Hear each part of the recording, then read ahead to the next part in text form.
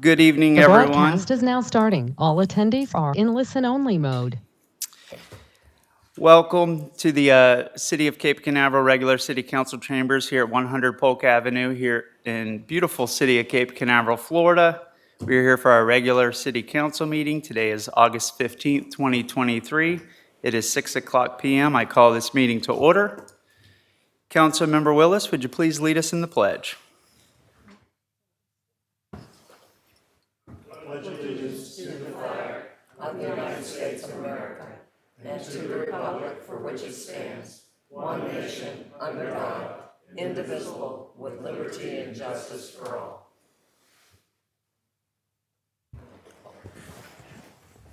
Okay, freezing. Thank you. City Clerk, would you please call the roll? Councilmember Davis? Here. Councilmember Kellum? Here. Mayor Morrison? Here. Mayor Pro Tem Raymond? Here. Councilmember Willis? Here. Thank you. All are present. Thank you, council, city staff, and all of you for joining us here today. This time, we are at the approval of agenda as written or with amendments. I did receive two proposed add-on items, which I think we should consider before the council. And any other changes to the order of the agenda or recommendations are welcome at this time. Mr. Mayor, if we could Yes, sir. place the, my add-on item after item 8. It is regarding the, let me get to it. The signalized crosswalk. Yeah, the crosswalks issue. Yes, so agenda item 8, has everyone been provided a copy of that? I think so. Okay, and that is proposed to be placed after agenda item number 8 Yes. and before 9, okay. Any other items? I do have one other one here. This one is for a Veterans Memorial Park. This one came from, That came from as a result of the CRA board meeting last week. And Mayor, I might suggest the most appropriate place for that would be before item 8, just after item 7. okay. Before item 8, okay.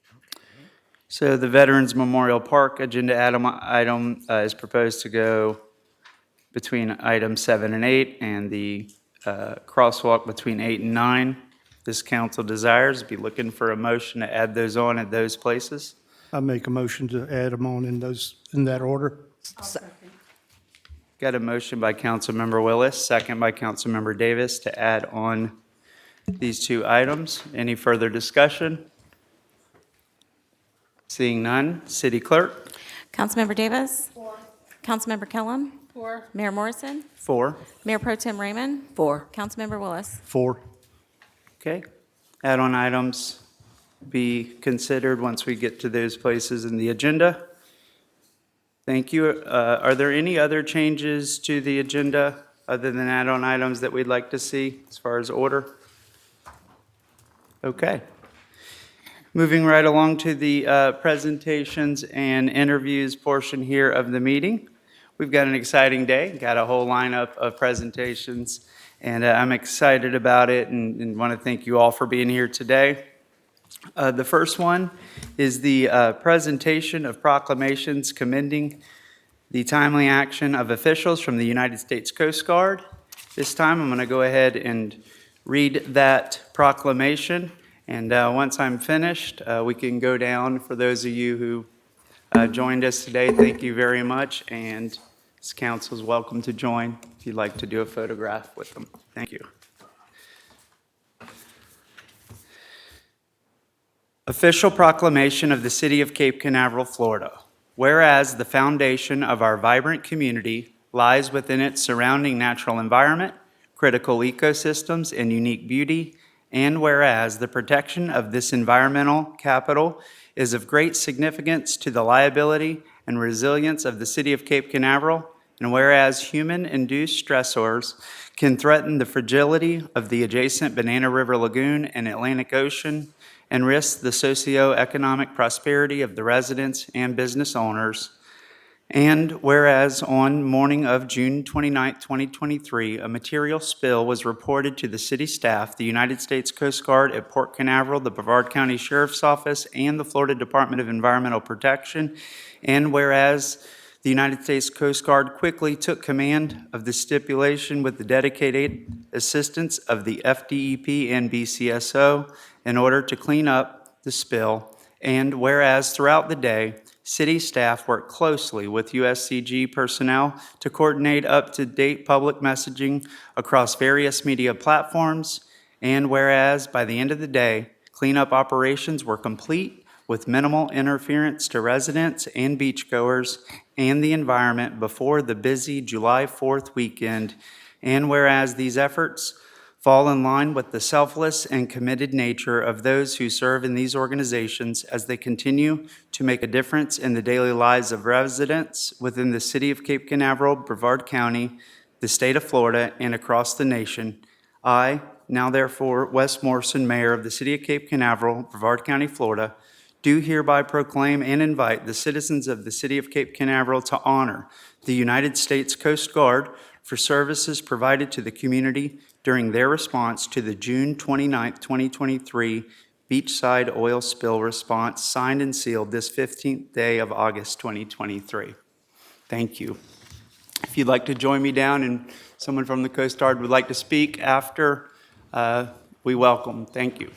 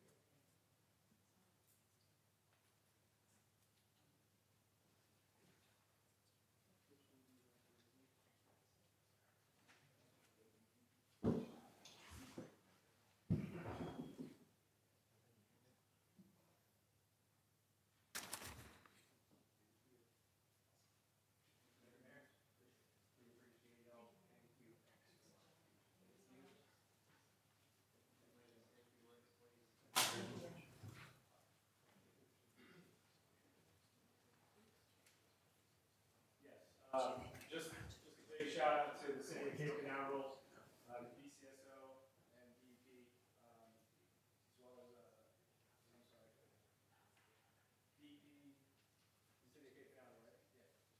Yeah. Obviously, we can't do these things alone, so a lot of good collaboration and coordination amongst all parties involved. I've been here for about a year, and I'll say that's not the norm everywhere.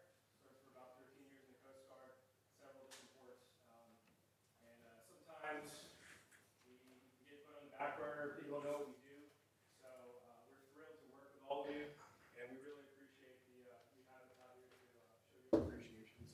So thank you very much. Thank you.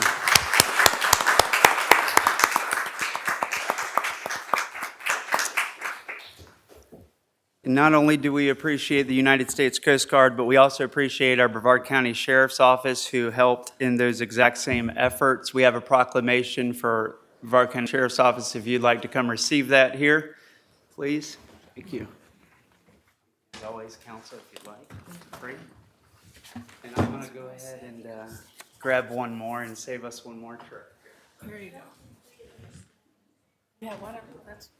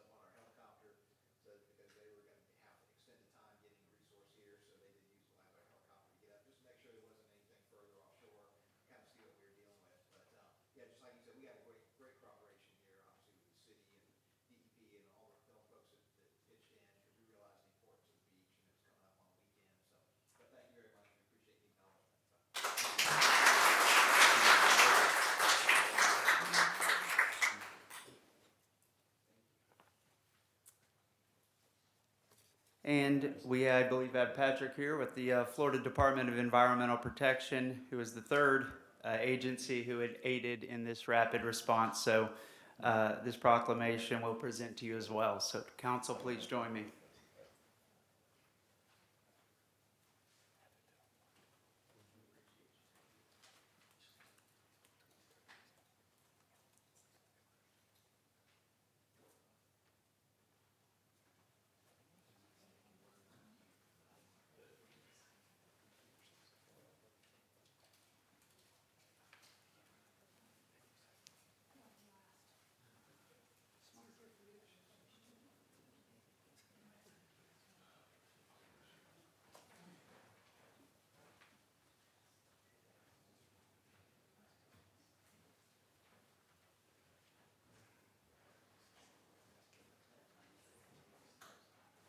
Okay.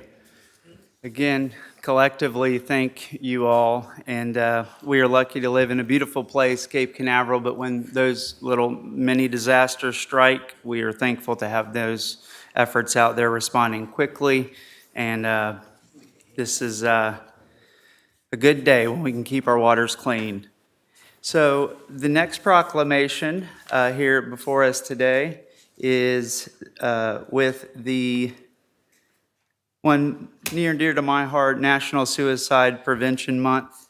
I believe we might have a representative here to receive. I'm going to go ahead and read that proclamation. Official proclamation, the City of Cape Canaveral, Florida. Whereas September is designated as National Suicide Prevention Month, as recognized by the National Association of Mental Health Illness, and whereas many health officials and community leaders locally, state, and nationally understand that mental illness is a significant issue of concern, particularly among our youth. And whereas we realize that not to address mental health issues requires more open and honest discussions about mental health, and whereas one major hurdle is removing the stigma attached to mental health treatment and discussion, and whereas individuals, businesses, organizations, public officials, and many others recognize the importance of emotional health, now therefore I, Wes Morrison, Mayor of the City of Cape Canaveral, Florida, do hereby proclaim the month of September 2023 as National Suicide Prevention Month in the City of Cape Canaveral, affirm that the City of Cape Canaveral supports efforts on the Space Coast to provide education and resources for mental health problems, and the City of Cape Canaveral will encourage a positive effort towards those with mental health issues to seek the help of a family member, friend, colleague, and/or licensed mental health professional to assist them in times of need. Signed and sealed this 15th day of August 2023. Thank you.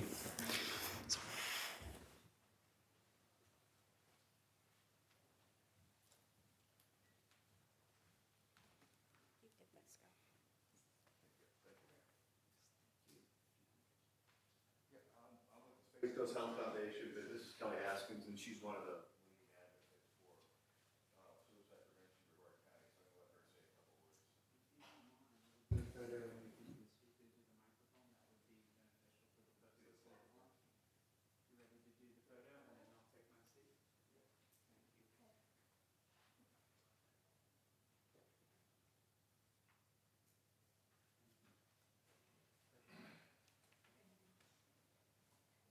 And I'd just like to thank you all for doing this. Mental health is very important to all of us. Suicide awareness is extremely important. September 16th, we are holding a You Matter Day in Merritt Island. I'm wearing the shirt. And it is to bring awareness of that everybody matters. And that when someone is struggling, they may not feel like they matter. And that's sometimes when they take their lives. So September 16th in Merritt Island, we're hosting the You Matter Day. Check it out on the website, doitforhunter.org. And we hope you all can come on out and participate and enjoy the activities that we're going to have throughout all of Merritt Island, many of the schools and businesses, and some of the Cocoa Beach businesses are even getting involved. So we invite you out. Thank you. Thank you.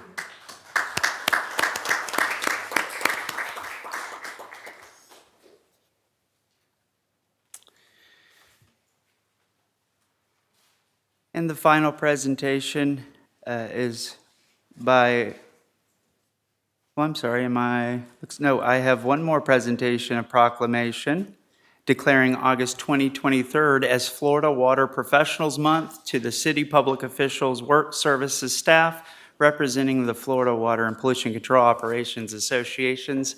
I will read this final one for the day.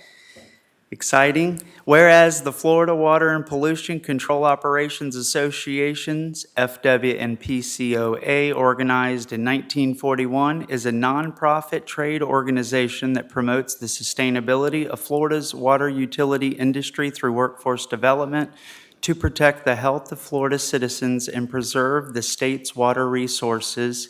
And whereas FWNPCOA offers water and wastewater treatment plant operator and water distribution system operator training courses required for the state of Florida operator licenses, multiple voluntary certification programs, and continuing education programs for operator license renewal.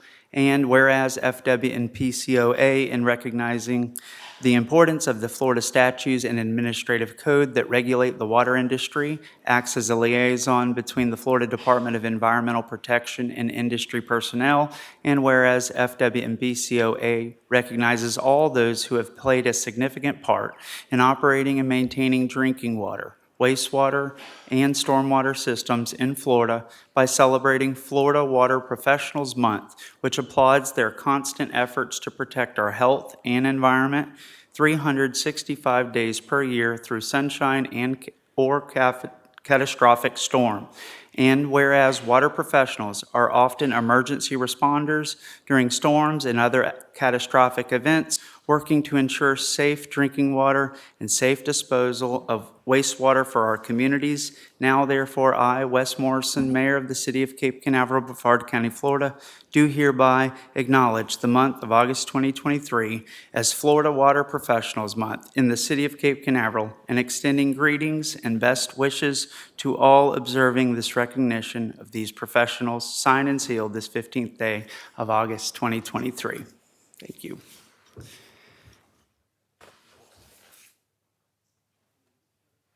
Yeah, Paul, if you'd come up, thank you. Thank you.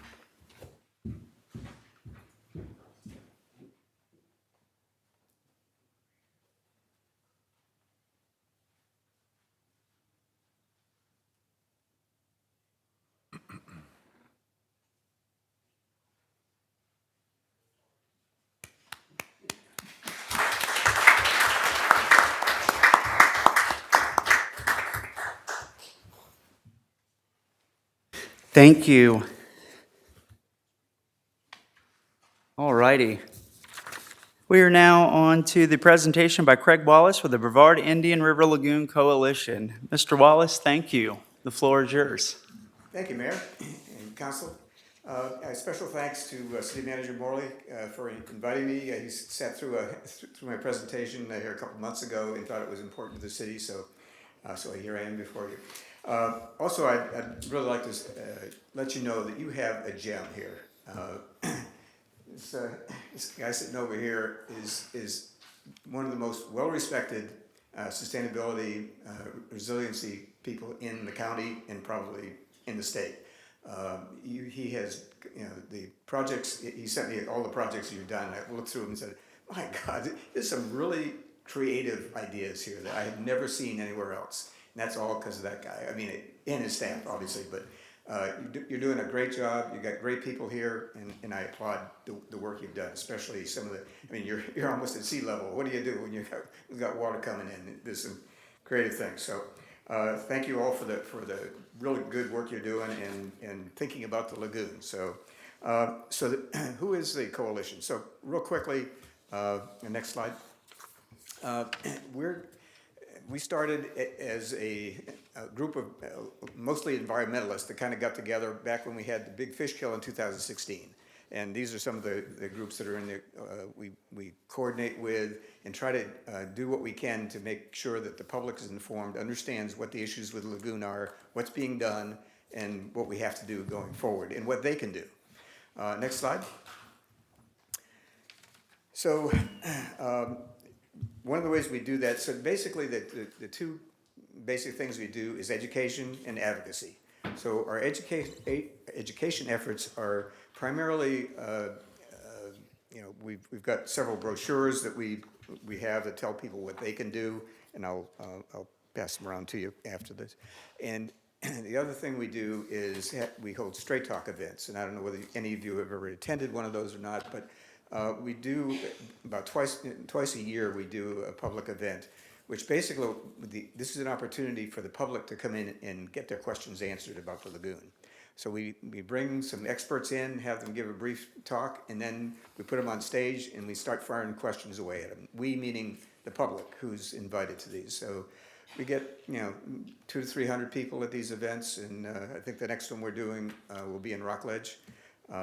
So we'll make sure you're aware of that and can come on out and listen to that if you want to. The other thing we do is advocacy. Basically, how do we get more funding to clean up the lagoon? The sorrel sales tax is a big part of that, but we still need more. And then there's all kinds of things we do that, or we rather not have done, like dumping biosolids on some of the ranches out west that kind of flows into the water stream.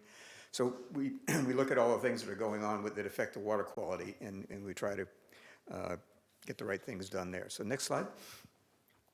But so here's a slide that was taken up is actually Mosquito Lagoon, but it's a picture of seagrass, and this is in June of this year.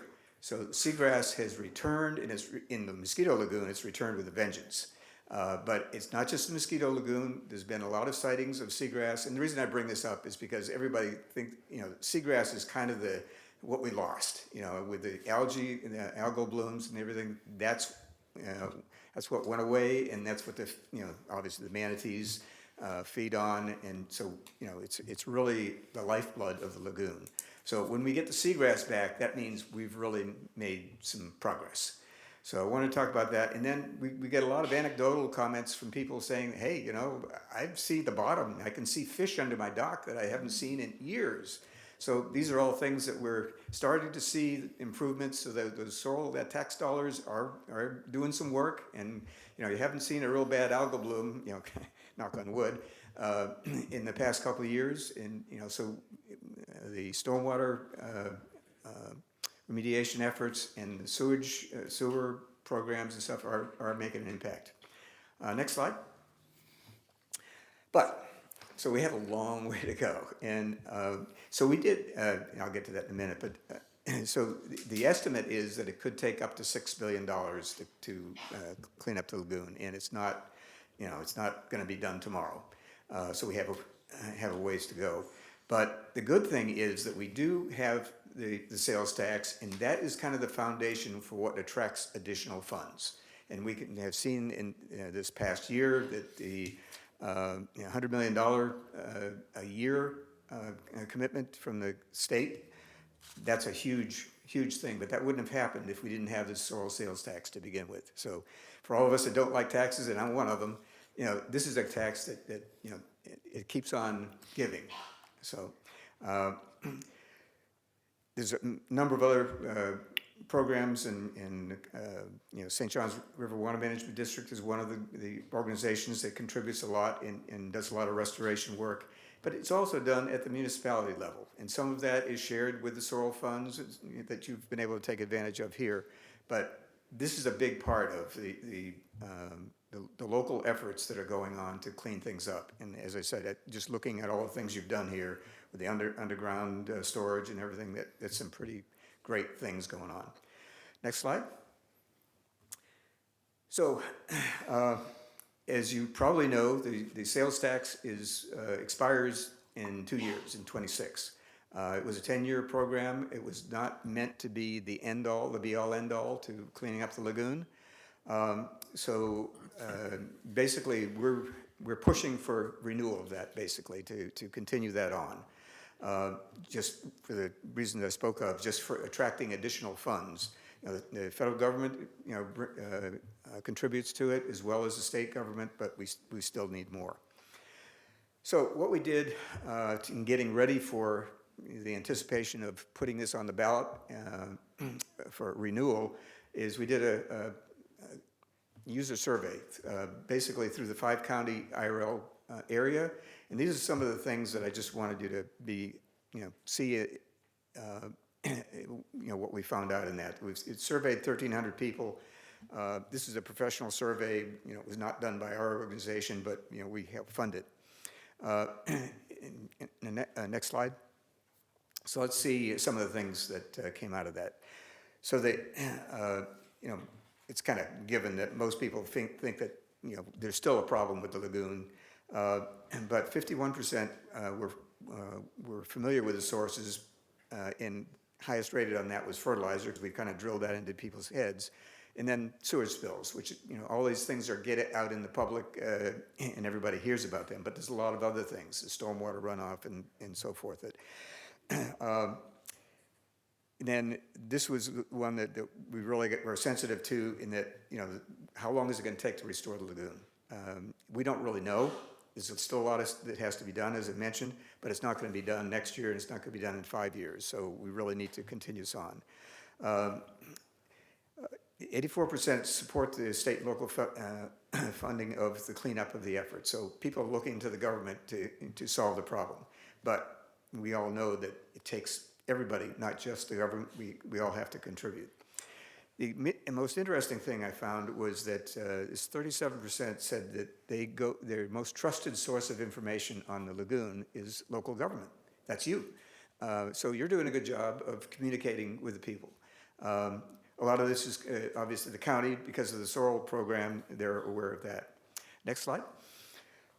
So what we're going to undertake is what we call collaborative messaging. So we get everybody together. We take the inputs we got from that research that was done in terms of the misperceptions that people have.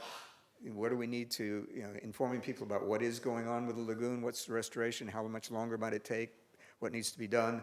All those things will be included in this messaging. So we'll be starting this, you know, actually imminently. We're kind of starting it already, but this is a long-term thing, and our plan is to get the renewal of this SORL program on the ballot next year. So November next year is when we'll be. So a lot of the communications we'll be doing will be leading up to that. So we kind of would like to have you all involved in that, and your manager has offered his assistance in trying to make sure that as we have communications come out, we'll send it on to all the cities and hopefully echo that out, because that's the key, is we can't get to everybody. We need your help in getting that message out. So next slide. So this is kind of our opening introductory, I'm not going to read this, but it's something that you know, kind of tells the message, you know, there's hope, you know, we still have a long way to go, we're working hard at it, and the problem is not something that can be fixed with any one thing. It's kind of what we say, the death by 1,000 cuts, but also everybody has a responsibility. And I think that's what I kind of want to leave you with, is that key. And I'm not just talking to you, I'm talking to the whole group here. We are all responsible for helping clean up the lagoon, and that could be, you know, a volunteer to do something, or it could be just, you know, clean up your dog waste, make sure it's, you know, things you do in your yard, you know, try to reduce or eliminate fertilizer and those sort of things. So next slide. Next. I'm just going to skip to the end here. So this is I'll call it our advocacy program, but it's our Lagoon Voices program is what we are trying to do as a coalition to try to get people to participate in the process. So when we've got legislation coming up that's before the state legislature, and we issue our, you know, pros and cons on that, and then we send out messages and we ask people to repeat that message or send their own version of that to their legislators to try to support. We you know, go to participate in the committee meetings and so forth. We're getting ready for the session next year, starting next month. So there's a lot of things that will be coming down through this channel. So this Lagoon Voices is a way that you can go to our website and sign up to be a Lagoon Voice. And what that does is get you on the list so that when we start putting these messages out, you'll be the first one to get it. And then we're kind of counting on you to echo that on to our legislators. So with that, I will ask if there's any questions. Thank you. Thank you very much, council. Any questions? Thank you for the work that you do, and we will be sure to pass the word along. Thank you. Just going to say thank you for your efforts. It's great. Thank you. And with your help, we'll get it done. Thanks Yes. a lot. Thank you. And I do have one comment. I Yes. appreciate your approach to go out and bring the citizen polls. That's very interesting and valuable to the community. So no matter what the effort or end goal is, thank you for doing that. You're welcome. And we'll continue to do that, because you do it once, and then you got to figure out how much progress you've made, so you do it again each year. So we'll let you know how it goes. Thank you. Thank you.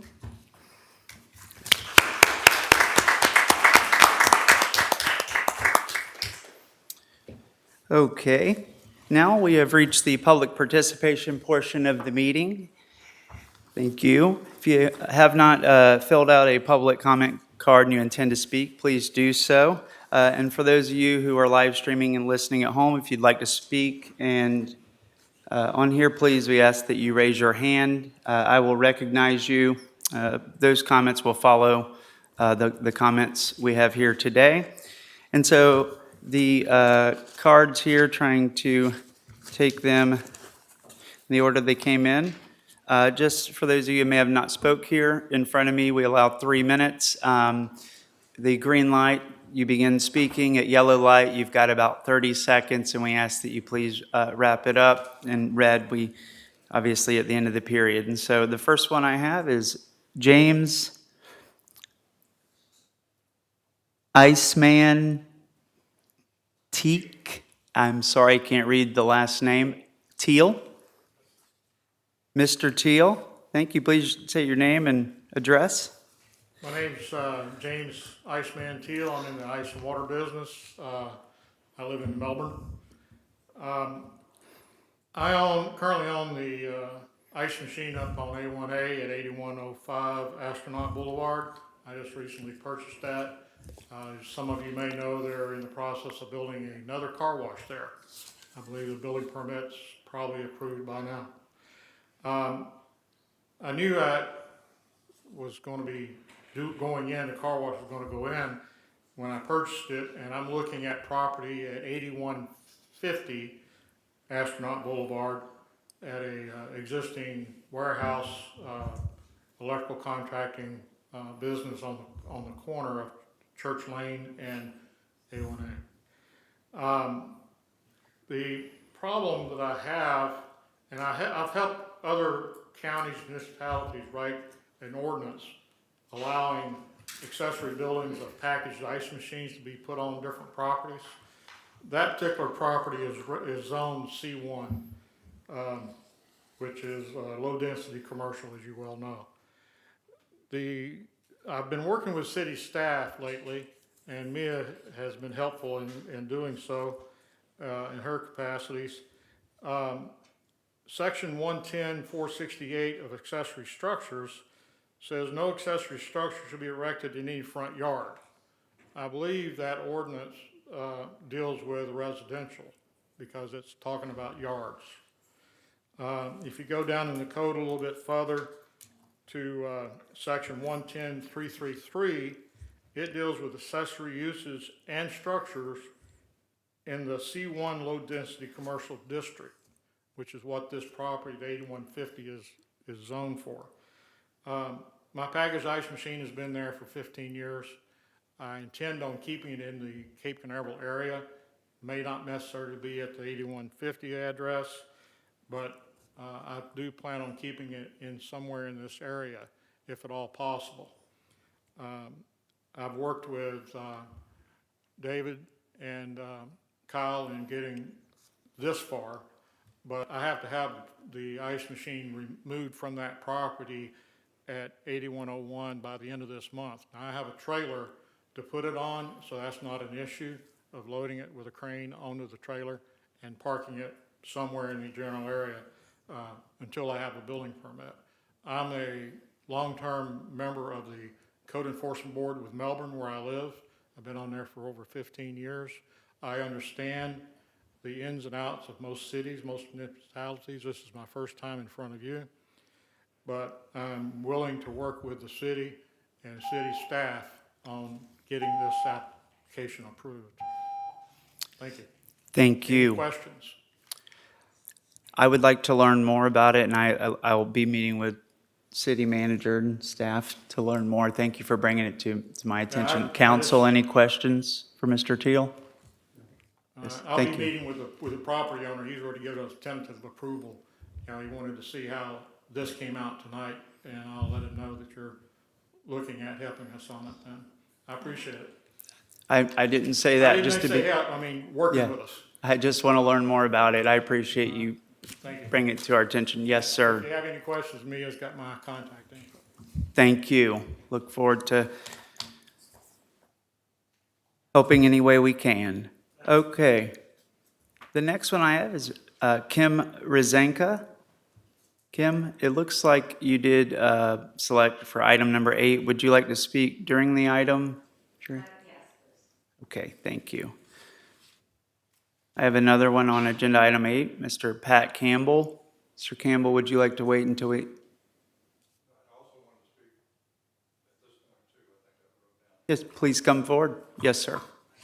Thank you.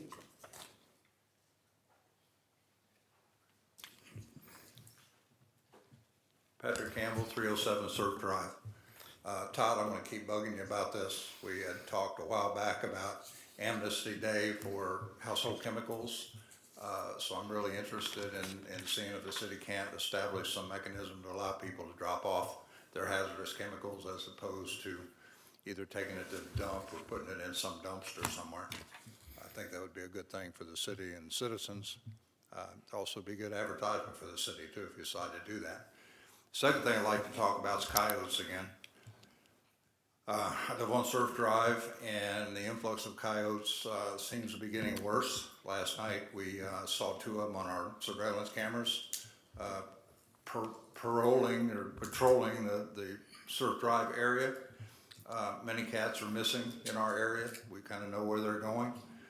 I don't know what can be done. I hope something can be done before they do something other than, killing pets. They're as big, the 2 that we saw last night are as big as German Shepherds. These are big coyotes. So they do have some inherent dangers.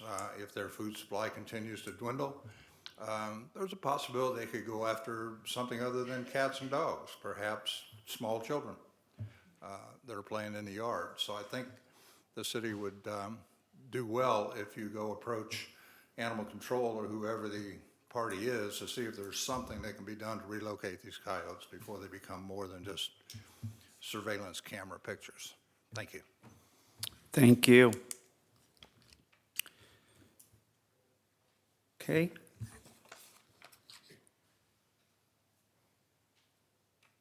Sarju Patel.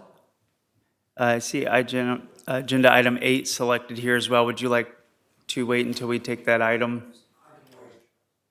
Thank you, Mr. Patel. Same, Kay Jackson, agenda item 8. Would you like to wait? Okay, thank you. I'd like to do that. I know some folks want to speak at the beginning and they can get out of here. And so that concludes the public comment cards that I have. If you turned one in or intended to speak, please raise your hand. Okay. You would like to speak on something else? Okay, you're okay? And then for those of you who are at home, I see no hands raised. And with that, we'll go ahead and close the public comment portion of the meeting, which brings us to the consent agenda. Council, at this time, we have 7 consent agenda items. None of the add-on items went under consent, just to be clear. So 1 through 7, if there's any that we would like to pull, please let me know the numbers. Mayor, Yes. I would like to pull number 6, please. Okay, item number 6.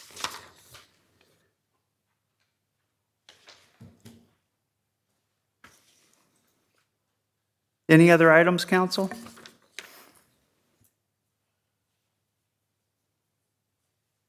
Okay, hearing none, we'll look for a motion to adopt all items 1 through 5 and 7. I'll make a motion that we adopt 5 and number 6. I'll second it. Got a motion by Councilmember Kellum, second by Mayor Pro Tem Raymond, to adopt consent agenda items 1 through 5 and number 7. Any further discussion? Seeing none, City Clerk? Councilmember Davis? 4. Councilmember Kellum? 4.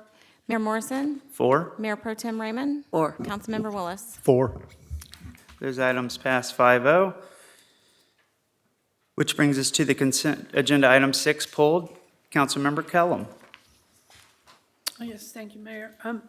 Yeah, I would just like to thank the staff for this report on these different companies and this rating system and their recommendation. I just had a couple questions about, we've learned from ProChamps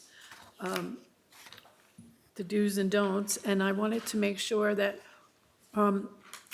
Mr. Palmer and Dave, if this company you feel will be the be-all, end-all for, hopefully, because this is a very important issue in our city with the residents, and we need to be on top of it. So I know you guys have been working hard on this, so. Beat all, end all, probably not. However, heads and tails above what we had before, yes. They've actually, like I've said in the past, ProChamps was creating a program for us. They didn't have anything to start out with. These companies, or actually 3 of the companies that we went through and vetted, all had programs already set up, already working in other cities. So that's why we decided to, as you can tell with our scoring, that's why we kind of focused on 3 of them, because the other 2 were building programs also. So once we focused on those, one stood out better than the rest. And it was mainly a lot of the stuff that we dealt with ProChamps that stood them out from the others. Right. They addressed those issues that we had with ProChamps and those, and a lot of the complaints that we received before too. And they said that they can help us with that. And this company will give you all the information you need to enforce the 7-day. And I know before with ProChamps, there was still a question of, do we need more evidence to take these people to the magistrate or whatever? Are we going to be covered on that as far as? Yes.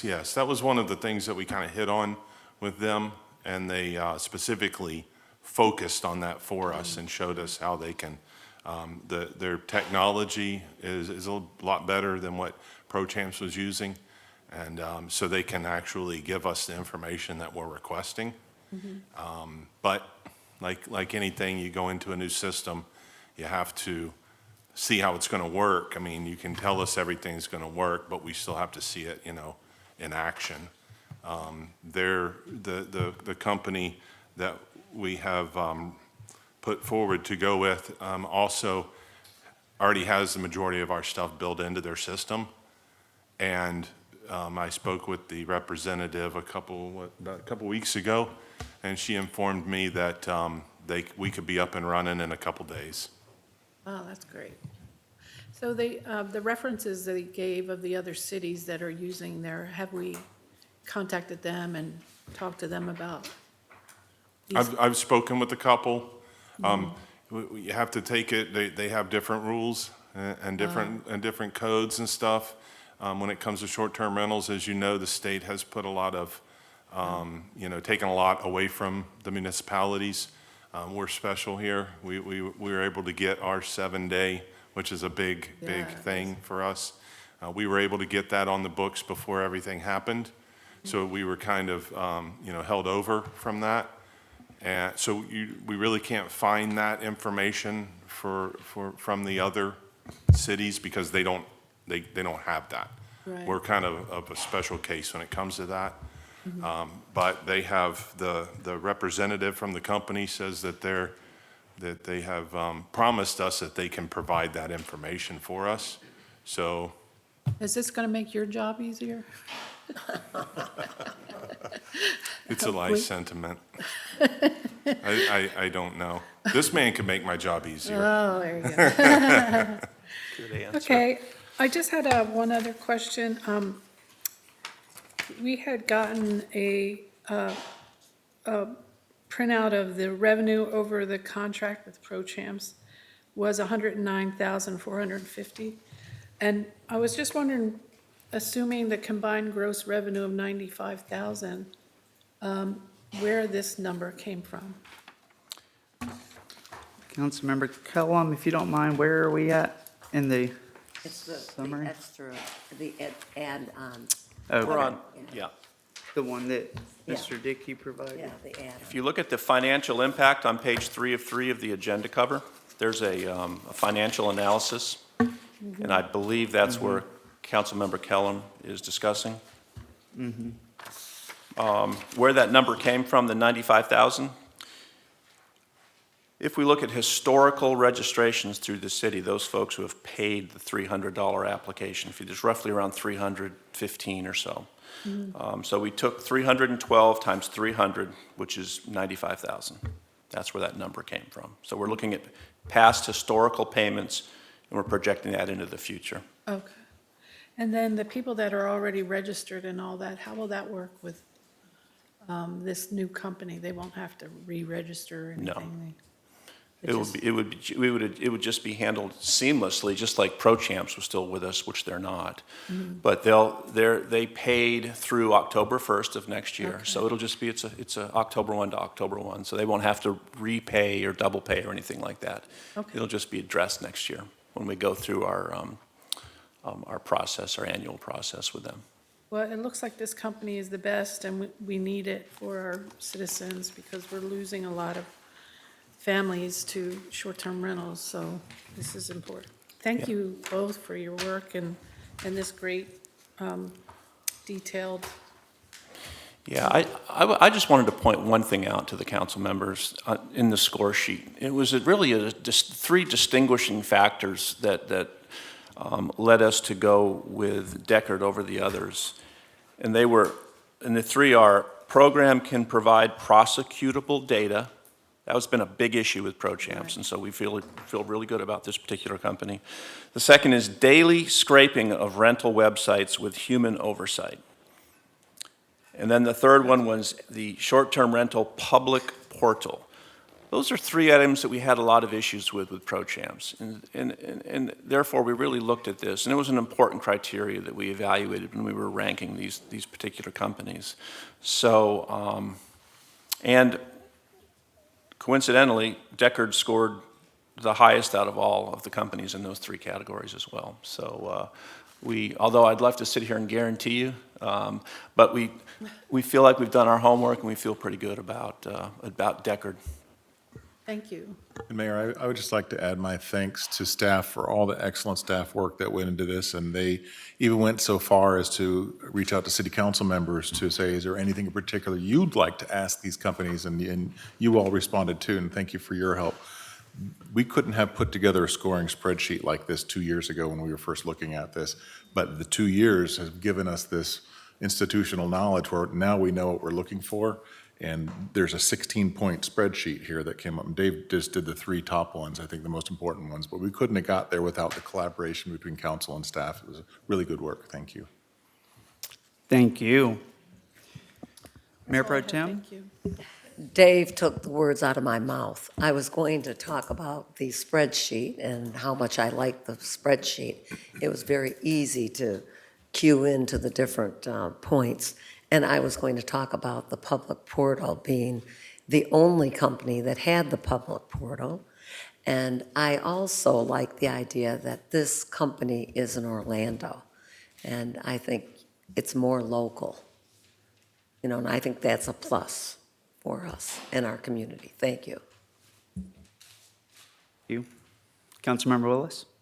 I would really like to get into the geek aspects of the whole application, but that would bore some people. But do we have a sense of the granularity of that prosecutable data? Yes, I have a, what they've shown me that they can do. The actual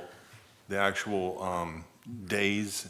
I mean, they go in and they have data that goes back to 2019 and that goes ahead. They actually go ahead too into the future. And this is how they set everything up with their calendars, is that they go into the future and they go back in the past, and it shows everything. I mean, it shows every single rental. It doesn't show like the whole calendar and it's individual. So when they do it daily, which captures every single time somebody rents. So that gives you that individual rental each time. It's not done, you know, once every time we ask them to do it, like we had with Pro Champs. It's done literally every day, every night. It's when they do this, and then it's looked at twice, as a minimum twice a week by human eyes to make sure that everything is, you know, looks right, running right, what have you. So these reports, I mean, it's to me, it's exactly what we asked for in the past to have. They said that they can give us that. So if they can, then we're 7 steps ahead of where we were with the last company. And the administrative dashboard that staff would have gets you into everything you need to. Yes, sir. It's customizable. Yes, sir. Okay. Well, when you're running, I want to see it. Okay. Thank you. Thank you. Councilmember Davis? I want to thank you all for taking this approach as well and getting to spend some time working through it. In a one-page view, it was easy to decipher between them, so thank you for building that out. And I think your hope was that we would make a quicker decision, and look, we pulled it on the consent agenda item, but I think we all needed to say something about it. One thing that a few of the questions were answered, which I think only have one left, the integration with BSNA. That was none of the three was able to do that. Was the intent there to help with citizen access? Or, well, no, I mean, city staff uses it. Yeah. What I'm asking is what would the citizen side be from, as Councilmember Willis was saying, I want to see it. How will that compare to Pro Champs? I think the citizens' experience will be very similar to Pro Champs on the financial side of it.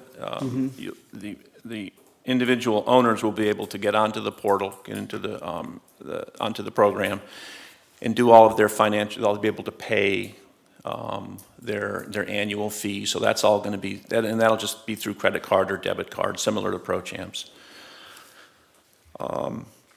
So I don't think there'll be a difference in the experience there. What we were really looking for with BSNA is, as the council knows, we also have a module that we run our BTRs, our business tax receipts, through with BSNA. So it would have been very helpful to have have some compatibility, some communication back and forth between the two. That would have been really nice. I mean, it's still doable. We will be able to work through that, but that would have really been a cherry on the top, so to speak. Thank you. And so the business tax receipt being a requirement to have them That was another point, was that integration, I think, is possible. And if you had that,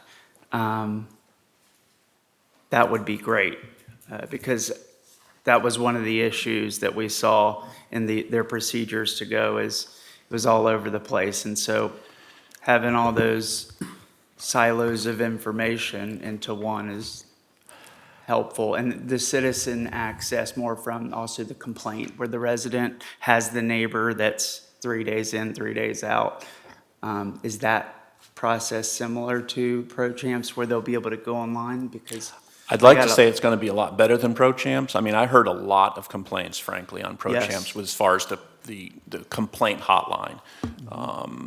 With Deckard, there's going to be both a 24/7, these are all manned, they're going to be 24/7 phone calls as well as 24/7 internet access into the complaint hotline, if you will. So there'll be dual ability to get onto that. So I think that is going to be a better experience for the residents. As I recall, Deckard indicated that they have both English and Spanish-speaking representatives to address 24/7 to address issues. They're all, as I recall, they're also all based here in America, the call centers that deal with the complaint hotline. And they send, and they forward everything that day to us. So it doesn't wait a week or whatever. We'll get it the exact same time, day of whatever, that they received a complaint. They also reach out to the sheriff's department. If there's a complaint that needs the sheriff's department to deal with, they reach out to them. They also can reach out to the property owners, say, hey, there was a complaint filed against you. They have the capability of doing all of it. Thank you both very much. We appreciate it. I have one more question. Yes. Shouldn't the complaints be automatically registered to the dashboard? Yes, they are. They are? Yes. So I would assume that an admin dashboard would allow notifications so that somebody from staff would have it in their inbox. You have these complaints at the start of business the next day. Yeah, Yes, that's me.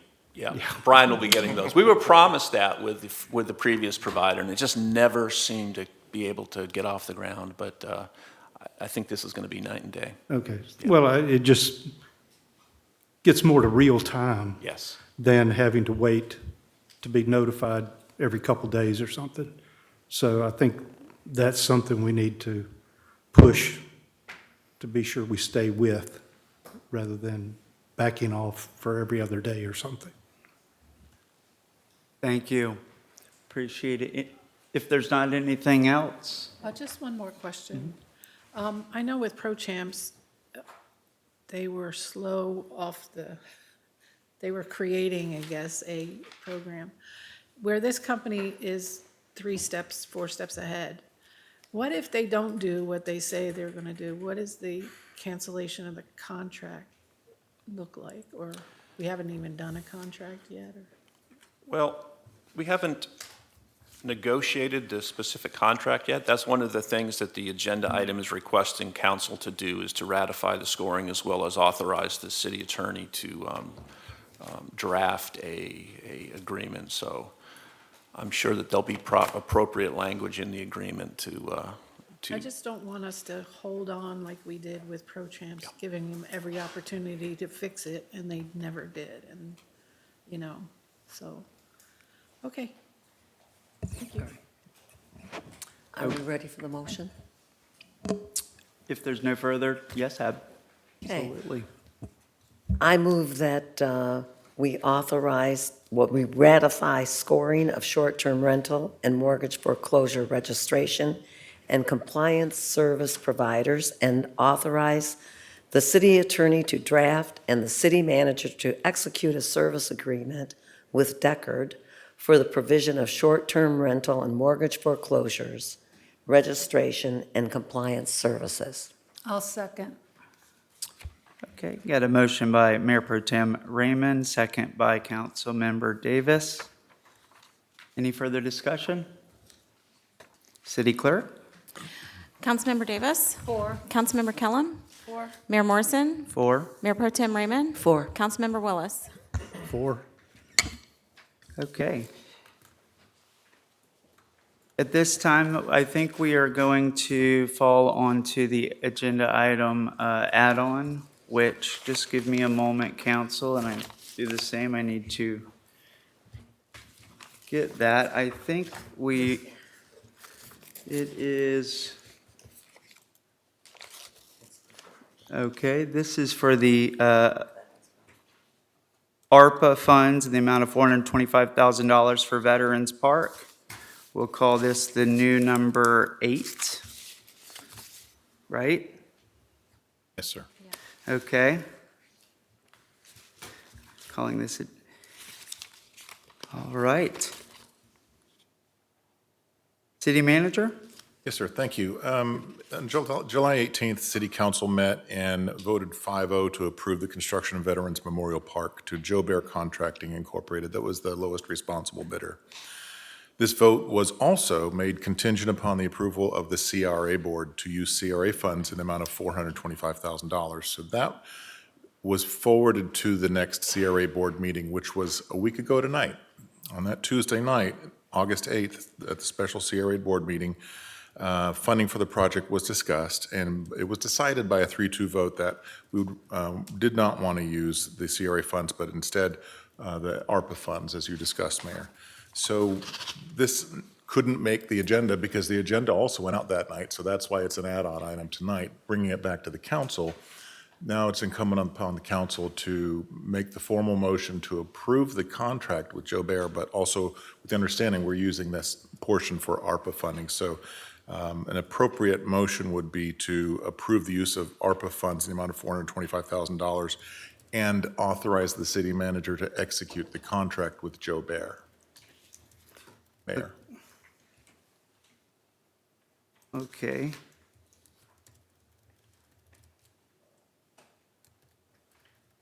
Okay, so the city recommends to approve the use of the ARPA funds in the amount of $425,000 to complete Veterans Memorial Park and execute the contract Yes, with sir. Joe Bear. And the very first thing we're going to do is a VE exercise, value engineering, to try to bring that price down. Thank you. Have we been provided the contract, or is this, It was in the It was in the packet. previous package. thank you. CRA. Wasn't it in the The, CRA? the The city council. CRA? You're right. Yeah. The city council saw it. Yeah. Council, any questions?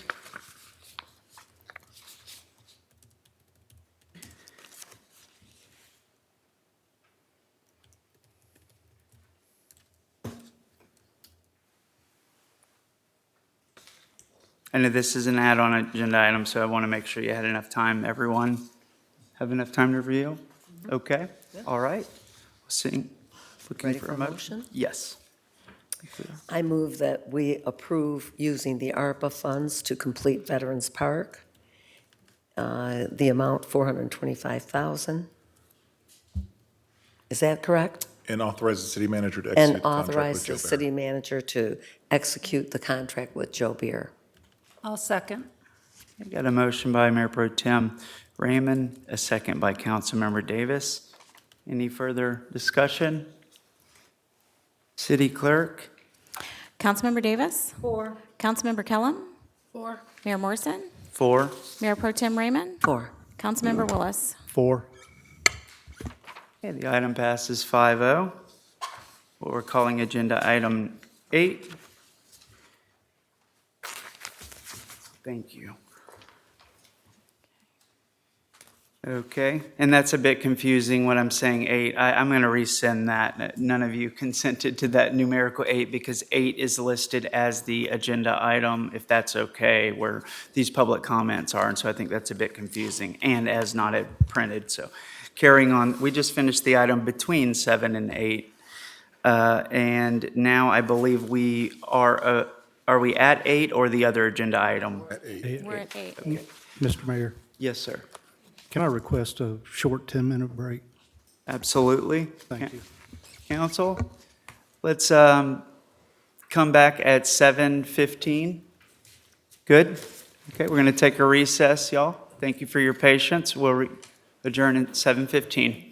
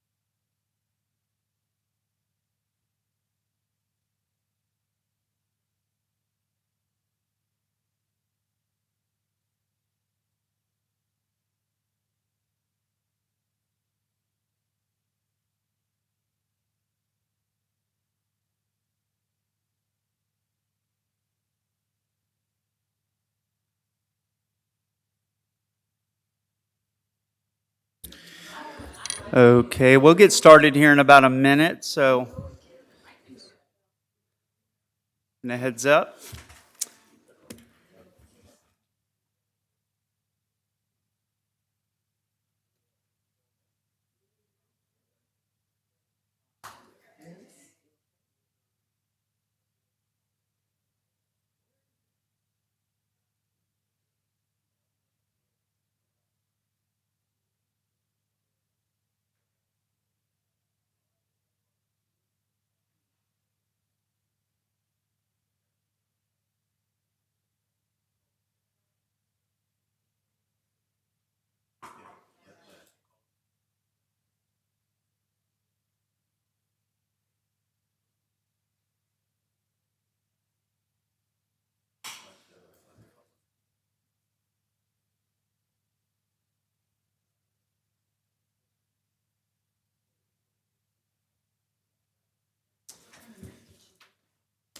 Okay, if everyone's ready, call this meeting back to order. Council, we are now on to item number 8, which is a consideration of a modified lot split plan application and 3 associated variance requests to Chapter 98. Mr. City Attorney? Okay, thank you, Mayor. This is essentially is a continuation of a lot split application that the council previously heard in December of 2022. So I just wanted to briefly go over just the procedure and where we're at. If you recall, on December 20th, 2022, the City Council adopted Resolution 2022-32 denying a lot split application that was submitted by Michael and Colette DeChristopher. The council denied the application as requested, and also determined that with respect to the subject property, the property will be recognized as one developable lot. Subsequent to the issuance of that development order, Mr. DeChristopher filed a petition under Section 70.51 Florida statutes, which is the Land Use and Environmental Dispute Resolution Act. That was filed on January 12, 2023. Pursuant to that statute, a special magistrate was selected, Mr. Paul Gugelman. The statute essentially is a two-step process. The first step in the process is to attempt to mediate a solution to the dispute, and if it can't be resolved, then ultimately it goes to a special magistrate hearing. There was a conditional settlement agreement that was reached in that mediated settlement discussion, and that was on March 28th, 2023. Council approved the conditional settlement agreement. The conditional settlement agreement provides an opportunity for the DeChristofers to revise their application and submit a modified lot split plan and 3 corresponding variance requests related to that modified lot split plan. And under the settlement agreement, that modified application would then be submitted and processed through the city's normal land development regulations.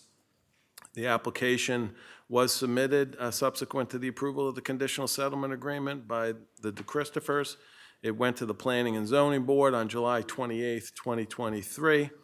At that P&Z meeting, the Planning and Zoning Board recommended denial of the modified lot split plan by a 4-3 vote. They also, in conjunction with the overall recommendation of denial, 2 of the variances were also recommended for denial. There was 1 variance that the P&Z Board didn't seem to have an issue with. That's the provision in the code that states that the reverse frontage lots should be avoided. The board didn't seem to have an issue with that, but overall, the Planning and Zoning Board did recommend denial of the modified lot split that was presented. So under the conditional settlement agreement now, the City Council, pursuant to its own code, will consider the modified lot split plan and determine whether or not that plan should be approved. And again, there are 3 variance requests that are associated with that modified lot split plan. If the variances are not approved, then, of course, logically, the modified lot split plan can't be approved because the modified lot split plan relies on the 3 variances in order to, be in compliance with the city code. So the city council will consider the application. Generally, if the city council were to deny the modified lot split plan pursuant to the conditional settlement agreement, there will be a hearing in front of the special magistrate scheduled for December 15th. That hearing is just for purposes of conducting the hearing in accordance with 70.51 of the Florida statutes, which is not similar to the same hearing we're having tonight. The special magistrate in that hearing would be focused on the issue of whether or not the decision of the city council would unreasonably and unduly burdened the applicant. And there's a list of criteria that the special magistrate would review in such a hearing. And ultimately, the magistrate would make his recommendation to the city council regarding whether or not a development order unduly burdened or unreasonably burdened the applicant. The role of the special magistrate is not for purposes of rehearing the variance applications before you and the modified lot split application before you. That issue is solely within the city council's purview. So, normal course of action is to consider the modified lot split plan and the variances, just like you would any other application, and render your decision. Now, with that said, just as a matter of housekeeping, as you know, ex parte communications are required to be disclosed in a quasi-judicial hearing such as this. I am aware that there have been an ex parte communication or two, which is simply a fancy way of saying communications by a council member outside of this public hearing regarding the merits of the application. So under Florida law, you're required to disclose the identity of the person that you had those ex parte communications, as well as just a general description of that communication. So procedurally, Mayor, I would ask each council member, if they had such ex parte communications, simply identify them for the record, and then we can proceed with the hearing and have the applicant come in and come forward and present their application. Thank you, City Attorney. See, at this time, ex parte communications I have had between Mr. DeChristopher and Mr. Campbell in regards to the lot split application. Mr. Mayor, I've had conversations with the city attorney regarding procedural things on either decision that we might render, what would be happening going forward. So, Thank you. I talked to the city attorney also. I talked to the city attorney yesterday when we go over the agenda packet.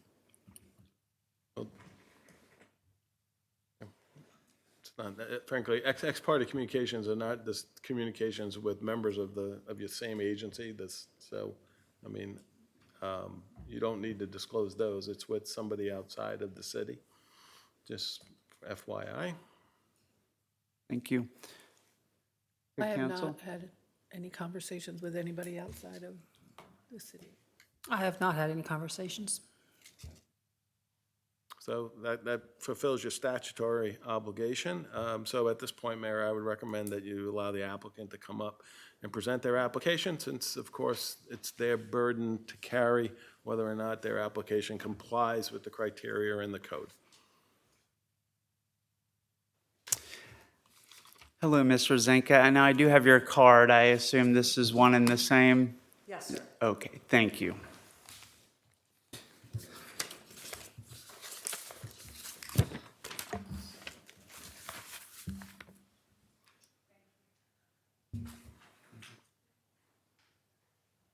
Thank you.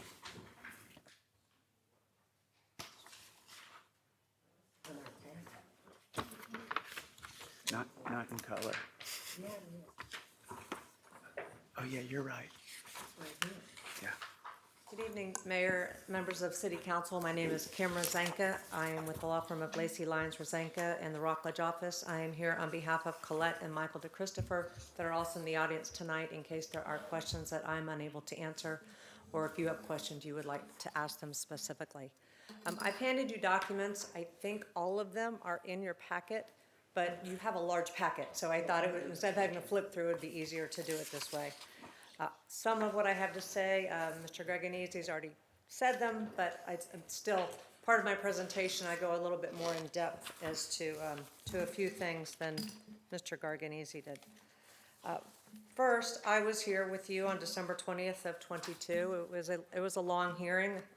You asked lots of good questions. There were a lot of concern about why we were doing what we were doing. The lot split is a bit unique in this respect because this is one lot that was split into 3 pieces from a 1962 plat back in 1984. The other thing is there's 30 other lots just like this from the same subdivision that are in the same area. This lot split was necessary to be filed by the DeChristopher's because they had 2 lots they paid $420,000 for back in 2018, and they were told they couldn't build on them. They looked around before they purchased it. There were many other lots that were similar size. They had no reason to believe they would not be able to build these 2 lots. The deed has 2 lots listed, and they saw many of other homes on the same similar lots. They were also assured by their realtor that they could build on these 2 lots. It was perfectly logical for the DeChristopher's to believe that they could build these lots. This lot split application was submitted because staff actually recommended the DeChristopher's do this. They could have gone other routes, but this was the path that the staff recommended. You all did deny the lot split, and therefore the mediation was filed. This is the Florida Land Use and Environmental Dispute Resolution 5071 that Mr. Greganese discussed. This purpose is to avoid lengthy litigation. Litigation, even under this type of circumstances, can take 18 months. It can go up to the second DCA. It's very time consuming. So this is to allow the staff and the applicant to get together to try to resolve this, the denial by City Council, and to have staff's input and to recommend to you a solution. The standard is whether it's unreasonable what the City Council did or unfairly burdens the use of the owner's property. And at the hearing on December 20th, no, I actually wasn't, it was on April 18th, the mayor asked, why are we doing this? Why don't you just go back and ask us to do this again? Why don't you just do it? Why do we need to go through the settlement agreement? Well, the reason we go through the settlement agreement is because of the act. The act allows the mediator, not a judge, to do different standards than what a court would, whether it's unfair and unreasonably burdens. And then whatever the special magistrates decide can be used by you to come up with yet another solution. So this is still a faster solution, a faster situation of going than to court, but it is still somewhat lengthy.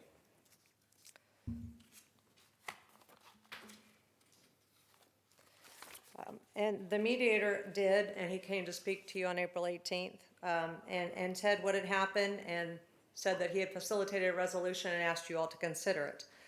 The responsibility of the magistrate, as pursuant to 70.51, is to facilitate a resolution of the conflict between the owner and the governmental entity to the end that some modification of the owner's proposed use to the property or adjustment in development order may be reached.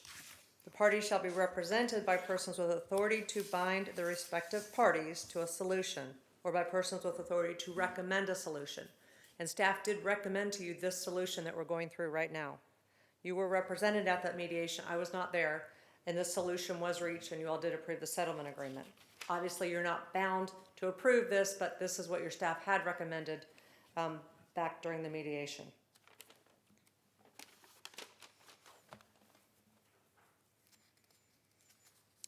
And as Mr. Greganese said, if this is not approved, if you do not approve the variance in the lot split, modified lot split, this will go to a special magistrate hearing. And it's a very informal process, but it will be lengthy. It will be another lengthy hearing.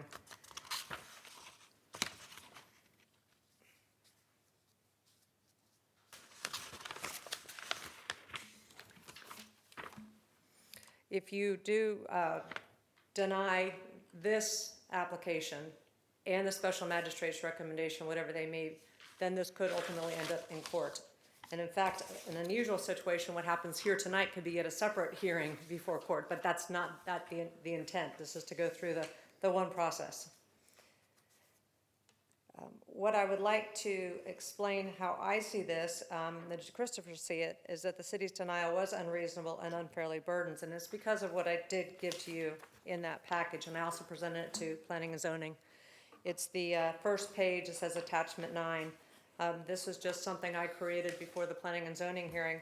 All those X's are illegal lot splits, and by illegal it means they weren't done with any authority. They took a plat, they chopped it up, they built on it. And the city's done nothing about these. The city has allowed 30 other single-family homes in the page 3 and page 4 of this packet, the Cape Canaveral Beach Gardens Unit Number 2, to be built on. They were subdivided and built upon, and the city's not done anything to remedy that. Mr. DeChristopher has filed code violations on these 30 lots. And they are being held in abeyance until we figure out how this process is going to go, from what I understand.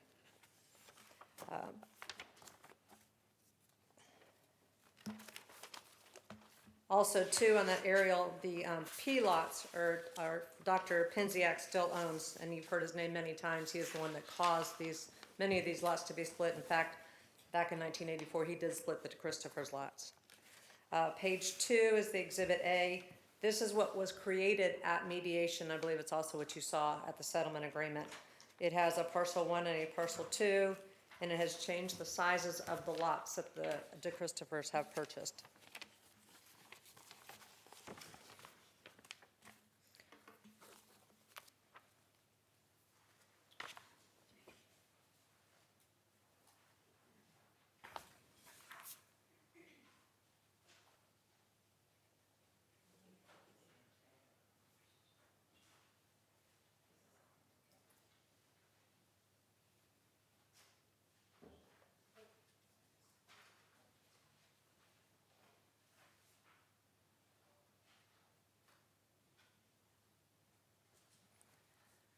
What I've handed you are things from your code that have been raised during all of these hearings.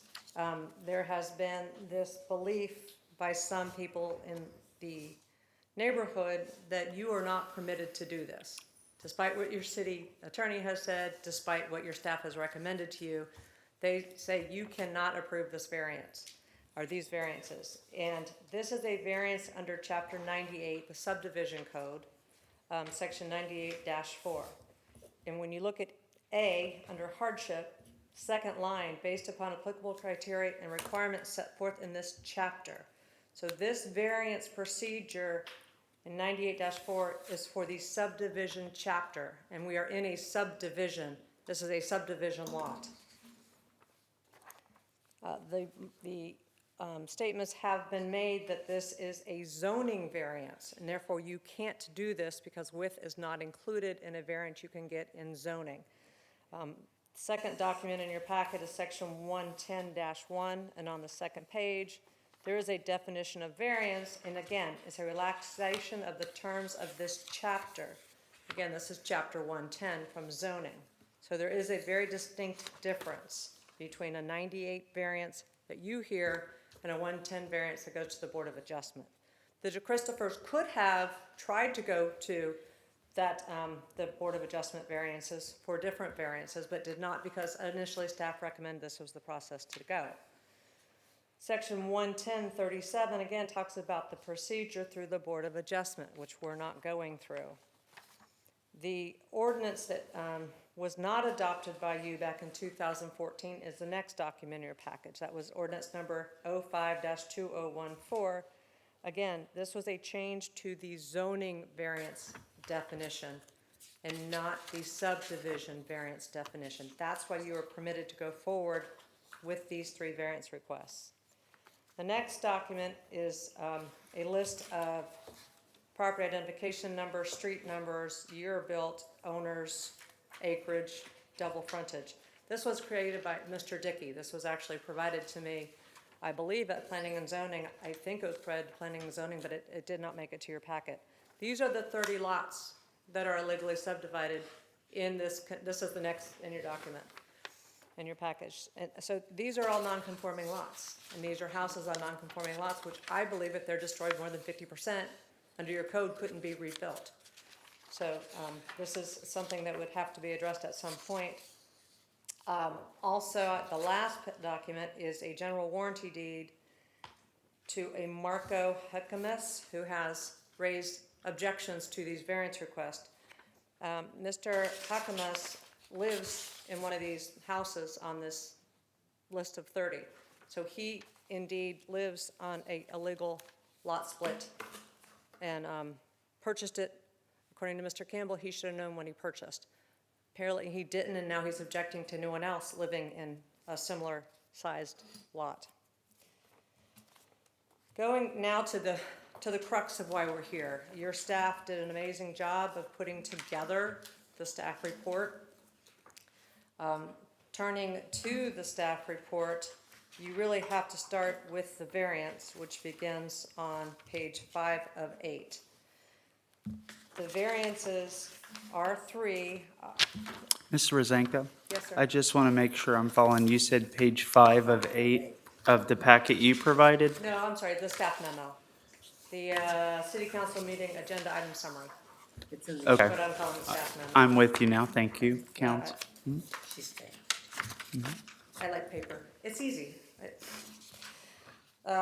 So looking at the staff report for variances, there are 3 variances, and they are set forth in the application, and also, I think they were set forth earlier. Oh, yeah. So there are 3 variances on page 3. They are to allow a 90-foot lot instead of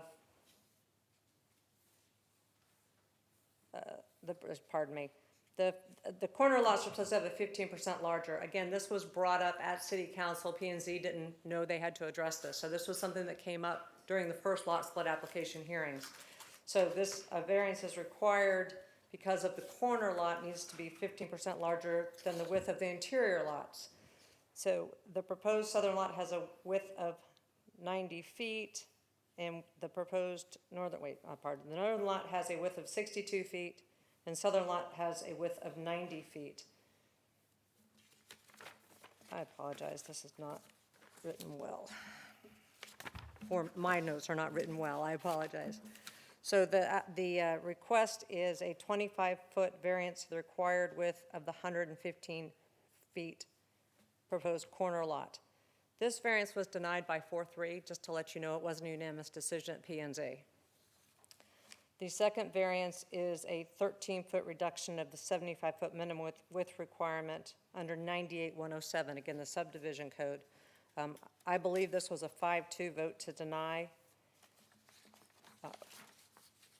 And then the third variance is regarding the double or reverse frontage lots, that they should be avoided, and that was actually recommended for approval at Planning and Zoning. So when you look back at page 5 of the staff report, the variance may be granted when it will not be contrary to the public interest, where owing to a special condition, a literal enforcement of these regulations will result in a hardship. When you look at and it's way back in here. When you look at the worksheet by staff, it's attachment 7. I don't have a page number. Staff went through each of the requirements of the variance for a subdivision variance under Chapter 98. And under special conditions, staff said the applicant is not in a position to reassemble Lot 21. So there are special conditions that the applicant did not create because he purchased them this way.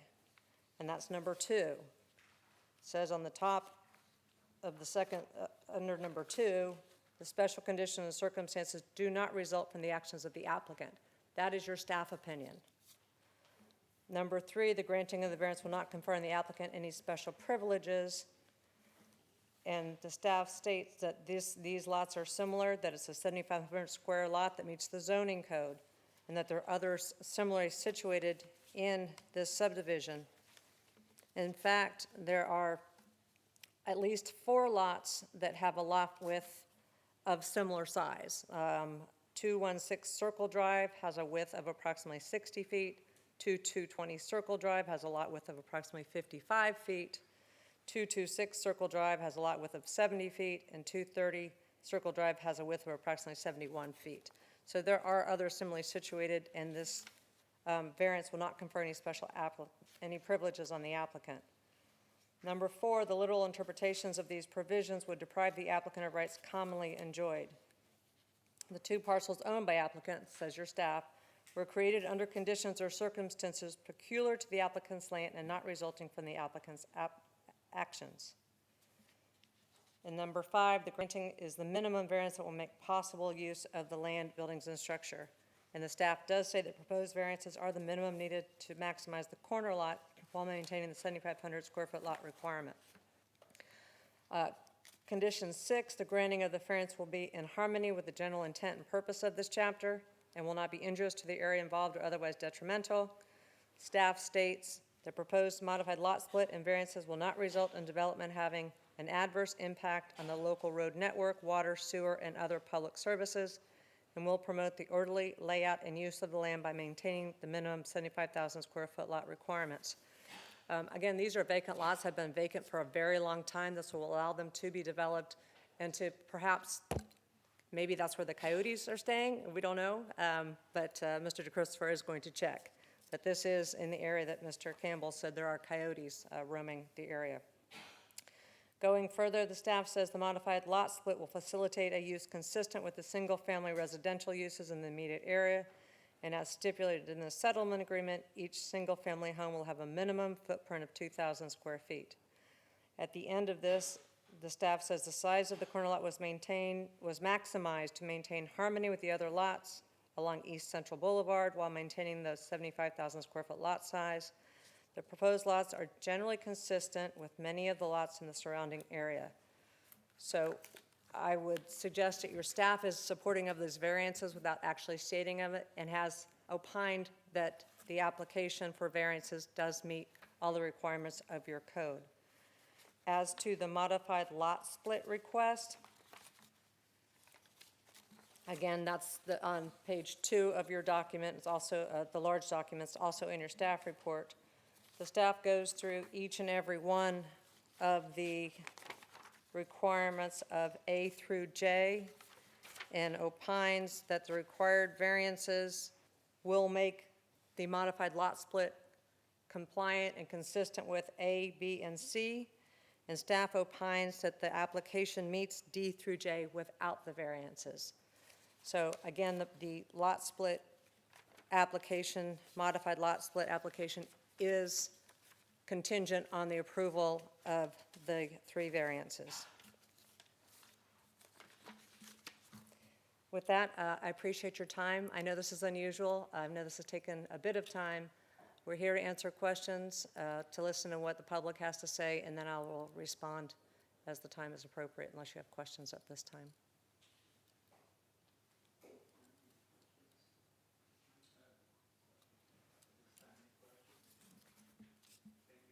Thank you.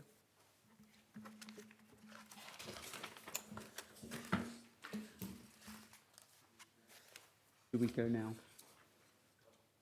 Thank you.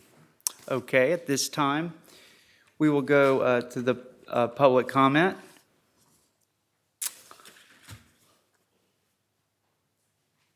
Make sure I've got these. Mr. Pat Campbell.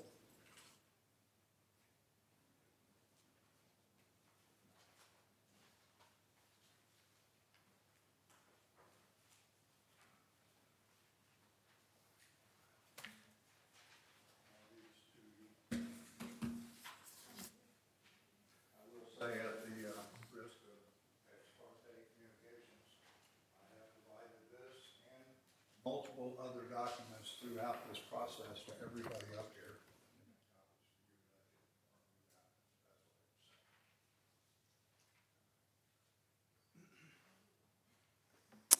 Okay. I'll make.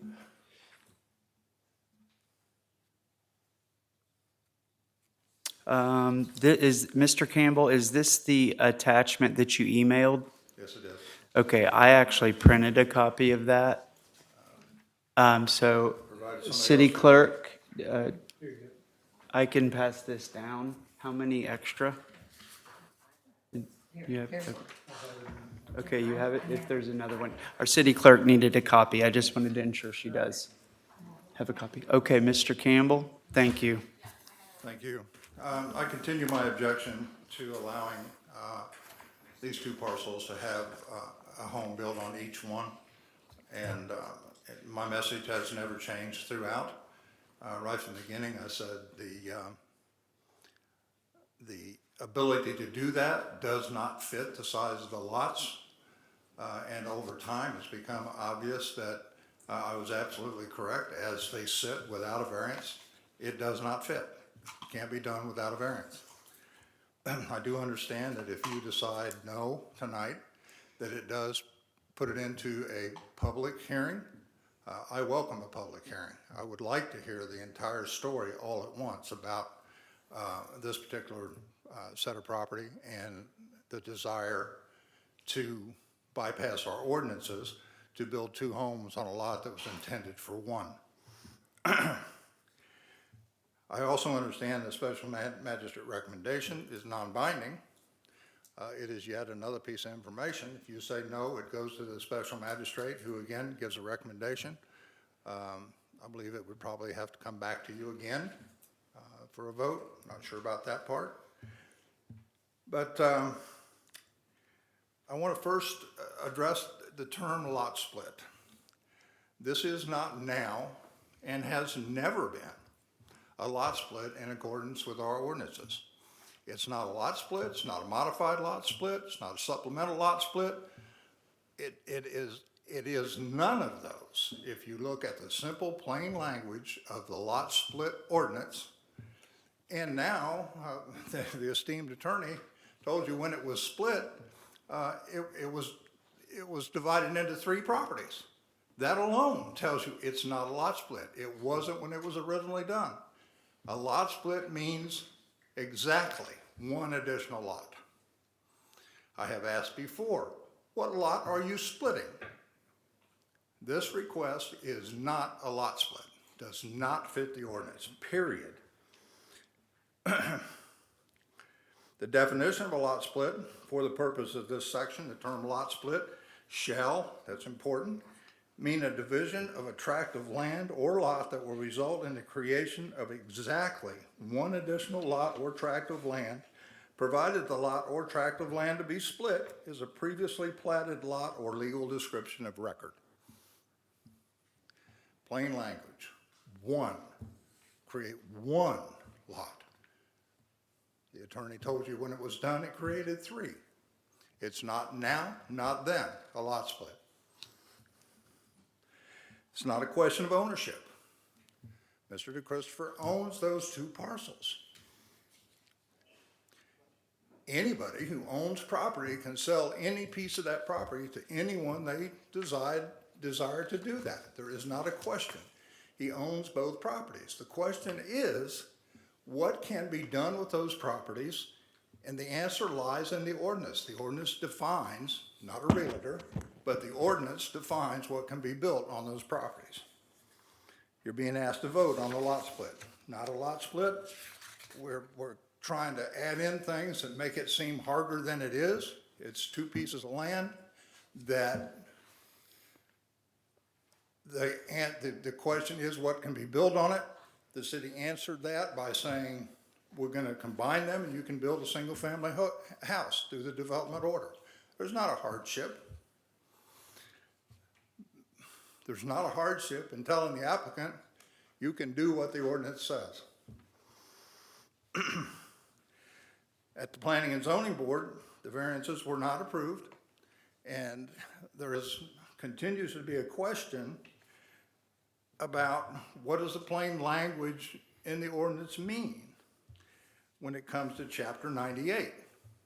The attorney would have you believe that Chapter 98, that's where you stay, that's where everything that you consider is in that chapter. However, the chapter specifically says, the proposed lot split shall in every respect meet the criteria established elsewhere in this chapter and the city code for the category of zoning and other relevant codes and applicable law under which the property is zoned. So that says you can look at 110. So what does 110 say? Chapter 110 specifically does not allow a variance for lot width. And in 2014, that question came up for a property on the same street. A developer wanted to split it and build 2 homes. The ordinance was presented and withdrawn so they could look and make sure that any change to the variance was done to make it right. The ordinance language was not changed. That was in 2014. We've gone this entire time with that ordinance being in place because it's right. You cannot get a variance for the width of a lot.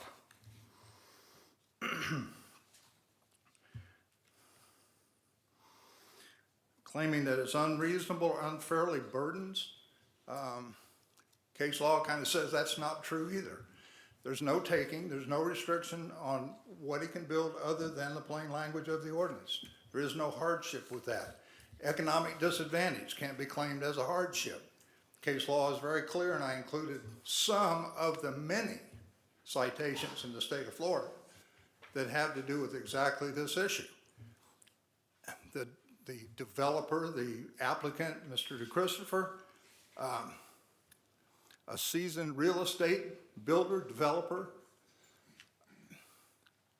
certainly had the ability to do basic due diligence. It took nothing more than to look at the ordinance, whether you look online that's provided by the city, or just ask a question. What can I build on this property? Due diligence says you would have found that that property, as it states without variances, could not be used to build a single-family home on each one of them. It was intended to be a single-family home on one lot. Other case law talks about a person who purchases land with notice of statutory impediments to the right to develop that land can justify few, if any, investment-backed expectations of development rights. Economics, paying what you paid for it, means nothing when it comes to a hardship. Another one, if the owner participated in an affirmative act which created the hardship, such as purchasing a substandard sized lot, then the hardship should be ruled self-created. And last, the authorities are generally in accord on the proposition that in seeking a variance on the ground of unique or unnecessary hardship, a property owner cannot assert the benefit of self-created hardship when the owner himself, by his own conduct, creates the exact hardship which alleges to exist. He should not be permitted to take advantage of it. The clause taking advantage is important. You could decide, I'm going to buy that property and I will pay more than I should because I will go divide it up and be able to maximize my profit by blowing past the city ordinances and doing what I want to do. You can't allow that to happen. Another important aspect of the variance request,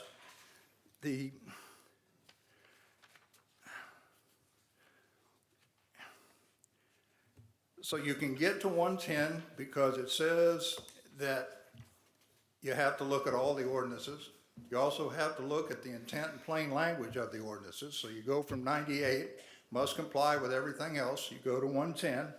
110 clearly, and by actions of previous council and this council,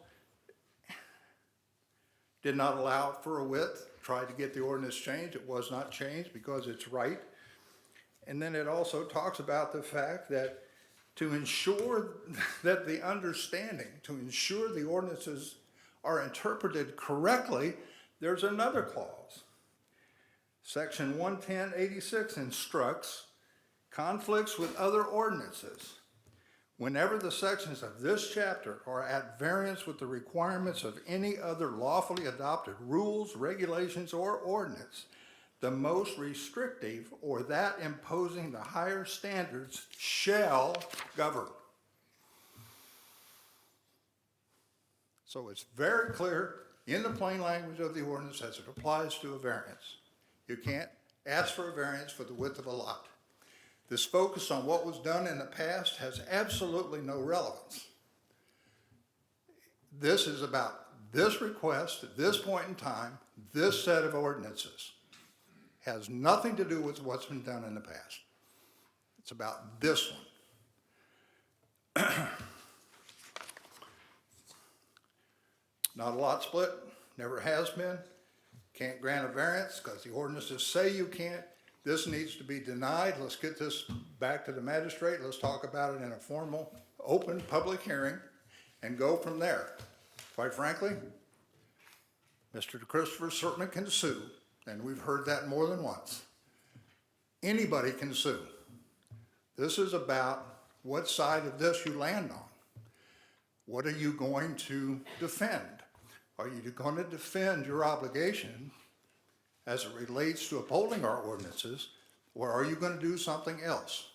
I would offer that the city attorney, in his response to the application, made it clear you have an obligation to follow the law. So I would offer, meet your obligation, follow the law, deny this. Thank you. Thank you, Mr. Campbell.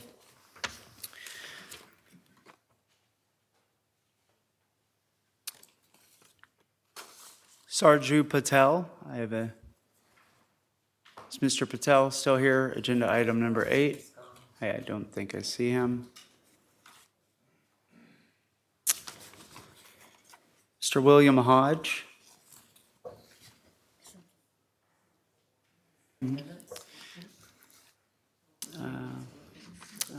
I think for this, as far as the time goes, we do ask that you keep your minutes to 3 minutes, but for the sake of being able to present the evidence, I believe Ms. Rosanka, I was not tracking the time, but I do want to be fair and equitable as much as appropriate, and so. We'd be glad to institute the timer, Mayor, if you like. Yes, and if more time is needed, because the other two is we can work together as a council and continue if that's a better approach, and thank you all.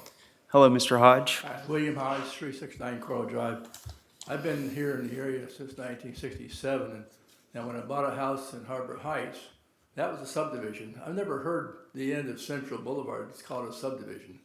I thought a subdivision is something a developer gets a whole bunch, and that's not the way Central Avenue was. Also, when Ocean Woods, I would consider that a subdivision, but they call it planned unit development. And one of the concessions that was made, as I understand it, to let them developers develop Ocean Woods, we had to downzone Central Boulevard. And that's what happened. So now we're trying to upzone it, and I don't agree with that. Anyway, that's all I got to say. Thank you.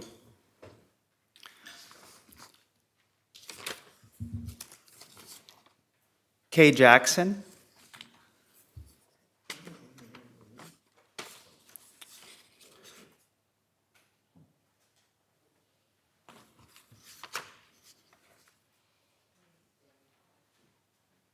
Last card, let's hope. Thank you, Council. Kay Jackson, 8600 Ridgewood Avenue. I appreciate Mr. Campbell's information. I did attend the Planning and Zoning Committee meeting, and one of the things that concerned me during that meeting over this lot split is the fact that when these lots were broken out, and I don't have the graphic on or there was an aerial that you could see that was on the screen at the time, that, if you look at that, it leaves us with several lots landlocked, with no access to the street, with no utility easements, And that to me becomes an issue because we're in a situation where if those lots are sold, what kind of variances are we gonna have to deal with to give those people that purchase those lots? Also, from what I had seen with with the plots, it looks like we've already split these once because we were talking in that meeting about lot 20 and 21, and now those lots are split in two. So, from what I understand, Dr. Pisniak had done this back in the 80s and split that. The city never recognized that. It was not done through the city. So to me, that is not a legal split. And now we're looking at splitting it again. So essentially quadrupling density at the end of Ridgewood and Central.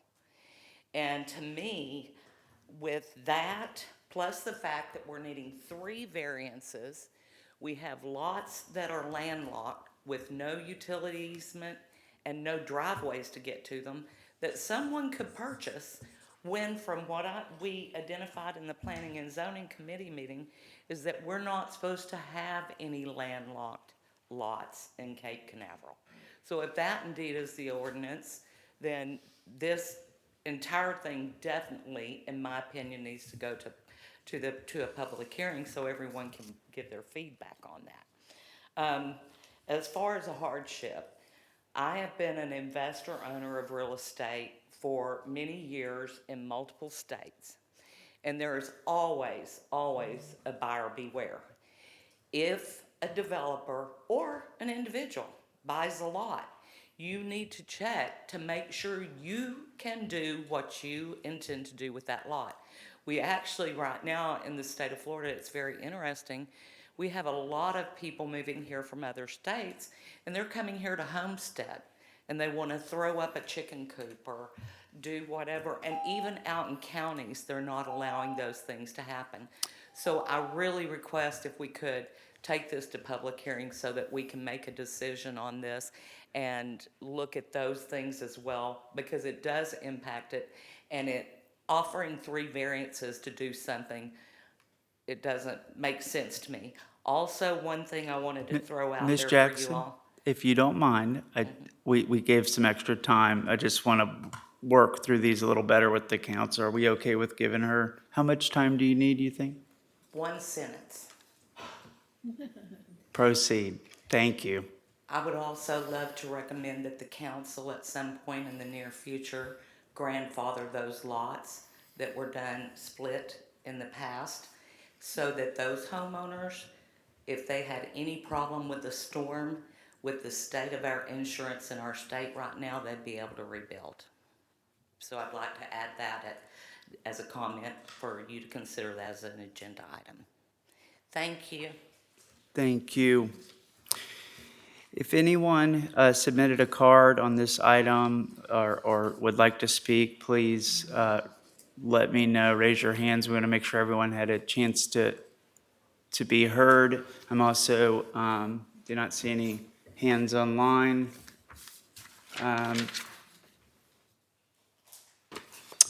Seeing none, no hands, okay. Go ahead and bring it back to this body here. Question. Yes, Mayor Pro Tem. I think I have to ask Dave. I didn't quite understand upzoning, downzoning. Could you explain those terms, please? So you would like the question of what is downzoning? If the city attorney could answer it, maybe, is that? okay? Upzoning and downzoning. I hadn't heard those terms. Okay. Who would you like to ask? Whoever, city manager, whoever you Anyone think is that knows the appropriate? answer, thank you.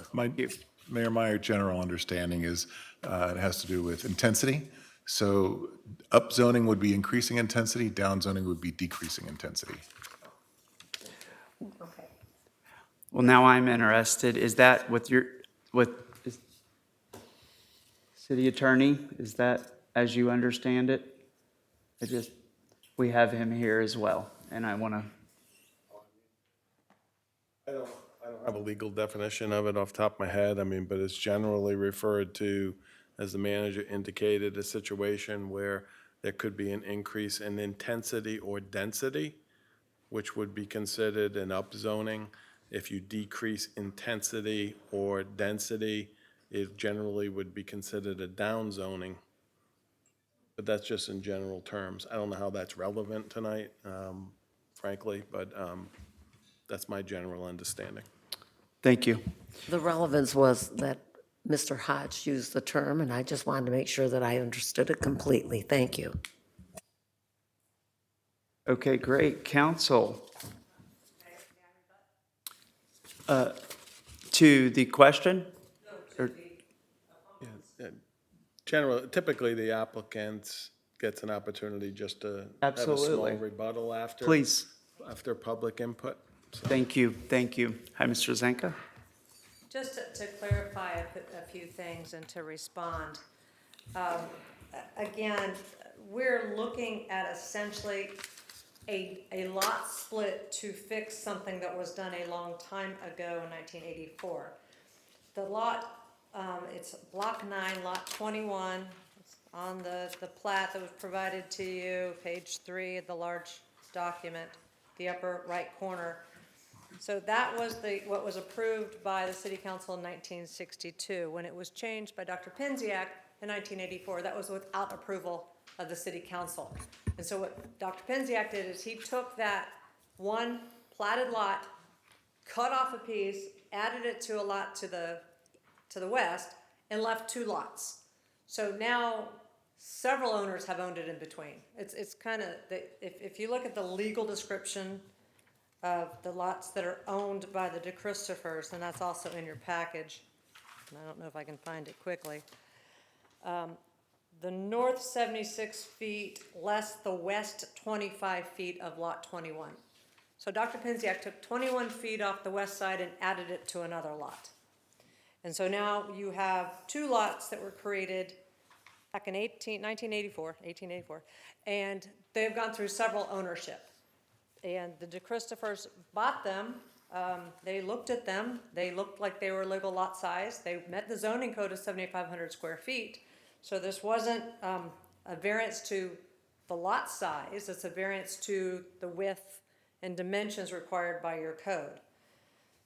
So we're not taking the DeChristopher's lots that they have in their deed and splitting them again. We're just trying to create 2 legal lots out of block 9, lot 21 from the 1962 plat.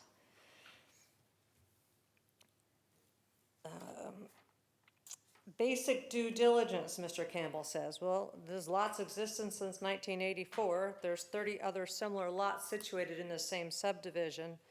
Buyer beware applies to commercial lots, not to residential lots. And by the time Mr. Christopher found out they weren't legal lots, it was too late to sue anybody. So it's not a due diligence. The due diligence was looking at the title search. There's nothing in the title search that said these were illegal lot splits. Mr. Campbell cites a case talking about a notice of statutory impediment. The DeChristopher's had no notice of a statutory impediment. The zoning ordinance is not a variance to the zoning ordinance because there is a 7,500 square foot lot. It's not a substandard lot because it's 7,500 square feet. It just doesn't have the right dimensions required by the subdivision code. And as to say, again, repeatedly, that Mr. DeChristopher cannot ask for a variance, your city attorney has said they can. Do you still need some more time to get through? Just a couple more minutes. Council, we okay? Yes, please, thank you. As to the obligation to follow the law, which was in Mr. Garganesi's response, that was regarding the prior lot split, which didn't ask for any variances. We're here with a modified lot split with 3 variances, so you are following the law as allowed by your code. This is not an upzoning. The lots are still 7,500 square feet. As to the landlocked lots, those are still owned by Dr. Penziak.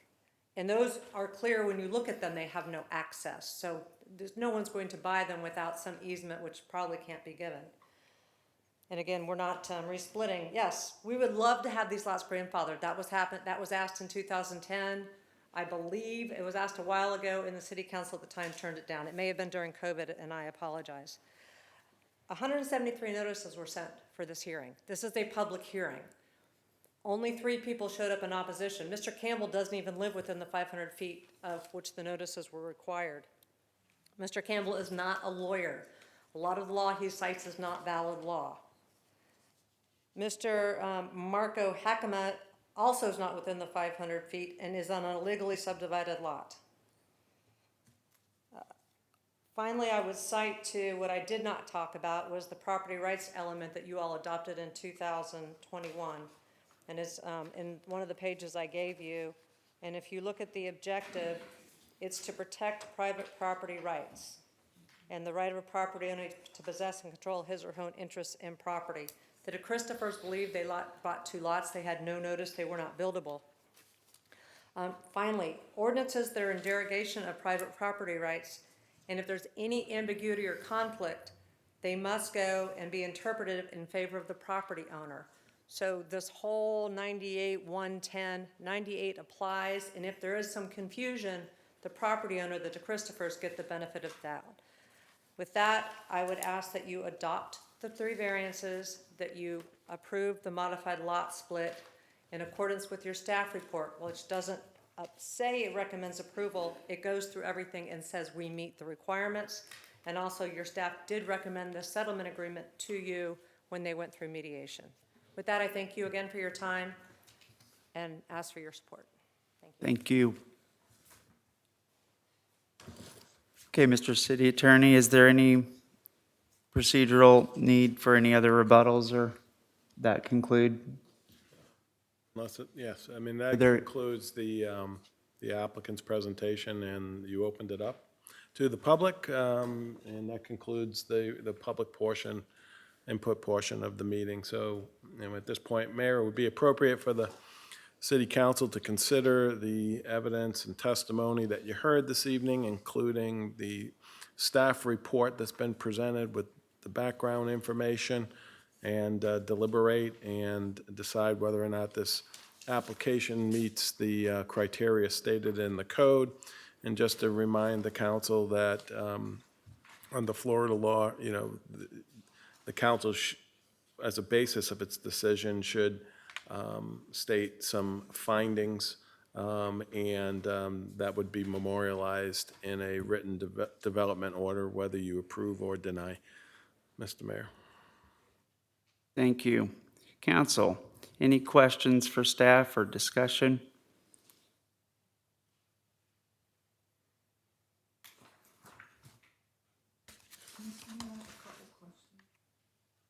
Yes, please. Councilmember Kellum? Yes, I just have a couple questions. These houses that you have marked with X's, these were all, except for in this list of names, these were all built before 2003, except for 3. And then we have an ordinance that was written, I think, ordinance number 03/2010, about how City Council desires to create an abbreviated lot split procedure for subdivision of 1 lot into 2 lots. And I think that this happened because in 1984, Dr. Penziak did his little magic here, and without the city's approval. So this was an answer to, we can't do it like this, we have to do it like this. And then these, the houses were built before this happened. So, driving through the neighborhood, I live in Harbor Heights, and our city is a modge podge of special variances, special exceptions that we've always been trying to get away from. I just think that, are we setting a precedence for those landlocked lots next to it? Are we gonna hear variances from, we need a road? Are we, is there gonna be 2 houses on each one of them down the road?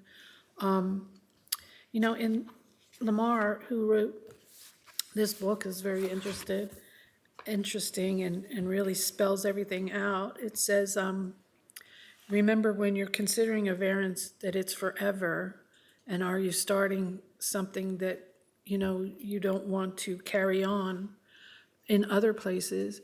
And the process should be used sparingly. The burden of proof is on the applicant. Special privilege or granting, is a justified release? Is there a hardship there? And to me, just listening to everybody, I don't know about a hardship. A developer, to me, would go to the city and say, this is what I'm planning to do, can I do it? Before you purchase lands, that would be what I would think. It's like when people, for example, people come in and say, they have a short-term rental that they invested money in, and they had no idea that it's a 7-day minimum in our city. That's an example. Why wouldn't you not look into that before you made a purchase? So I don't know. I mean, I'm about the hardship part. It's such a nice neighborhood there, and one beautiful house would be nice there. I just think that we're setting us up for more special exceptions, variances that we're trying to get away from. And that's my opinion. Thank you.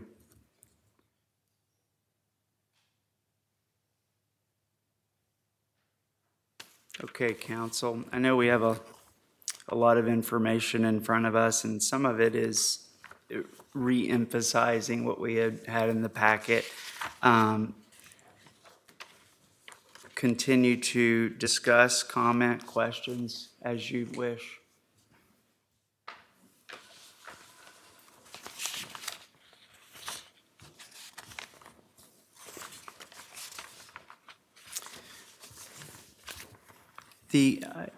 If you're ready, go ahead. City Attorney, the planning and zoning recommendation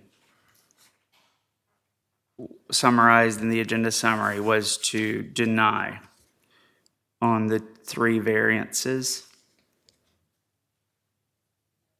Let me find it, sorry. It's the one variance,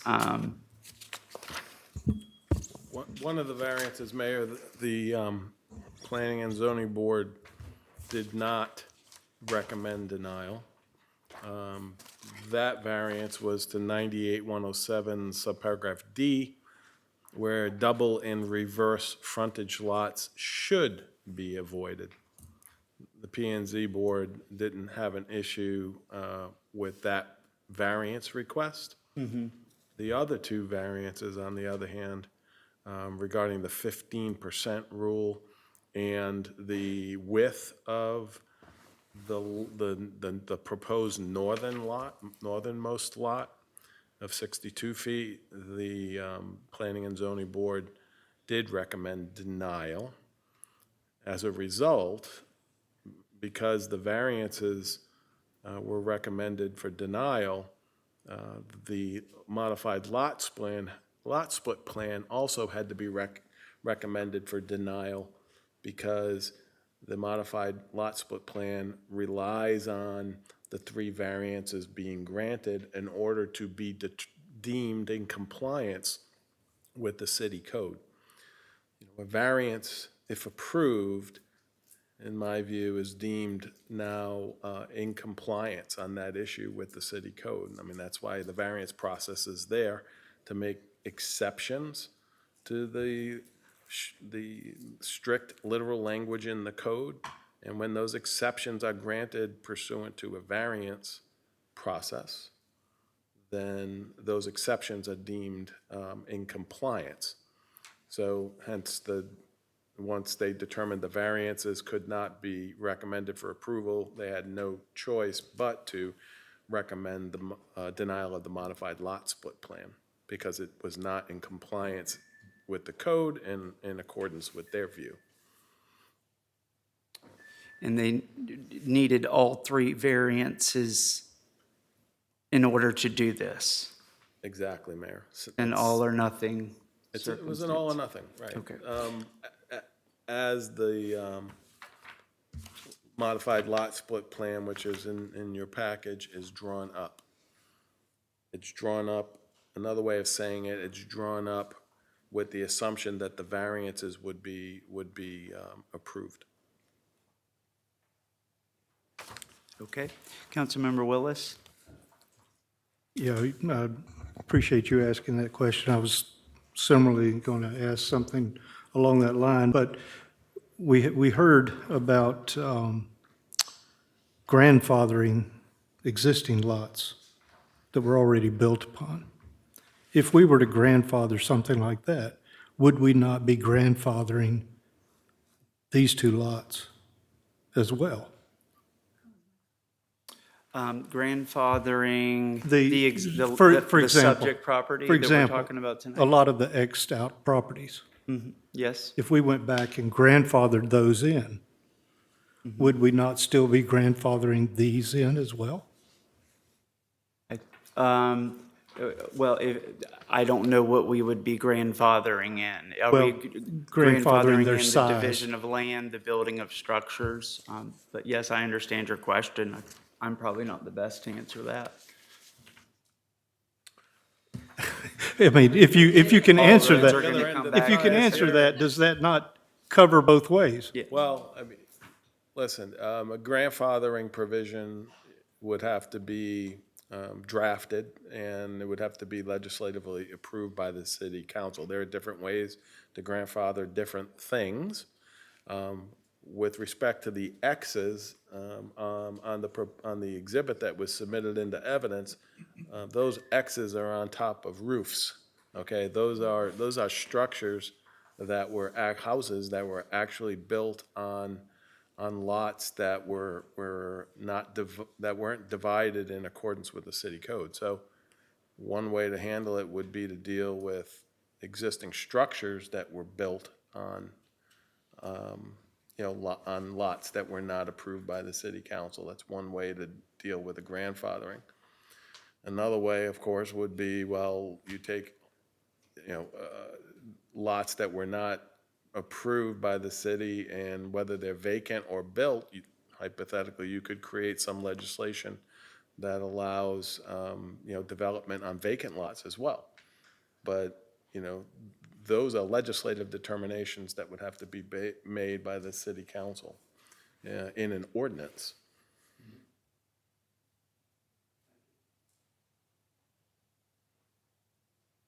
Yes, Mayor Pro Tem? I'm afraid to talk. My question is, weren't these two lots on the zoning map by the county? Mayor? Two lots, not a lot split, but two lots. Do we have an exhibit, just the Well, I ones don't have the in red? map with me, but I believe in the Mayor, past, I thought I saw the map with two lots. Now, I don't know who did this, when it was done exactly, but I saw the zoning map and two lots indicated there. Mayor, I might be able to help with that one. And I believe we might have an exhibit in the back corner of the room right there that will prove this. The official zoning map as adopted by the city, I believe, shows them as two lots, but that's because that GIS shapefile that was imported for that came from the county. And the county does record these lots, but that doesn't mean they were approved by the city.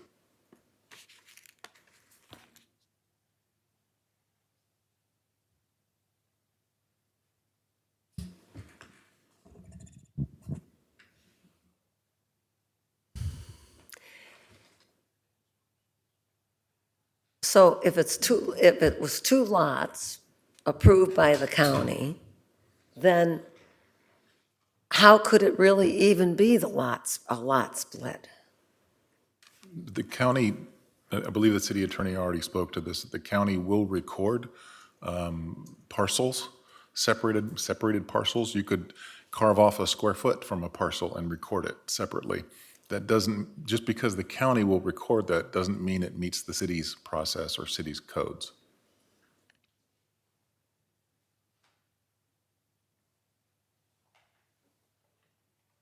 No, No. Your questions are helpful. I think I had a similar question. Do you understand? I understand perfectly. This whole case is like a bad penny. It just keeps coming back.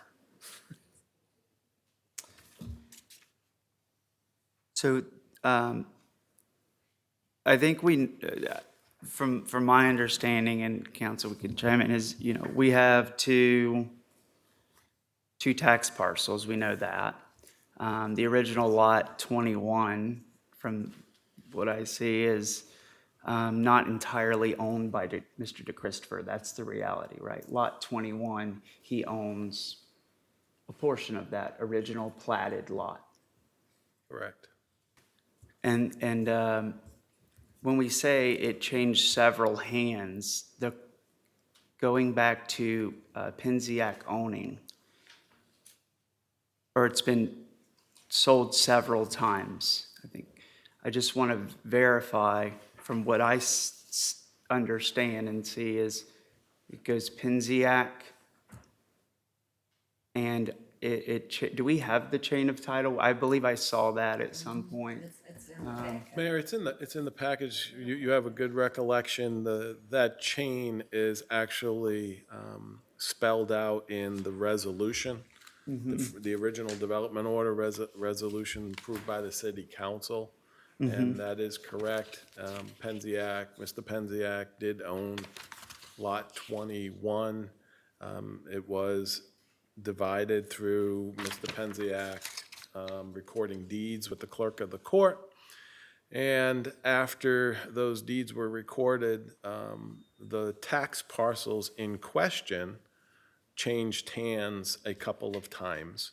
In fact, at one time, the tax parcels owned by DeChristopher were under separate, different ownership. They were owned by different people. And then they were then again owned by one property owner. And then ultimately, it was conveyed to the DeChristopher's. So there is that wild chain of deeds stated in the Resolution 2022-32. And when you go, thank you. And so, yes, council, I'm on, I don't know the exhibit number. It's one of 9 in the development order. I'm sorry, I'm on page, as city attorney referenced, 4 of 9 of the development order, resolution 2022-32. I think that's where you were. Thank you, city clerk. So what I just wanted to say is, because in the confusion of it changing hands, from what I can see and understand, it goes Penziac, Minuteman Realty is owned and operated by the Meckles, as I see Minuteman conveyed to the Meckles. And so that really goes from Penziac to Meckel, stays with the Meckel, and then the other portion of the Penziacs come back to the Meckles, or over to the Meckles, and the Meckles hold it and sell it to DeChristopher. So doesn't it really just go Penziac, Meckel, DeChristopher? It's not several. I agree there are several entities and companies within the same roof and maybe bloodline that are which is common. But for the sake of simplifying something I think is complicated, Penziac owned it, made a decision that we say it with lot 21, from what I understand, and today Mr. DeChristopher owns a portion of that lot, but all we can, and we recognize that he owns that, and that lot so happens, he owns 2 tax parcels of that lot, and he can build today, complying with the R1, a single-family home on the portion of lot 21 that we see, because those 2 tax parcels collectively, as we say in the development order, he can build that single-family home, there's a process for him to do that, as we've, I think, went through. After the council approved the resolution, the council recognized the situation that the Christophers find themselves in and recognized the two tax parcels as one developable lot for permitting purposes. So that was December 20th, development order approved by the city council. And just factually, since there's a court reporter here, the chain of deeds is different for the tax parcel to the north and the tax parcel to the south. The tax parcel to the south went from Penziac to JDM Enterprises and Holdings, and then it went from JDM Enterprises and Holdings LLC to the Meckles, and then the Meckles conveyed both the north tax parcel and the south tax parcel to the DeChristopher's.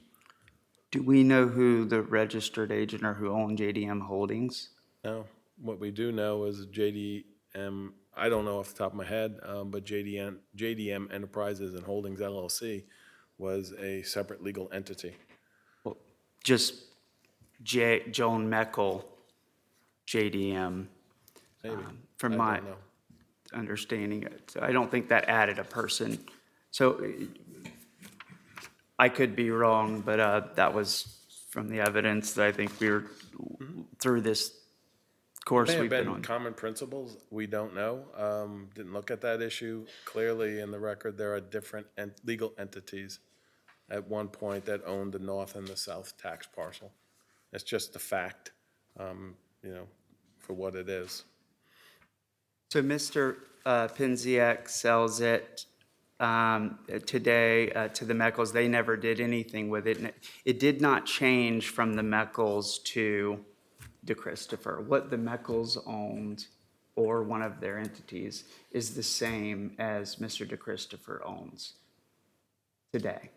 Yes. No additional lines were added or splitting or adjusting or anything. As far as we could tell, you are correct, because when Penziak conveyed out, he reserved for himself the west 25 feet of those two tax parcels. Prior to selling it to the Meckles, Right. or the entity. And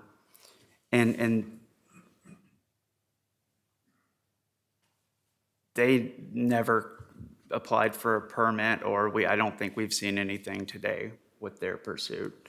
Or Mr. DeChristopher is here. We are looking at, or when I'm looking at this property, and I'm factoring the lot and the variances that he wants to do, the question of splitting the lot, which has been brought to us, and I don't know if this council got a chance to watch the P&Z board meeting, but as a matter of disclosure is, I was here, it was the same night as, I think, our Civic Hub workshop, unfortunately, but from my watching it, I confirmed, obviously, we know what the P&Z board meant, but I wasn't clear on why, and the issue was asked about splitting. You can't split, or you can't apply for a variance for a lot width. And as much as we've said, yes, you can, and no, you can't, I'm not clear on this, because I think this is a very significant factor that this council has to come away with in our findings. And I can't find from the document that has been provided where in 98 it gives this guidance. And I would appreciate some help. And I would like to see the ordinance and then address, if that is so, wherever the other issues that was brought to our attention on why 110 would not have an effect on this as stated, the stricter will apply, or the reference section of 110. So can we go to chapter 98 of where, or wherever it provides, the variance application was reviewed by city staff, provided to P and Z board, and maybe that was I would, page 3 of 8? Page 3 of 8. I think that's what you're looking for.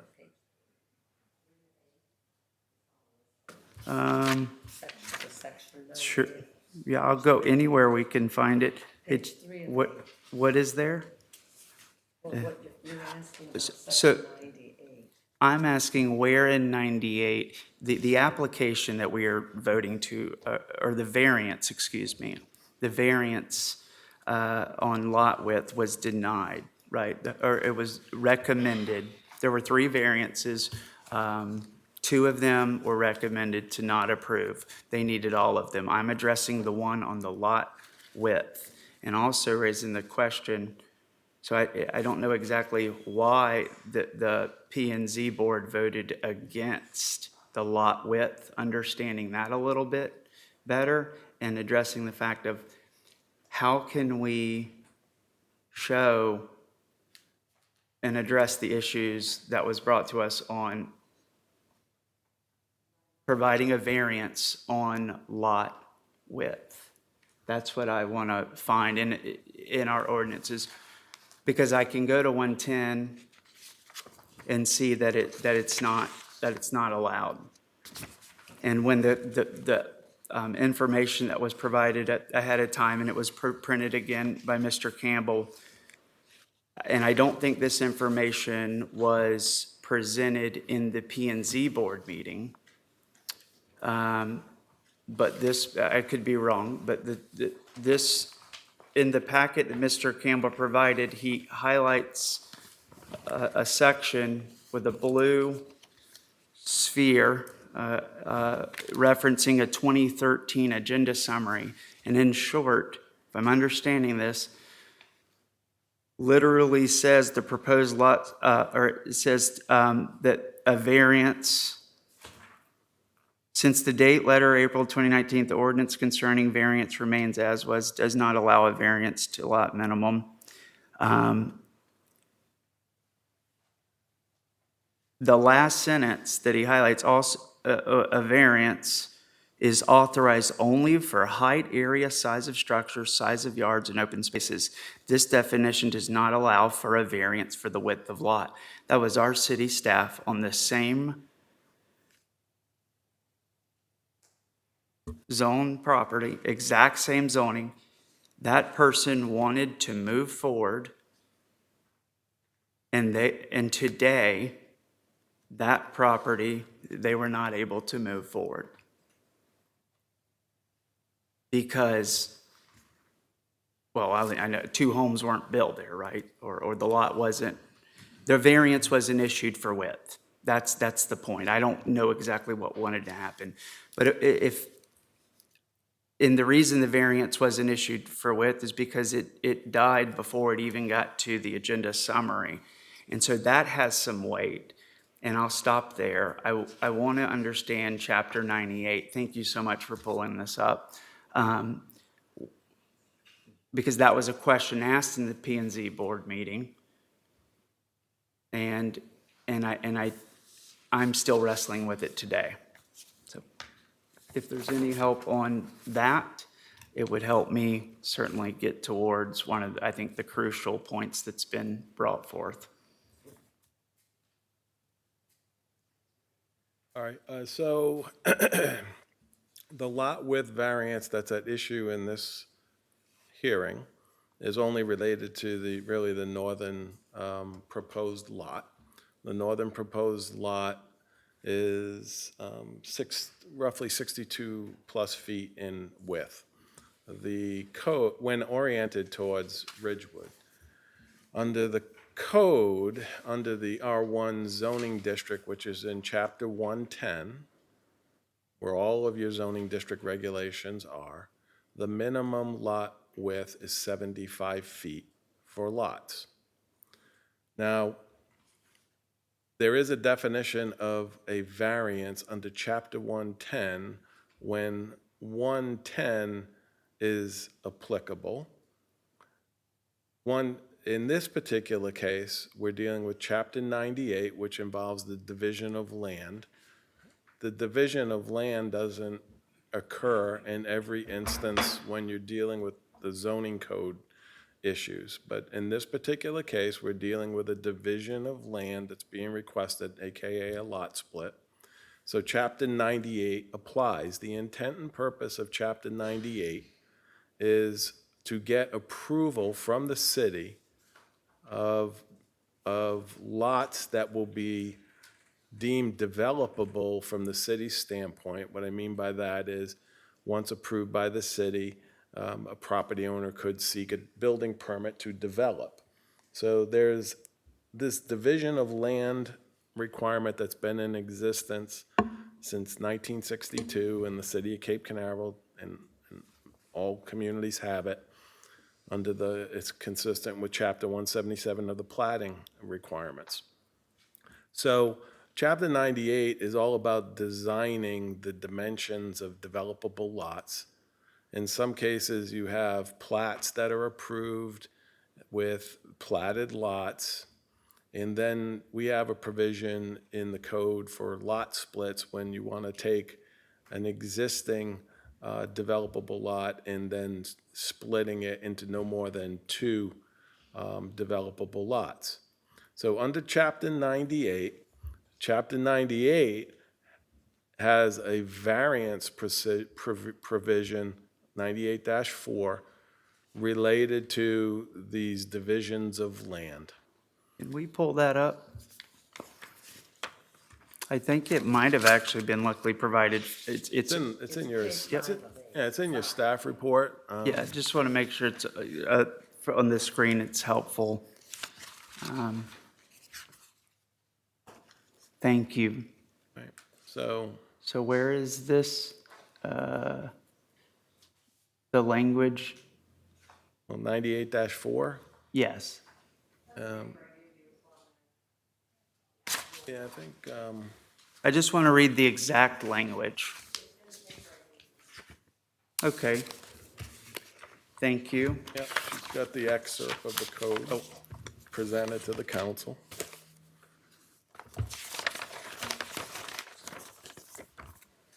So, Okay, 98.4, so in this, I've used what Ms. Rosanka provided, 98.4. yep. So 98-4, hardship. Okay, whenever the Planning and Zoning Board finds that hardship may result from strict compliance with this chapter based on applicable criteria and requirements set forth in this chapter, it may recommend to the council that the regulations be varied so that substantial justice may be done and the public interest secured, provided that such variance will not have the effect of nullifying the intent and purpose of the comprehensive plan or these regulations. So you can see that it refers to this chapter. Well, what's this chapter? That's Chapter 98. Chapter 98, again, is all about creating approved developable lots. Well, what does Chapter 98 tell you about designing developable lots? Well, 98-107 of the code, which is at issue in this hearing. Now, that one I don't think was. I don't think she provided that to you, but. No, we've got it. 3 of 8, Mayor Pro Tem. Yep. Where on 3 of 8? 90, number 1, it's under number 1. 2. Yep, 90. I see 98, I see Chapter 98 everywhere, but I'm talking about where's the language? Yeah, I'm not sure.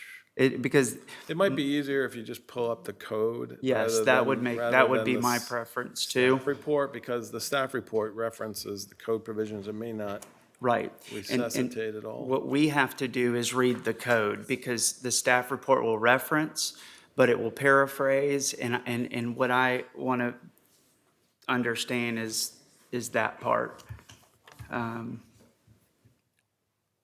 So 98-107, Yeah, 98-107 titled lots.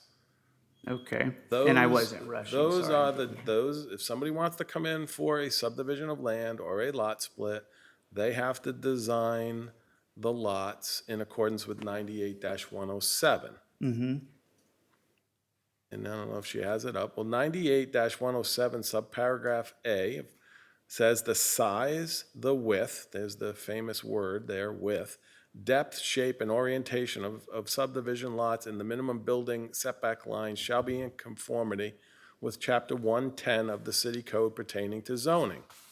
mm-hmm. Okay, so size, width, depth, shape, and orientation of a proposed developable lot must conform to Chapter 110.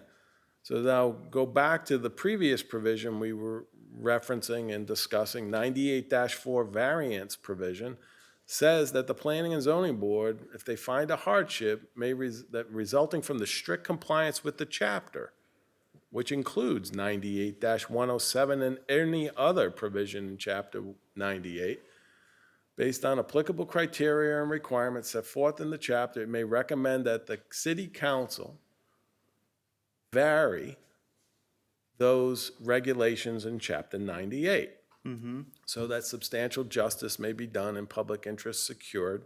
And then the code goes on and lays out some other criteria to consider for variances. So, in my opinion, since we're dealing with a lot split subject to Chapter 98, and the issue is whether or not the council will approve the two proposed lots as developable lots, then the council can vary the provisions in Chapter 110 regarding the size, width, depth, and shape and orientation of the proposed lots.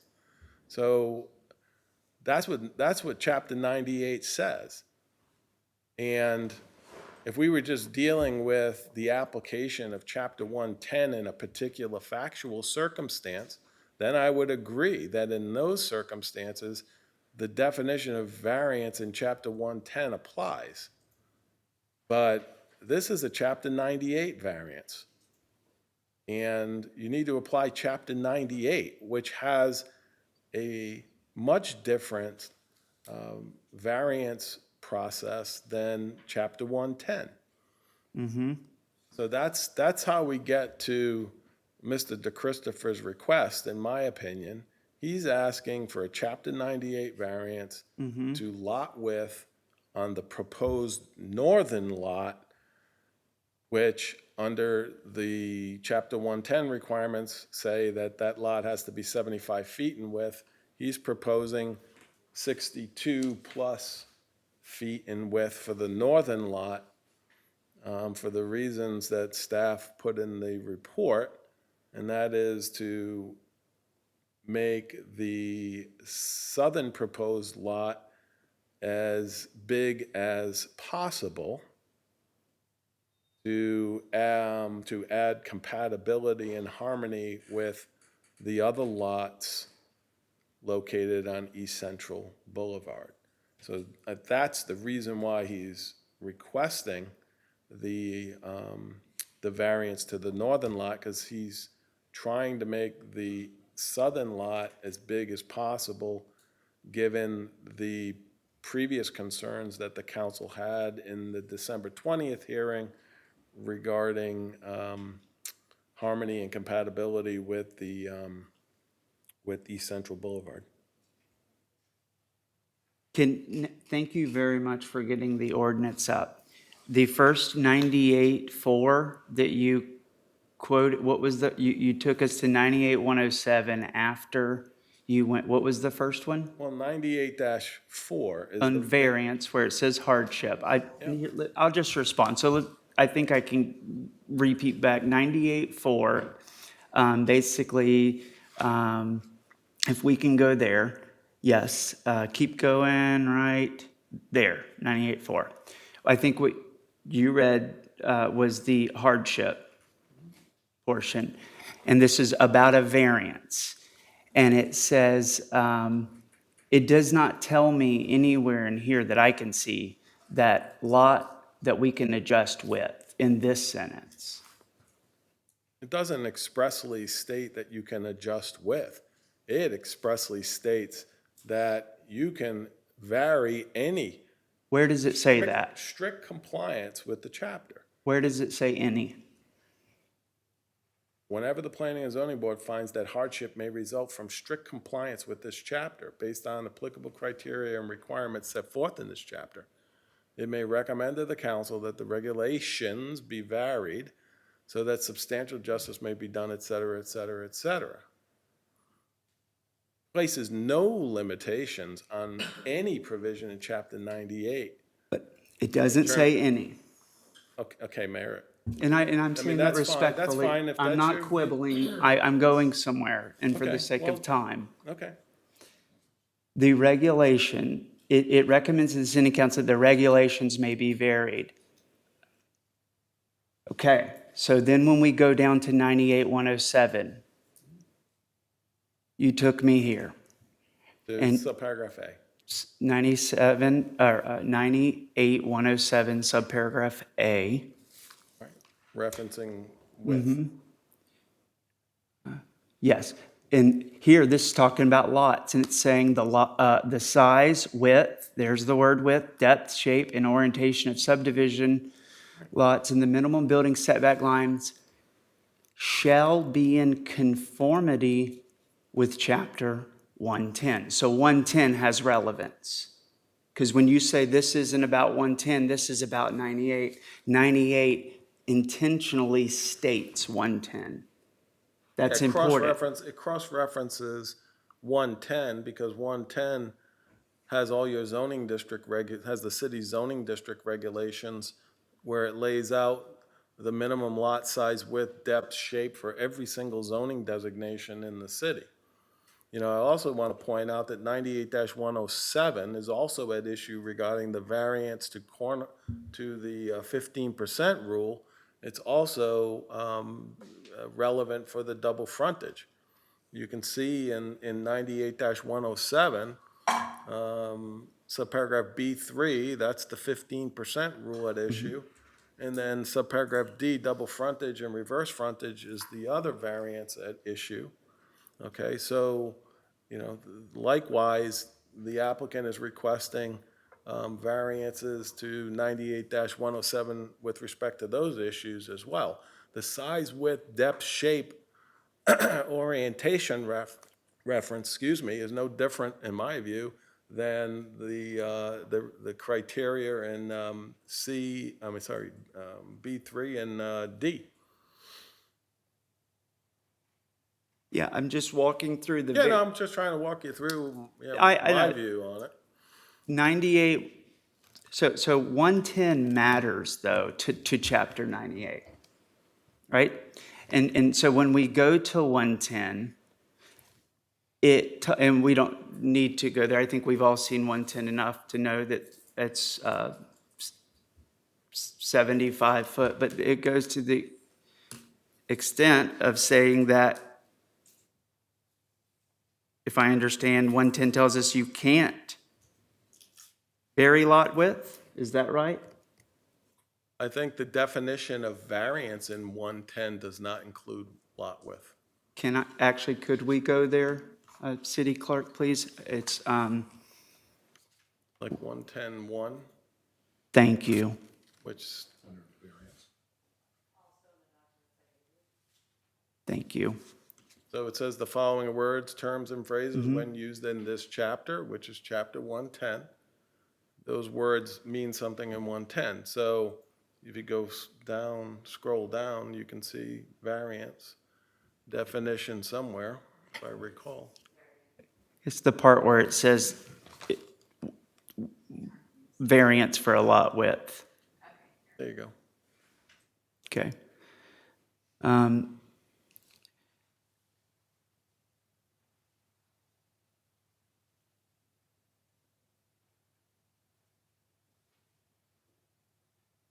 Where does it say that? Oh, right there. Height, area, size of structure, or size of lot. So, as used in this chapter, a variance is authorized only for height, area, size, structure, or size of yards. In 2014, city staff ran into this problem. They presented a council item as shown by Mr. Campbell. From what I understand, it was pulled. Since then, nothing's changed to my knowledge. This is the same as it has been. And I see no reason why 98 would control when you add in the other points where it says that the more stringent of the two will apply. I believe that is referenced in 11086. Same, so we're not jumping all over. We're still in 11086. Whenever this section of this chapter are in variance with requirements, 11086, I'll let you get there. Thank you.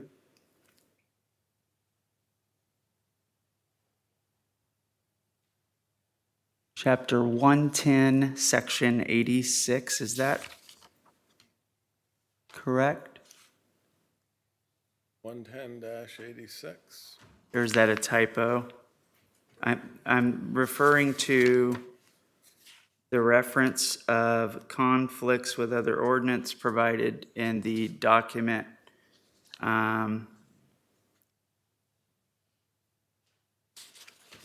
Yes. So 11086, conflicts with other ordinances.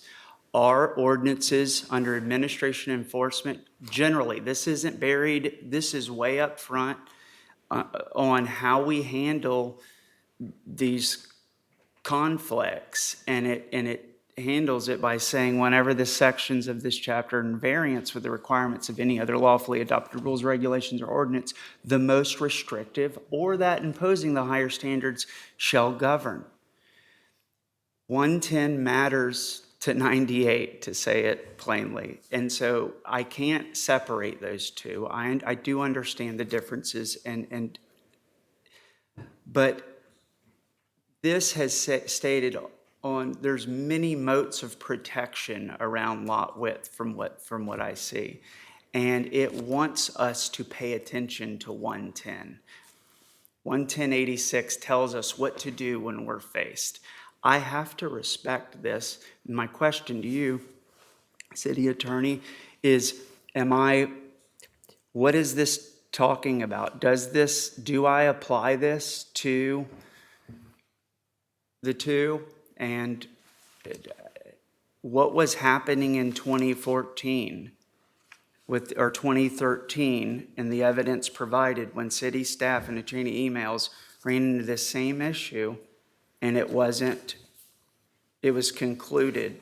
And so when that a lot width can't be changed and the application for variance came in, why didn't it run into that same wall? It gets through. It was denied by P&Z recommendation today here.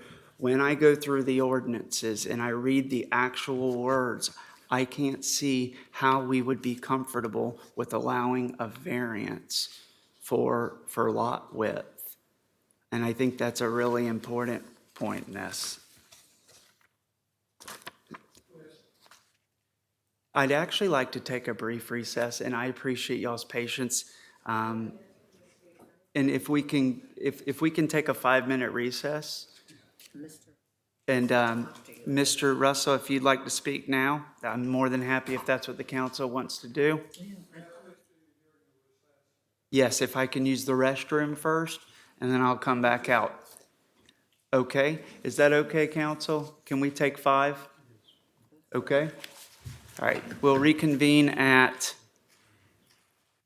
9:05, 9:04.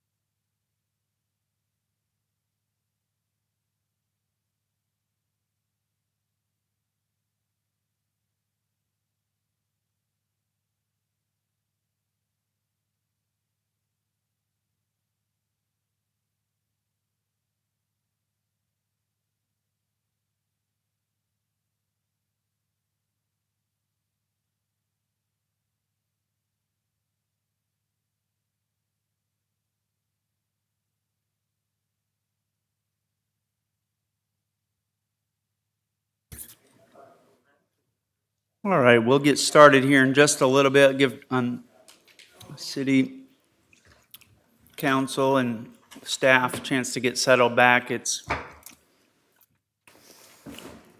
there's anyone out in the hallway who I think can't hear, that's who I don't think we can start till the city attorney returns.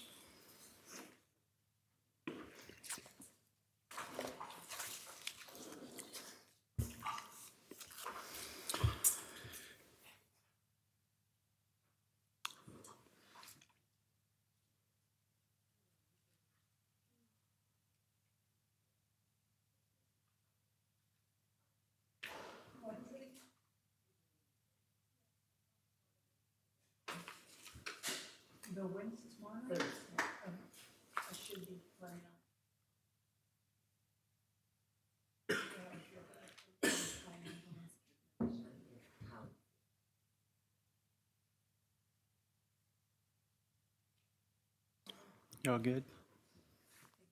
You ready?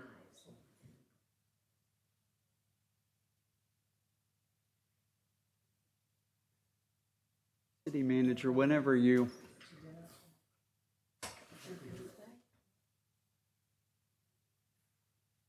Hey Todd, do we have everybody that you need here?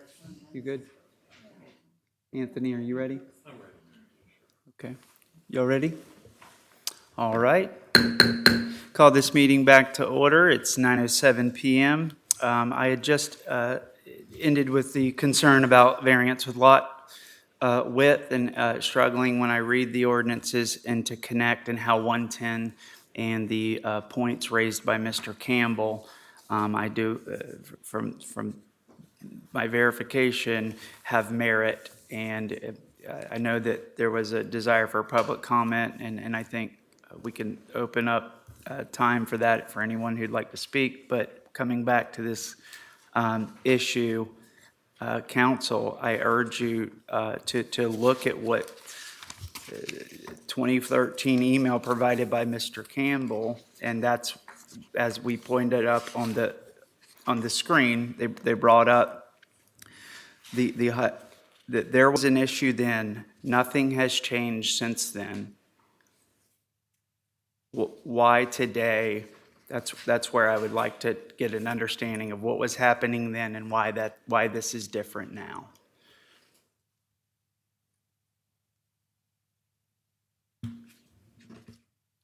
City manager, I don't know who would be the most appropriate, but I do think this is a question that city staff can help me understand. And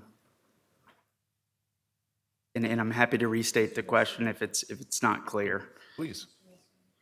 So in reference to the packet provided by Mr. Campbell, it was pulled up on the screen earlier, thankfully, and provided. I'm referencing the page where it highlighted the agenda item that was to be placed on the P&Z board agenda, and it describes the issue that we're tackling today.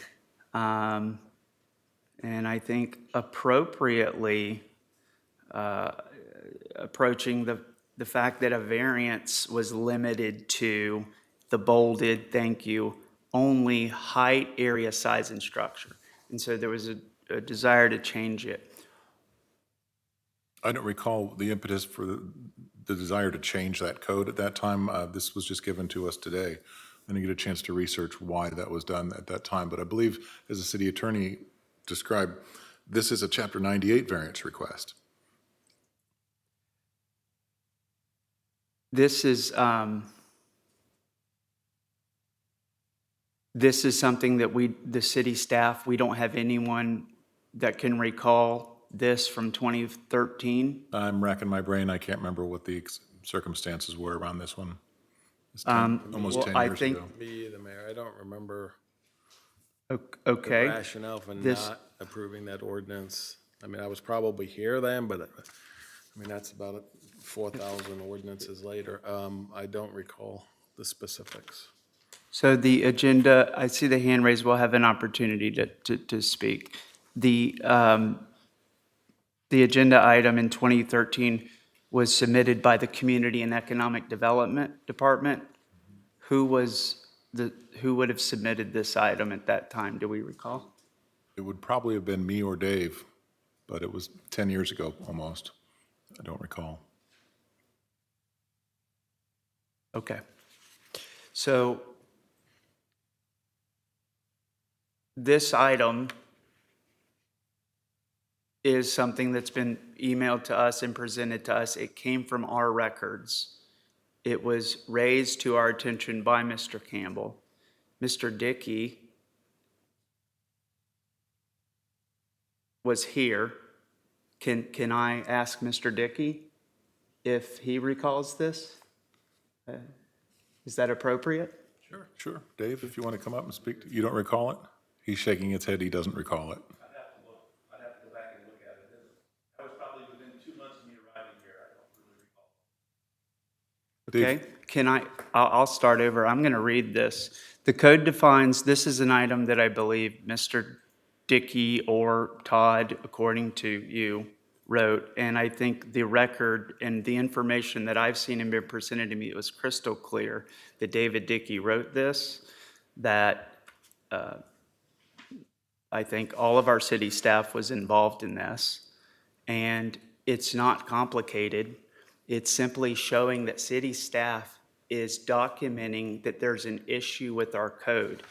It says a variance is authorized only for height, size of structure, or size of yards in open spaces, and it does not allow a variance for width. Let's just start today. Is that a good agenda item to propose today? Or is this agenda item not needed today? My understanding, again, I'm repeating myself, but as the city attorney explained, this is a Chapter 98 variance. Okay, so Chapter 98, I haven't left Chapter 98. Chapter 98 references 110. And why does it reference 110? Why is that important? I'm going to defer to the city attorney because he's the one that... And in fairness to you, I wasn't city attorney. Why is 110 important here? Why does it go to that level of detail to tell us in 98, I understand this is a 98 variance, that we shall respect 110? The 98-107, which we've been talking about, has to refer to something to get the data necessary to determine the applicable size, width, depth, shape, and orientation requirements. Because as I explained, if you look at the code in its totality, Chapter 110, note that it only references Chapter 110 generally, lists all of the zoning district designations which contain the data to tell you what the minimum size, width, depth, and shape of a lot must be based on zoning designation. So this 98-107 subparagraph A is grabbing that information by reference into the procedure to create developable lots under Chapter 98. It doesn't restate all of the zoning district designations in Chapter 98. It just cross-references, this is where you find that information in Chapter 110.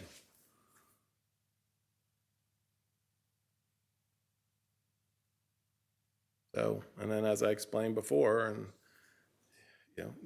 Chapter 98 has its own variance process. It's not relying on a definition in Chapter 110. It's got its own variance process. It's not relying on 110? For It the literally definition- says in 98. I'm sorry, let me explain. Maybe I didn't fully elaborate. It's not relying on Chapter 110 to define a variance. Chapter 98 has its own process and criteria for a variance. It doesn't even have a specific definition, but it has its own process and criteria. And I want That's to, totally different sorry. than chapter 110. So I further elaborate on my comment. so when we go to that process, because the answer I got is, again, we're at 98, let's stay in 98. How many times right here, thank you for pulling up 98-107, what do? It's got its own process. Subdivision of lots, minimum building setback shall be in the conformity of 110. I have a strong feeling to believe that going back to that agenda summary from 2014 that Mr. Dickey submitted, and that we were all, I think, aware, it's the almost exact, they were trying to split the lot into two. It was, I think that if I'm following the code in its plain language and I start in 98 and I get right here where it says conformity with 110 with the blue hyperlink, I'm going to click on that. That is clearly what it's telling me to do. And I genuinely do not understand why we're mentioning 110 when it says the size, width, depth, shape, and orientation of subdivisions and lots in the minimum building setback shall be in conformity with 110 of this code pertaining to zoning. The lots, we're in 98. It says that in chapter 98. So I never left 98. Do we not just click on, when you tell me that we're in 98, I can't click on 110, that 110 doesn't have merit here? That's where I get a little confused and frustrated, frankly, because especially when paired with the email in 2013, it makes natural sense that our city staff would start right here and go, okay, you want to do a 98 lot split? Great. Oh, 98 tells us to go to 110. Let's go to 110. 2013, the facts presented by Mr. Campbell clearly shows what happened. They got to 110 and they go, oh my gosh, you can't do it for width. The agenda item was submitted, it was pulled, it was never decided, and today nothing has changed. This, from the evidence I've seen and the finding that I understand, is insufficient at this point. I'm still working through it. I'm still making my mind up. I want to hear from staff. There's a lot of information that's been thrown at this council. My hope is to take this one thing, and if there's one thing here, it at least validates for maybe different reasons why P&Z denied it. But it's a big issue that proves that what lot are we splitting? I understand the argument for quadrupling when you look at 21. I see the density. I hear the issues concerned to council. But I have to respect that the staff cannot remember something. I respect that. If we want to go back and you review that and then come back with a position, I don't think that's needed. If this council wants to do that, that's fine. But upon the review, and I think the awareness made by Mr. Campbell here, that was an issue then, it's an issue today. And the statement that was made in the P&Z board meeting, I think, was that, no, we have done variances for lot splits. Excuse me, variances for lot width. We have changed widths. And in my understanding, not in the R1 zone, there might be houses that fit in the box that Mr. DeChristopher's trying to do today. I don't know. I haven't went in and measured them all. But what he's actually trying to do with the lines, I'm not aware of anyone getting a variance for that. And it's never been presented to me by this staff or council. The only facts that I've seen is the glaring issue that this was an issue, nothing's changed, and today I'm not sure we have a lot split application that's sufficient for, if it depends on these variances, there's no reason we have to tackle it all. I just look at that one and have a very hard time. So, thank you. Mr. City Attorney, would not referring to 110 be similar to a decision tree.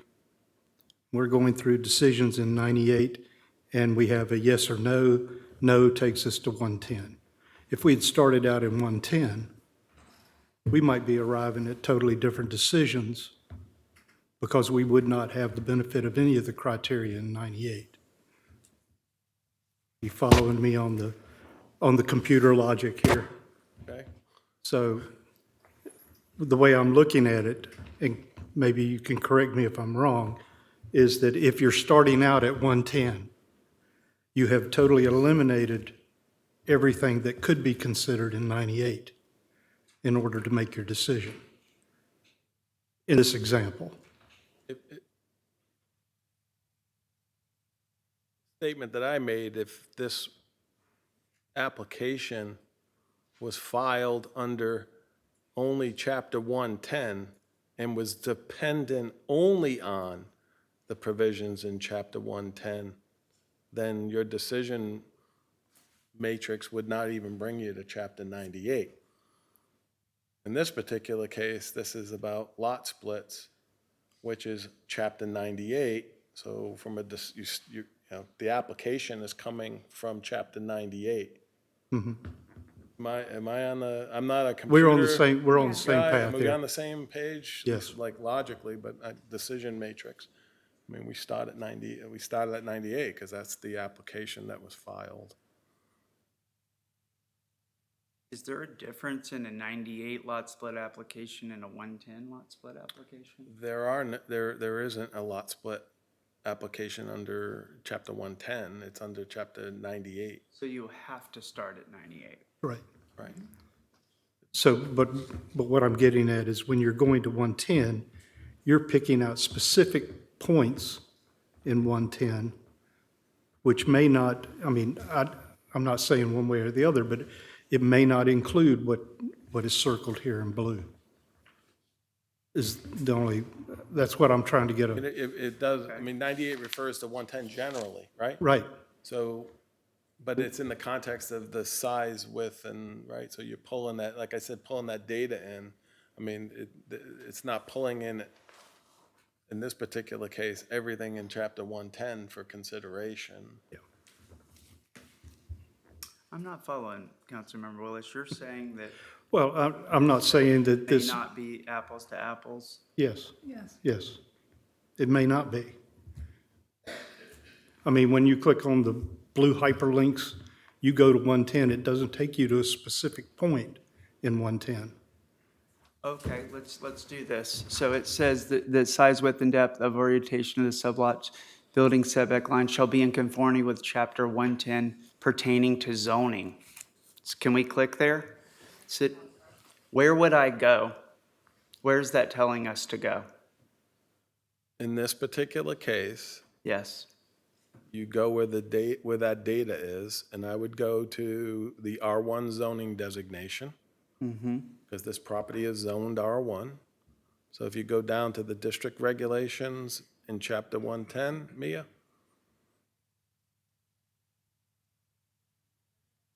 The district regulations. Yes, Right there. no, Keep you're going, right. keep going down, Article go 7. down. Keep going, keep going, keep going. Right, is R1 low density? No, Division 2, R1 low density residential. That's the applicable zoning designation. Now go further, scroll down a little bit. What do you know? 110-276, area and dimensions. So is this where we go, is this where the 110 would take you if you were following it? Or That's where where it we take- should go as a council? Well, that's where it takes you to get the minimum lot area. But where does it 75. want us to go as a council? We're trying to make a well-informed decision following this Chapter 98. It's taking you to 110-276 because the The- applicable requirements for lot width, depth, coverage, living area, height are all right there. See, one enumerated as 1 through 6. You can see number 2 is the minimum lot width shall be 75 feet. That's what Mr. DeChristopher is seeking a variance from. That's the applicable data right there. I just want to, I'm trying to get an answer, I think, to, or the point that Councilmember Willis raised was, when you click on 110, it doesn't say exactly where, and I think we end up at 276 and technically 277 because it does mention setbacks, but that's maybe, but, okay, and is this kind of the end of the road for that one line, right? We would apply that right here on width, it's saying it needs to be 75. And then It's asking you to go to the well, it said, pertinent zoning. well, I mean, if we go to, where it says that, if you don't mind, go back to that 110, I'm sorry, yes, exact same place.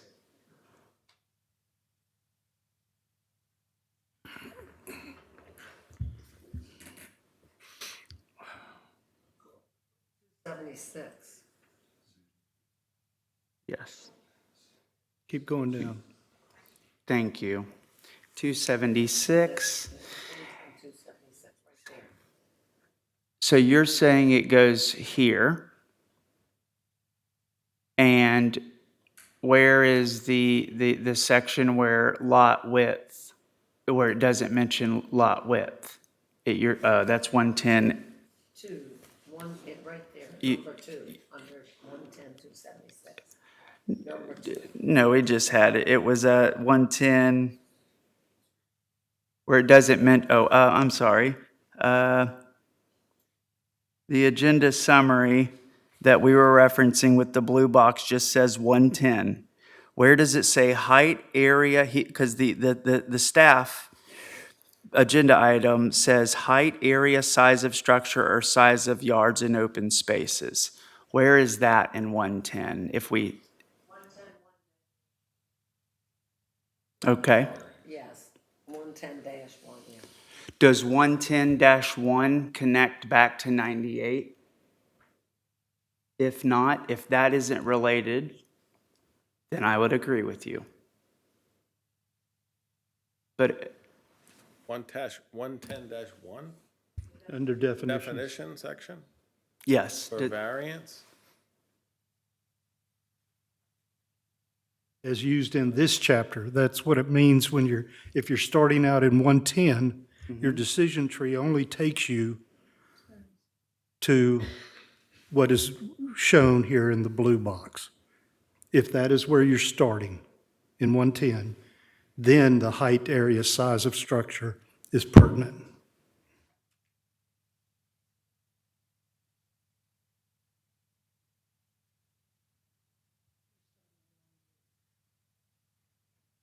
when I read, 110 definitions, 110.1, it was provided, I think,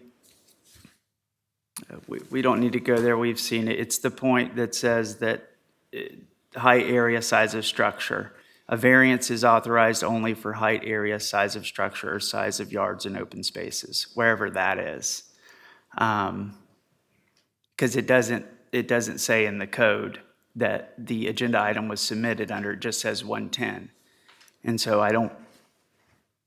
We need to focus on 98. But Mr. Attorney, isn't 110 zoning issues? If you're seeking a variance in the zoning? If you're seeking a variance from In chapter 110. 110, and that's your decision matrix, then there's a separate variance provision that requires an application be presented to the Board of Adjustment for consideration based on criteria in 110. So you get compartmentalized when your decision matrix, as you put it, is limited to the application of chapter 110, right? In this case, your decision matrix is starting you from an application required by chapter 98.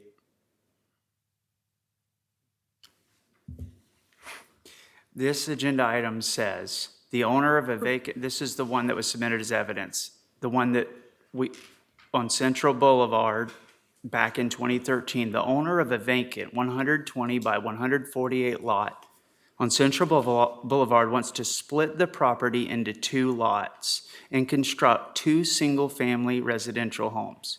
That sounds similar to what they're trying to do today Right. I agree on the with you. same road. I agree with you. And so, But my point is that that's probably why I got pulled, why? because it started out in 110. It should have started out in 98. But you can't, a lot application has to start in 98. Right, and that's why this was incorrect and pulled. Okay. That may not be, but I'm making the argument. Yeah, I think that's first. I mean, I'm Maybe, just, maybe we need to learn what happened here a little Yeah, bit I'm- more, and we I'm- shouldn't have bear the burden of guessing. yeah, I'm just surmising that that's a possibility. And I'm trying to I surmise don't- from this excerpt too, because, you know, in 2013, the lot split application process had already been adopted, so I don't understand why they were just talking about the variance from chapter 110 and not referencing chapter 98 lot split. I don't know why. Okay, I think, I have an idea why. So if in 2013, that you're saying the lot split application was drawn up in chapter 98? Lot split the initial lot split ordinance went into effect in 2010, I believe. It was then modified. I can't remember if the modification was before or after this date on this excerpt, but you know, there was a provision in chapter 98 referencing lot splits in 2010.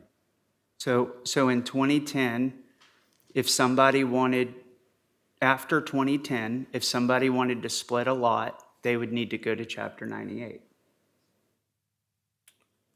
That's my recollection. I don't, under the original. How could it be anything else if the, Original ordinance, because I don't have the 2010 ordinance, but I know you have the 2010.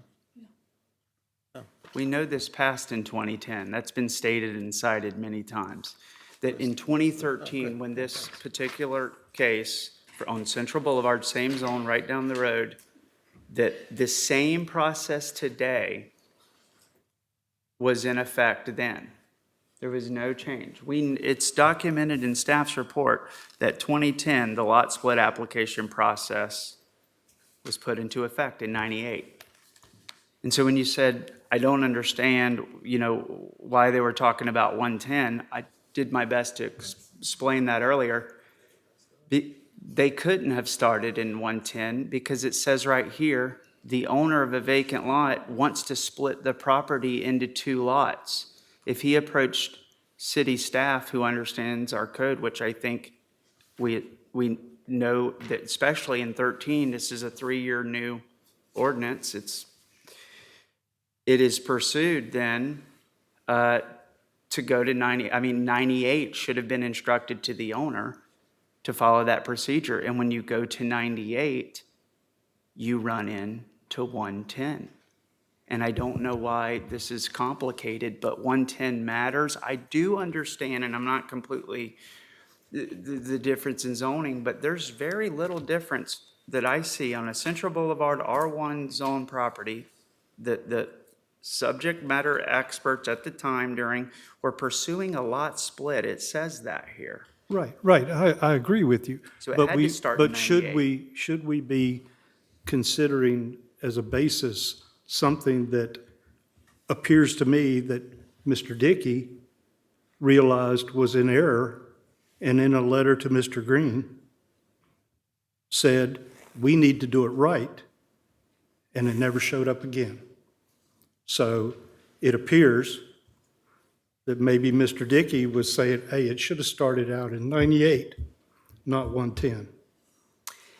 The lot could not be split, is the way I understand it, and it was not split.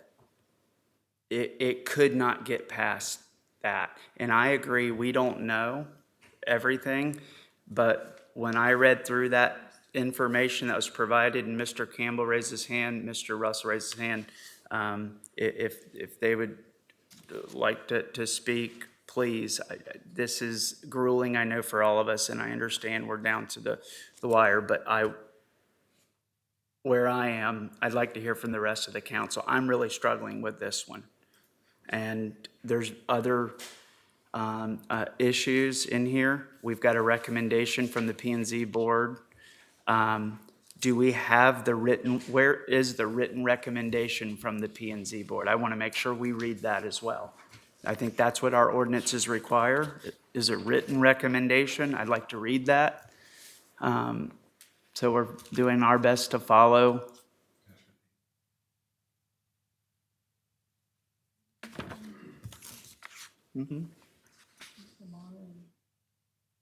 Yes, council, do we want to let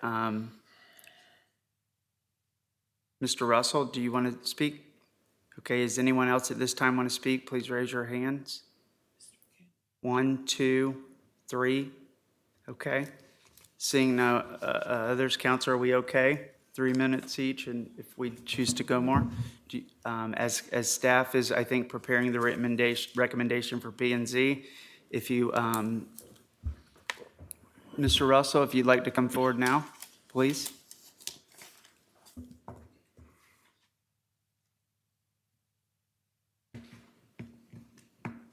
Thank you. Laura Russell, Chairman of the Planning Zoning Board, Cape Canaveral, Harbor Heights. Something's been nagging at me since we started this process.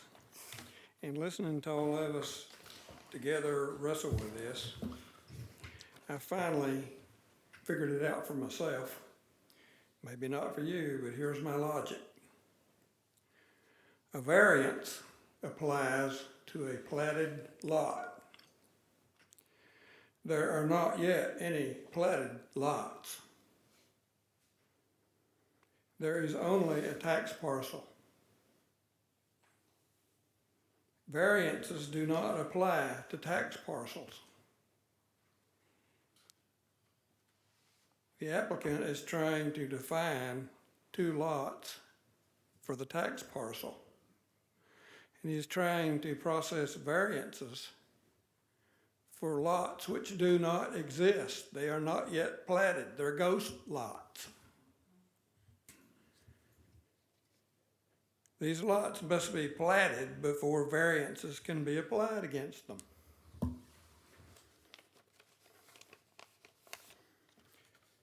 So that tells me, I just reasoned that you got to go back to the beginning, start all over. He's got a tax parcel. He can get a lot out of it, maybe, I don't know. But and then he can plat it. He can apply for a plat. Once you get a plat, then you're in business. You can start processing variances. Thank you. Thank you, Mr. Russell. If you'd be willing, does anyone have any questions for Mr. Russell? No, I appreciate the definition. Thank you. Thank you. In no particular order of Mr. Campbell and I believe another Mr. Christopher, your hand came up. If you'd like to come forward, either one of you, council, kind of riding with y'all's consent here. Okay. Important we hear it all. Mr. Mayor, council members, my name is Michael DeChristopher. I'm the applicant, and I respect Mr. Russell's definition there, but that's the lot split application bypasses the platting process, so it is not required to be platted. So that's the first thing I want to say. The second thing is Councilman Willis hit it right on the nose.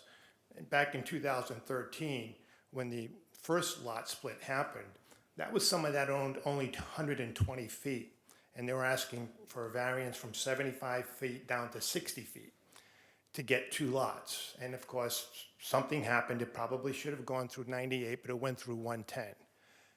My process in the very first P&Z meeting was through the lot split application also, through Chapter 110.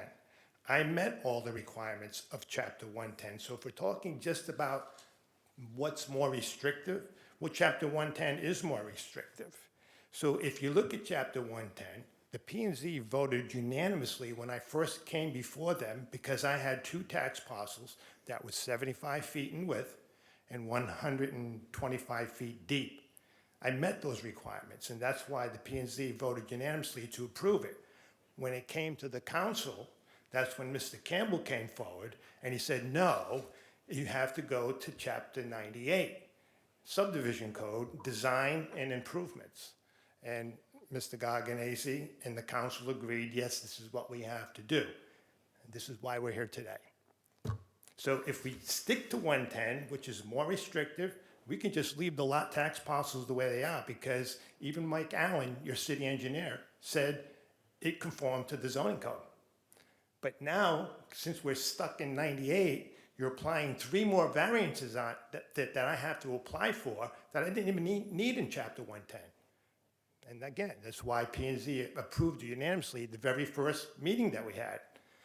But again, in Chapter 98 had to be applied between the P&Z recommendation and the council's meeting, and then that's why we're here today. So now I have to ask for 3 variants to get something that I was approved for in Chapter 110.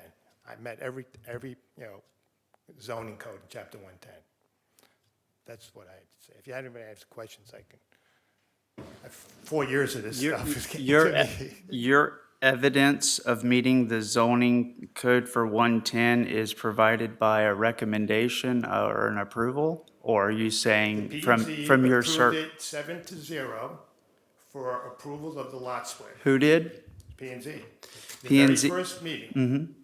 And then between that first meeting and the council's meeting, Mr. Campbell had an objection and said, no, we can't consider 110. We have to consider Chapter 98 subdivision design. Well, we're not designing a subdivision. It's already been in existence for 60 years. So we're trying to apply something that's been in existence for less than 60 years to something that's been in existence for 60 years. So Chapter 110, I met all those requirements. I had a minimum of 75 foot. I had a minimum of 100 feet in depth. But when you go to Chapter 98, now it says, okay, now you have to apply a 15% rule. Now you have to, and then it made me, of course, staff and I came to a mediation that, okay, let's go ahead and increase the width of the south lot and narrow the other lot from 75 down to 62. Now I have to ask for a variance, where before in Chapter 110, I did not have to ask for it. So you have to make up your mind. If we're dealing with Chapter 98, then yes, I need all 3 variances. If we're going to deal with Chapter 110, which is more restrictive, then leave it the way it is because it meets the code. 75 by 125, or 75 by 100. Thank you. Any questions for Mr. Christopher? Mr. Campbell, if you choose. Is there anyone else other than Mr. Campbell at this time? Let's make sure. Thank you all. Patrick Campbell, 307 still, Surf Drive. Obviously, I disagree with what was just said. And I'm not a lawyer, but I can read. I can do research. I certainly could do basic research. I've asked for a few things from the city.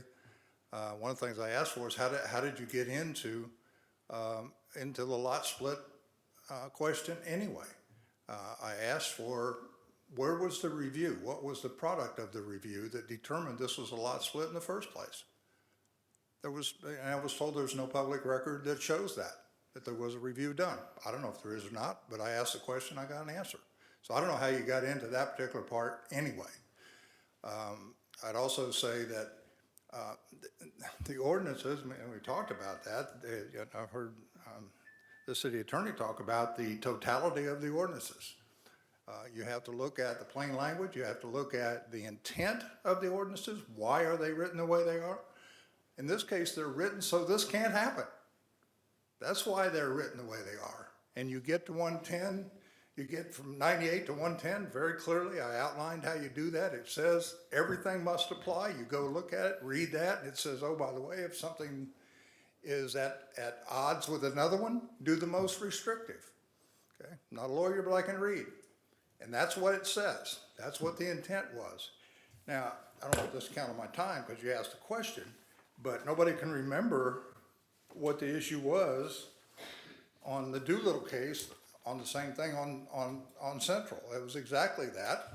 A developer wanted to split a lot in half and build 2 homes. That was the Doolittle property.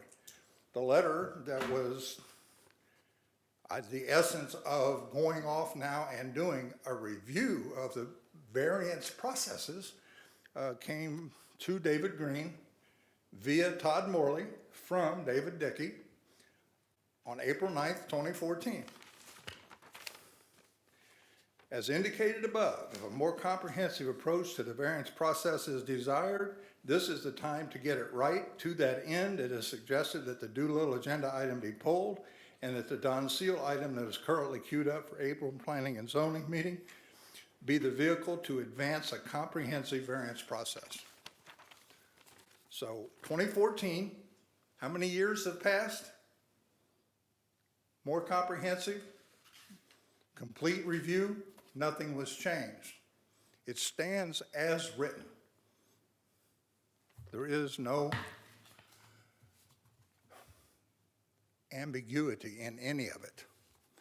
So I would ask you again, review this on the face of what's being asked and in the spirit of the intent and plain language of our ordinances and the past practice. This needs to be denied. Isn't a lot split, never was, needs to start over. Thank you. Thank you. And so in reviewing chapter 98, I'm at the point to where I can't see how we get past these issues that I think have been raised. And I think we have a responsibility to do this. When I followed 98 and I see the report provided by council, but then when I go to the ordinances, and I do take the liberty to go and do my own research in the ordinances. I understand this is quasi-judicial, but I believe I have a right to do that. And I do have a duty to make sure that the paraphrase sometimes reports provided that, hey, it is actually that 1 + 1 does equal 2. And these sometimes seem simple things. And when I go through and I read the ordinance, it helped me understand the summary. And I followed the path, just like the procedure that Mr. DeChristopher has gone through, and I think the Doolittles were considering or pursuing. I don't know what happened there, but I know that it looks to be almost identical, and I do see the issue being raised, which more or less I didn't need to see the 2013 or 2014 evidence that Mr. Campbell raised. I was coming to that's how our process works. You start at 98, 110 matters, go to 110. I'd heard Mr. Russell talk about the need for a plat at previous things, and as you're wrestling with it and working with staff, when this just validated or at least provided a strong indication that is how I was understanding it. And I do think that is what's happening there, subject for due diligence. But even without this evidence, it stands that I have not seen the lot width issue, the platting issue. I know it started in 98. I understand we said if we were over in 110, I think we've established if we're going to split these lots, we can't start at 110. And so, council, we've got a recommendation. Well, we don't. Do we have the written recommendation? Is this it from the city attorneys? Or I'm sorry, from the community? No, this is from David Dickey, Community and Economic Development Director on behalf of the P&Z? Yes. Okay. So regular meeting, the Planning and Zoning Board considered a modified lot split application and 3 associated variances for property owner by Mike and Colette DeChristopher. The board voted to recommend to the city council, in summary, I think we don't need to read these, to deny 3. That's okay. Well, there's 4, so there were 4 votes taken up, if I'm understanding, and these, number 1 was the first vote, and that is the result of the vote. Okay.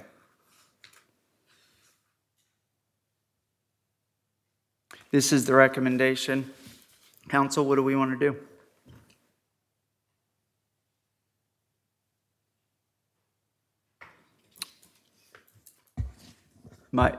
I think you know where I am. I stand. Mr. City Attorney, the idea or the mention by Mr. Russell about the plat, is that pertinent here? I respect Mr. Russell greatly, but that is not what the code says. Okay. Lot splits apply to divisions of land. It applies to tracts of land. It just involves the division of land into no more than 2 or more parcels. Likewise, I disagree with Mr. DeChristopher's comments about not needing a lot split and relying solely on 110. I mean, in order to have two developable lots recognized, it needs approval from the city council. Granted, he doesn't own all of lot 21 as originally platted, but he owns one developable lot in accordance with the council's development order. And if he wants to divide that developable lot into 2 developable lots, he needs a lot split. Thank you.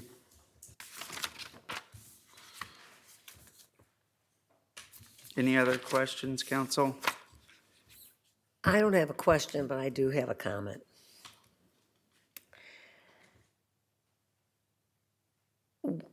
We agreed, a motion carried 3-1, that we were going to, Councilmember Davis, I believe, had a question. oh, excuse me, I'm just looking at some of the minutes. When we had the magistrate, we said that we would agree to approve the conditional mediated settlement agreement. And we decided that April 18th, 2023. I'm looking at the minutes. And I think that's important. Let's make sure okay. That was on April 18th, 2023. The minutes, it's page 4 of 6. And I think that's important, that we consider the mediated settlement agreement. I mean, this has been rather muddled with many different things thrown into this. But we did agree that we would go ahead. We approved the conditional mediated settlement agreement. We said that we would approve that. And I think that's an important point. Today, we are voting to, we're exercising, that document sort of governs some of this, right, that we're doing. We're voting to approve the council consider a modified lot split application and 3 associated variance requests to Chapter 98. And I think it's been pointed out that those variances matter. So I started with the variances, and the recommendations that we had from P&Z is in. And I think we either going to vote in a consistent with P&Z or, position. Now, I don't know what the votes or were, or I don't have all the details. I was there, but we're at 9:54 p.m. I would say. So you're saying that we're only going to, okay, you're saying that we're only going to consider this lot split business that's on this agenda on the 98 and what the P&Z board did. That's the only thing that we're going to consider if we have to vote on this now. Is that what you're saying? Yeah, I'm saying the agenda item, yes, is to, do we want to approve the variances requests to Chapter 98 and the modified lot split application, I think that that's what we have to vote on. P and Z voted on it, and I think we have to repeat the same steps. Right?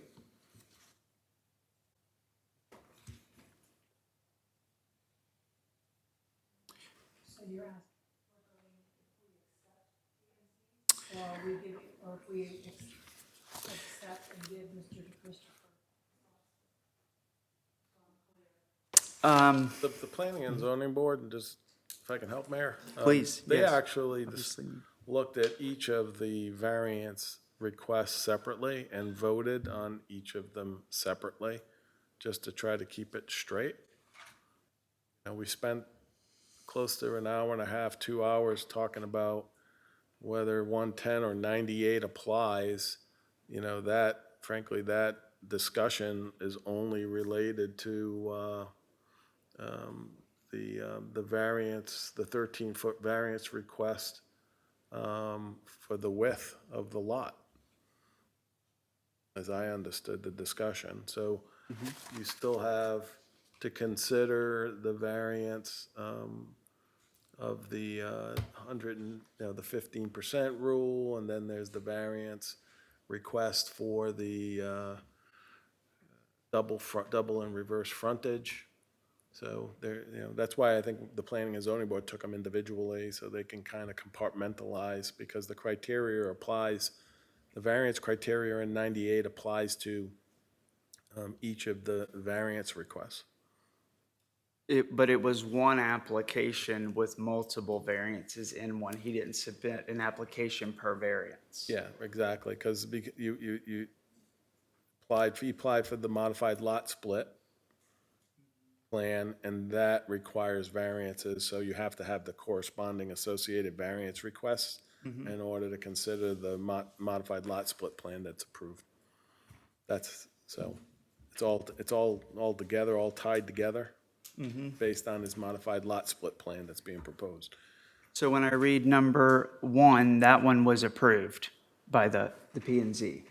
Yeah, that's the one Okay. that was approved. They had the least objection to, probably because, the code just says should be avoided, it doesn't say shall be avoided, it should be avoided, and they didn't have an issue with that one as proposed. And then the next one's about lot width. The next one is the 115%, the 15% rule. I'm looking at the memo that you provided here. We needed a written recommendation. I haven't seen the minutes. I think they're still in draft form. I have my recollection of the meeting. The ordinances say that the council will consider the written approval. This is the written approval. Item 1 says that the P and Z approved it. And then I thought The- you went the on, next I thought you one- went on to number 2, and then Yeah, number it's 2 is width. the 15% rule, right? It's width as it applies to the 15% rule. But doesn't the width, it's about width? Yeah. Well, I'm just pointing out that it was stated that only one of the issues, width matters here. And then width also matters on the next one. And then the modified lot split plan can't pass if the two width issues aren't passed. So I didn't view that as a waste of time. I think it was all about width, because it's riding on two substantial changes to width. And without that, the lot split. Well, the second one applies to the width of the southern lot, which does comply with the minimum width requirement. It just says that corner, as a corner lot, it has to be 115% wider than the interior adjacent lot. So he's asking for a variance from the 115% requirement. About width. About That's width. how I perceive it. No, I don't it's think about we, width, but I'm not, I don't think we can touch it because Chapter 98 tells us Well, we that's need to your abide by 110, and 110 says you can't touch width. That's the way, that's where I am in both of these. Correct me if I'm wrong, Anthony, doesn't 98 say you can override what 110 requires? In my view, 98 allows a variance from 110 requirements. That's where the exercise started. I did not see that. I haven't seen any evidence that proves that. In fact, the evidence I've seen says the opposite. So, respectfully, it wasn't shown. We read word by word. We never saw that. And when we went back to 98, it can't evade. So if we want to continue, we can. If we need more time, we can. I think we can. But if the council doesn't have any more statements or questions, I'm ready to make a decision. And I viewed it as one lot split application is either approved or denied. Mayor, I think we And I would decided- deny it. If we could do one Point of vote. order, Mayor, it's 10 o'clock, so you need a motion to extend the meeting. I make a motion, we extend them. Got a motion, okay, by Councilmember Kellum to extend to 10:30. Do we have a second? We don't have to stay that long. Need a second, sorry. But it's better to go a little longer than. I'll second the motion. Okay, any other discussion? Do y'all guys want to do 10:30 or is that 10:15 you feel better? We can try for 10:15, but I'd rather not have to vote again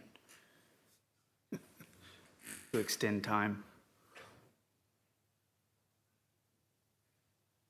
Let's go with it. 10:30, okay? Consensus is fine. Any opposed? Is that okay? I don't hear any opposed. I think that's sufficient. Okay, we'll try our best to get out. Ridiculous, though. It's ridiculous. We need to come to a decision. It's 10:02, I'm ready. To call the question. 1 through 4, it can be taken together. I hope If so. we're going by the recommendation of the Planning and Zoning Board, then that could be the motion that we approve what they've done, if that's what you're going to do, if that's what you're thinking. Mayor? Yes, sir. Because there was a motion and a second, we need to call the vote or dispense with the motion. Call the vote. Councilmember Davis? 4. Councilmember Kellum? 4. Mayor Morrison? 4. Mayor Pro Tem Raymond? Against. Councilmember Willis? 4. Okay, motion to extend till 10:30 passes 4-1. Where, Mayor Pro Tem, you were saying we can vote them together? When I'm, If there's a motion, I think that we can go ahead and put them together and say that we approve or disapprove of the planning and zoning recommendations, if you're going to do it that way. I think that that's appropriate. upon receipt of the executed application and recommendation from the Planning and Zoning Board, we've received an executed application, we've received a recommendation. The city council shall forthwith schedule a hearing, notice of time and place, blah, blah, blah. Okay, so here we are, we're voting. Individually, Anthony, was that required? I understand P and Z did that and that was the way, but if I read the summary, it says, consider a modified lot split application and 3 associated variance requests. To me, if we're following 98, I'll do it either way. I just want to follow the rules. And if it doesn't matter, this council, I guess, can decide. You want to follow the P and Z structure, 1, 2, 3, 4, and just go down the line to mirror what they did? Or what would be suggested? If that was the planning and zoning board's preference, and you have the recommendation of the planning and zoning board, I'm not sure if they really articulated a rationale for their denial, but recommended denial. You know, if you want to lean solely on the P and Z recommendation, I guess, and you want to have one motion, you could do that, or alternatively, you can do what the planning and zoning board did, was take up the variance requests first, and look at them individually. You know, it's whatever the council desires. I'd like to make a motion that we adopt the P and Z board recommendation to the city council as an entirety. Okay, that would could work good unless anyone has one or the other and you're going to vote against the whole thing. It would create an issue. But if you're in support, I think Councilmember Kellum, you're saying you would mirror the recommendation of the P and Z board. As a whole.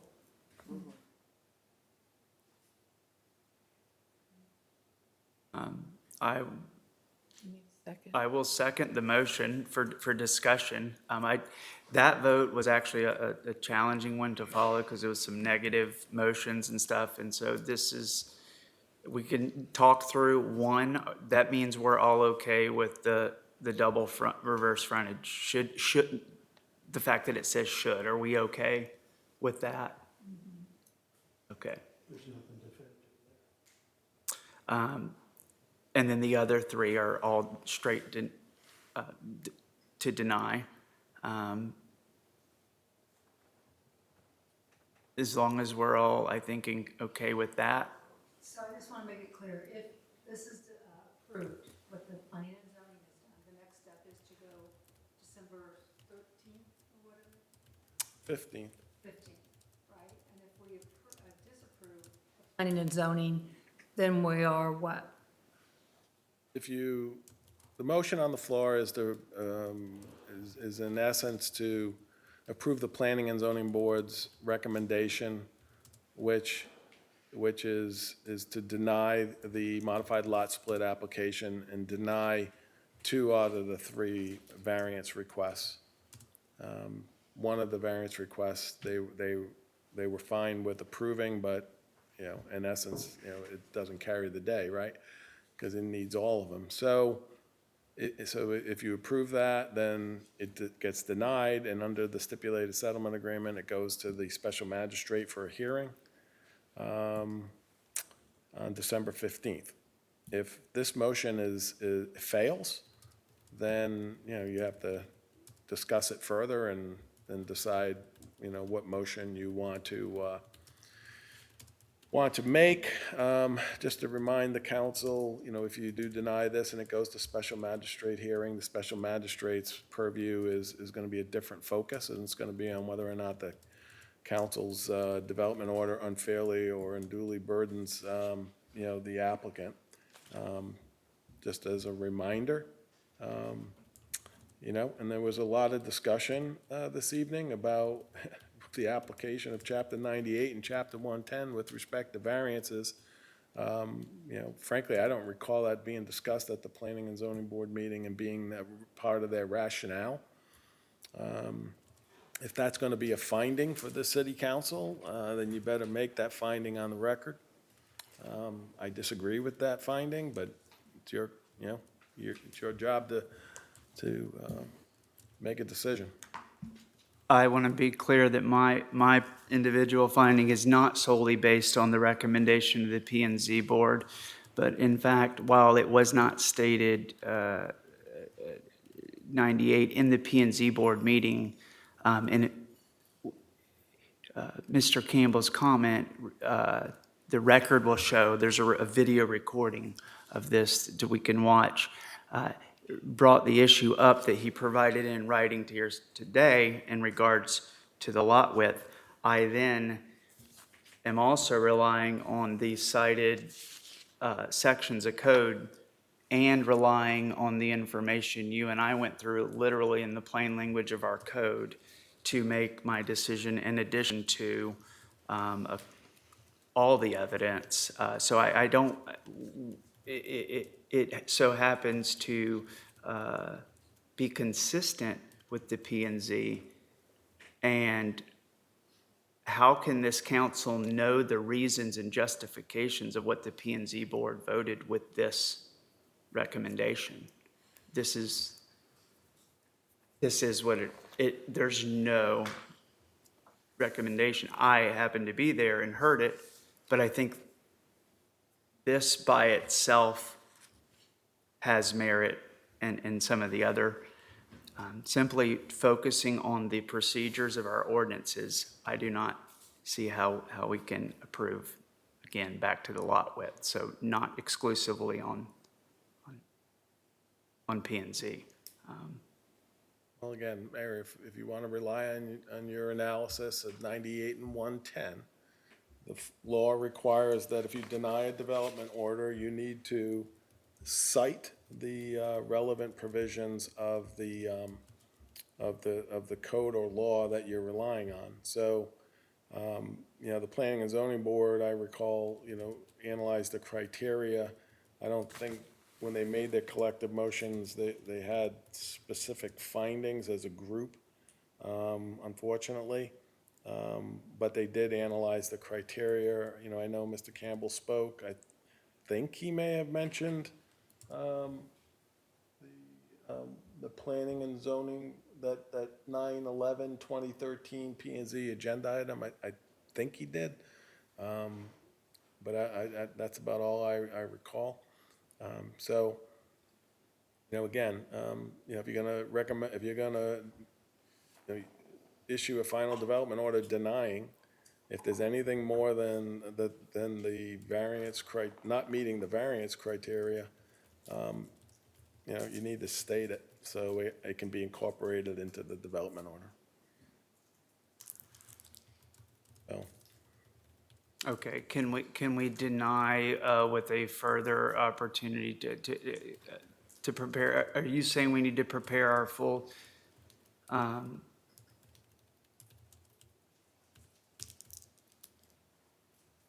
I think are you going to prepare this for us on behalf of the council decided, or do we need to go through the code and show? I mean, I would prepare, I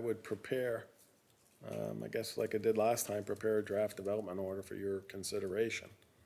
So if your direction is you want to go along with your interpretation, Mayor, I need to know that. I'm going off the evidence that's been presented here, and I think the records speak for themselves from what Mr. Campbell has submitted. So if you're going to submit anything into the record, I think that codes have been cited. I was not prepared to say that we have to document, nor does the agenda item tell us that we need to do that, to my knowledge. So I'm prepared, and I think for the simple reasons that section 198-107 references it must adhere to 110. The fact that two of them regard width, I understand one matters to 15, but from what I understand, it still has an effect. Do we need to state all the reasons we disagree? Because there's more. To me, I was trying to solve for the path of least resistance and essentially find the issue, because I've tried to elaborate on the long list of issues that I see as we've worked through this. But where it is today, we've got a lot split application that I think the variances are not allowed, because 98 tells us that we have to follow 110, and when they're... Mr. Mayor, I understand the point I thought you're I've said making, it so many times and you that said that's it a my lot. sided. You said it a lot. I haven't heard 3 other council members agree with that. Okay. Okay, so that's my issue, right? So while you may have said it, and if the council's gonna deny, I'd like to know for purposes of drafting the development order that at least 3 of the council members agree with that logic, right? That's all I'm saying. Okay, Mayor, Yes. I just have a question. Did you say that you prepared a draft development order? You have it already prepared? No, for the resolution that the council adopted on December 20th, 2022, when the council denied the original application and recognizing that he has one developable lot, if you recall. Yes. The council directed a development order be Yes. drafted, it was brought back to the council, and then the council approved the resolution and written development order, right? So I understand tonight, at least there's a motion on the floor to deny this modified lot split application, and based on the P and Z's recommendation, but all I'm saying is, there's been an hour-and-a-half discussion regarding the application of Chapter 110 variance definition. And if you want to rely on that interpretation, I need to know it, because I would draft it in the development order. And if you don't agree with that logic or interpretation, then tell me. And if you still want to deny it, it's going to be based solely on the Planning and Zoning Board's recommendation based on the discussion so far. And we will get a final say on that development order? You're running out of time, yes, you will have a final say on the written development order, but you're running out of time because the stipulated settlement agreement requires the council to make a decision on the modified lot split application, I think, by the September meeting, which is your next meeting. So, a final decision must be made, because you agreed that you would make a final decision by that deadline. So you do have I believe, one more meeting to approve a written development order, but that will be it. I mean, you have to comply with the agreement. I have a question. If we have one more meeting, can we get more clarification on 98 or 110? And actually, because that was a lot of the, confusion with what the mayor was saying and what Mr. Campbell was saying. Could we wait until then to make the final decision? Oh, come on. Call the No, question? no, I think we need I'll that. second it. Okay, so if, There's a motion on. you want no further discussion? You want to go for, we have, As far as I understand, we are voting to. Okay, procedurally, you got a motion to call the question. Second, so it would require, 4/5 vote of the council to end debate and call the roll. So, procedurally, right, under Robert's rules. So, I don't even think we have a motion on the floor.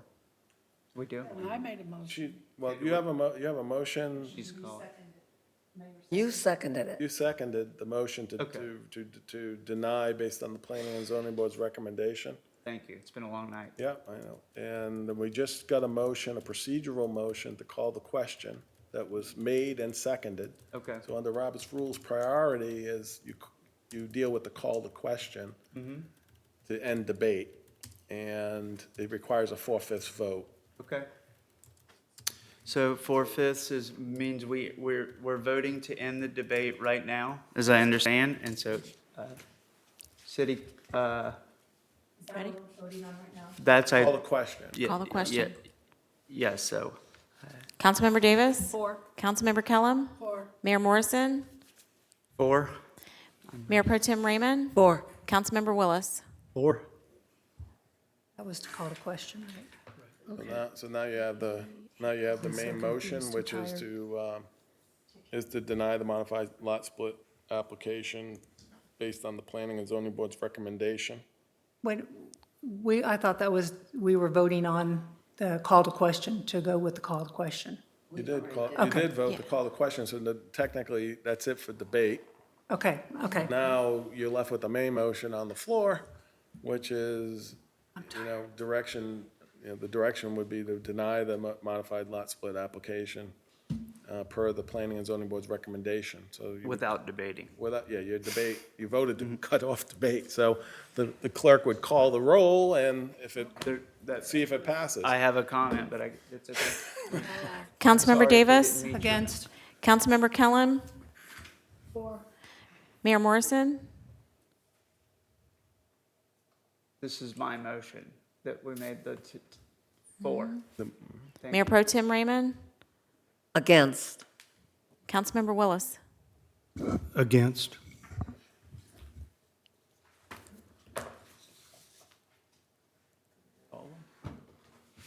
So the motion on the floor fails 3-2 Yep. to approve or to deny the lot split application. Right. And 3 of the 4, basically to mirror The mayor of the P and Z. the P and Z board recommendation. That failed. Now,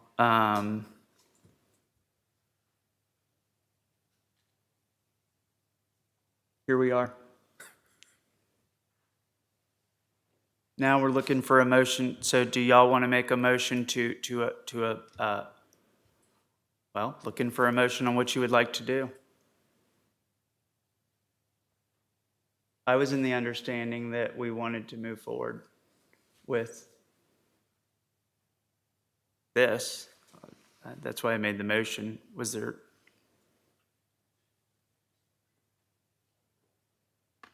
I don't know what we're, Have we fulfilled the criteria of item 8? Item 8? Yeah, item 8. item 8. Oh, the motion failed. Right. Right, so now, so. No, So there's been no motion to approve Okay.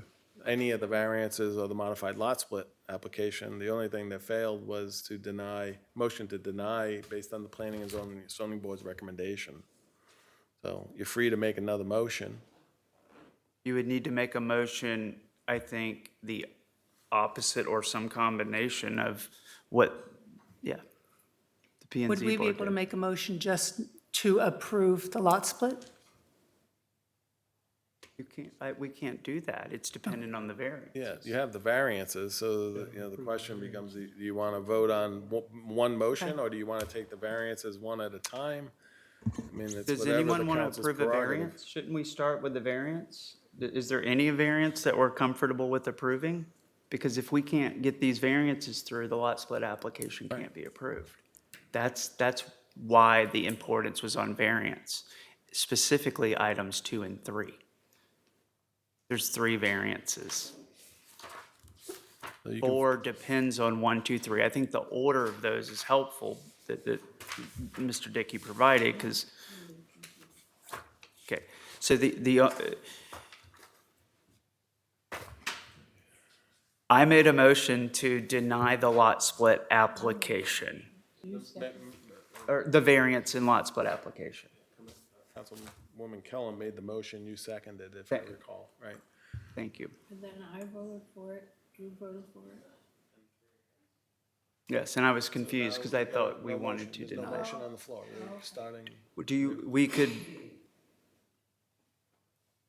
Was there confusion? Do we want to There state was it no another way? confusion, and there really was very little debate or discussion. We had more of a monologue this evening. Thank you. Do we have an obligation to vote on this lot split application tonight?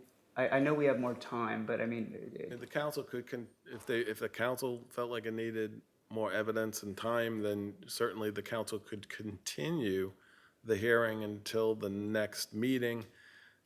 However, that would be the last meeting under the stipulated settlement agreement, that a decision is required, because that's first and foremost. And number 2, you have to craft a written development order. So, it would be more challenging to draft a written development order on the same night that you're making a final decision. Can be That's okay. done, but, I'm gonna, it for the can be sake of done. time, guys, do we want to, I tried to second and we voted to deny the modified lot split application and the variances. And that's not, We voted exactly as written in front of us. Where we need to focus, if we're gonna get through this, is if you must, I believe, disagree with one of these that the P and Z board did. Which ones do you disagree with? Because if you don't, then we should have, I think, just voted together. And I don't care which way we go, I just want to make sure, You have to have the variances to get the lot split done. yes. So if we just take item 2, or item 3, which is, I think, crystal clear, the lot width one that we emphasized on. Do we think a variance based on the evidence we've seen today should be issued for item 3? We can take them one by one, just like P and Z board did. And unless we have a majority that disagrees with this, we cannot approve this modified lot split application just on that one item. So there's no thought we were reason, voting on all but of we have a duty to vote on all of them. That's what the planning and zoning board did. They took them one at a time, just for the sake of clarity. Or to and- consider them all. Yeah, I mean, right, they didn't consider them all together. They took them one at a time. Maybe you need to do that and. Sure. And go right down the line and see what the council thinks. Okay, so it'll be the same motions. I just did them all together. I don't think I'm the best person to do it, or Councilmember Kellum, and I haven't heard any reason to change my mind. Does anyone want to take number 1? Do we agree with that one? And we can go 1, 2, 3, 4 and go home. I'll make a motion to approve item 1. Consistent with the P and Z? Yeah, You don't yes. need to consider the PME. You can make a motion to approve.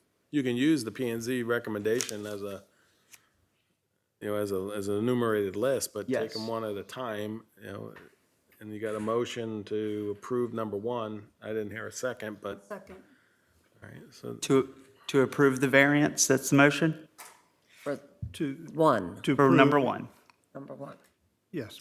Okay, got a motion by Councilmember Willis, second by Councilmember Davis to approve a variance, references item number 1. Councilmember Davis? For. Councilmember Kellum? Against. Mayor Morrison? 4.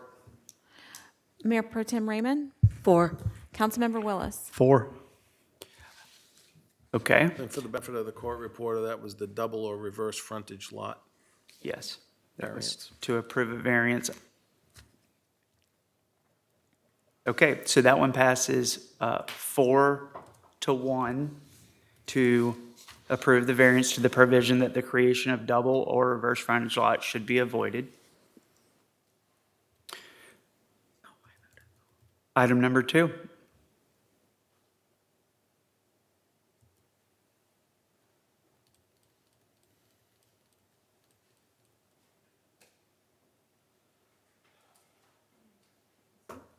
Looking for a motion.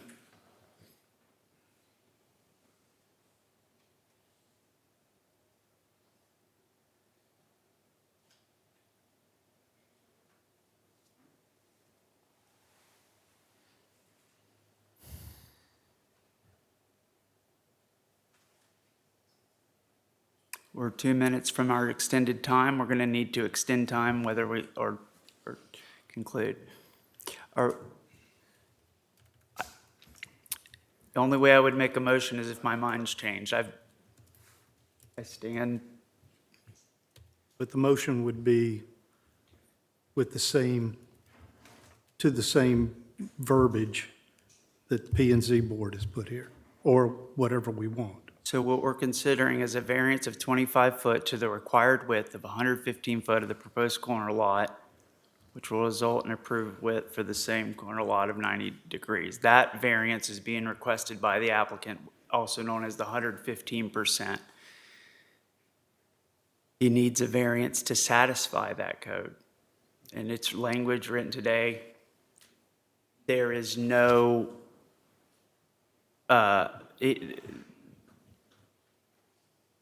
he can't meet it, he needs a variance to meet the 115% rule. And so the P and Z board said they denied this. Staff's recommendation on this was, I don't know if we received one, but maybe there wasn't one. Staff provided comments on all the criteria for the council to consider. They didn't make a recommendation.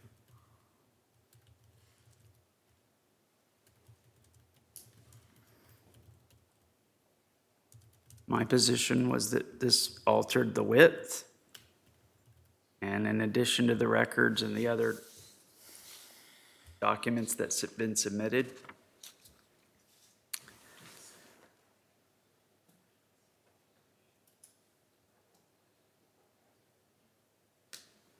we're at 10:30. We're now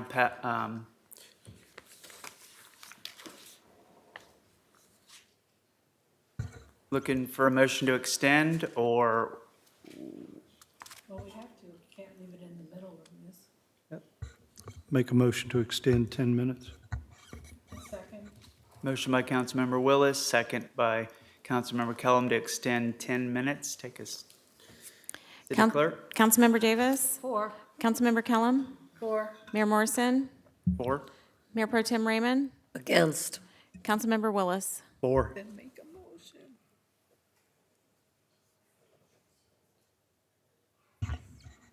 So we need a motion. To approve or deny that variance. A motion's already been voted on to deny it, and that failed, which tells me the other option is to approve it or approve it with conditions or work through whatever.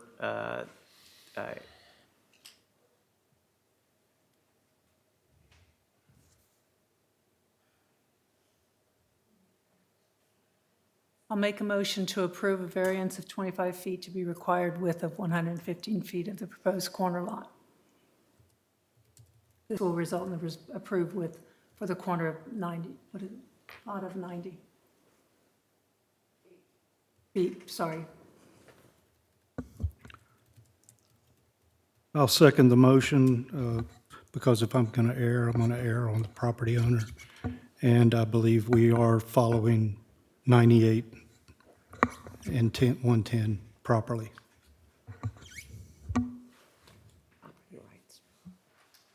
Got a motion by Councilmember Davis, second by Councilmember Willis. Sorry, I was just processing. Okay. City Attorney said we had to cite. Are you clear, City Attorney, on what you need to cite on the evidence? Would be based. They're saying the opposite of what the evidence that I repeated and went through. They're saying the opposite.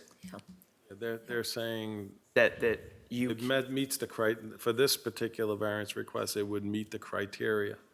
And they're voting. Based on all of the evidence Okay. presented. Has this council reviewed the minutes from the P and Z board? I think the answer is no, or the meeting minutes. Have y'all relied on any of that information? If I called a question, we've been through Second, this. second to call the question. It sounds like we just need more time. There's no reason to rush it. Okay. Looking for a vote to now call the question. We're going to do another vote to call the question, which will need a 4/5 vote. City Clerk? Councilmember Davis? 4. Councilmember Kellum? 4. Mayor Morrison? 4. Mayor Pro Tem Raymond? 4. Councilmember Willis? 4. Okay, debate is ended. The motion on the floor is to approve the variance of 25 foot. City Attorney, you said you're clear on the reasoning? Councilmember Davis? 4. Councilmember Kellum? Against. Mayor Morrison? Against? Mayor Pro Tem Raymond? 4. Councilmember Willis? 4. No. The variance was approved. That's on the 115, Okay. number 3. I make a motion to approve a variance of 13 feet to the required width of 75 feet for the proposed northern lot. This result in a approved width for the northern lot of 62 feet.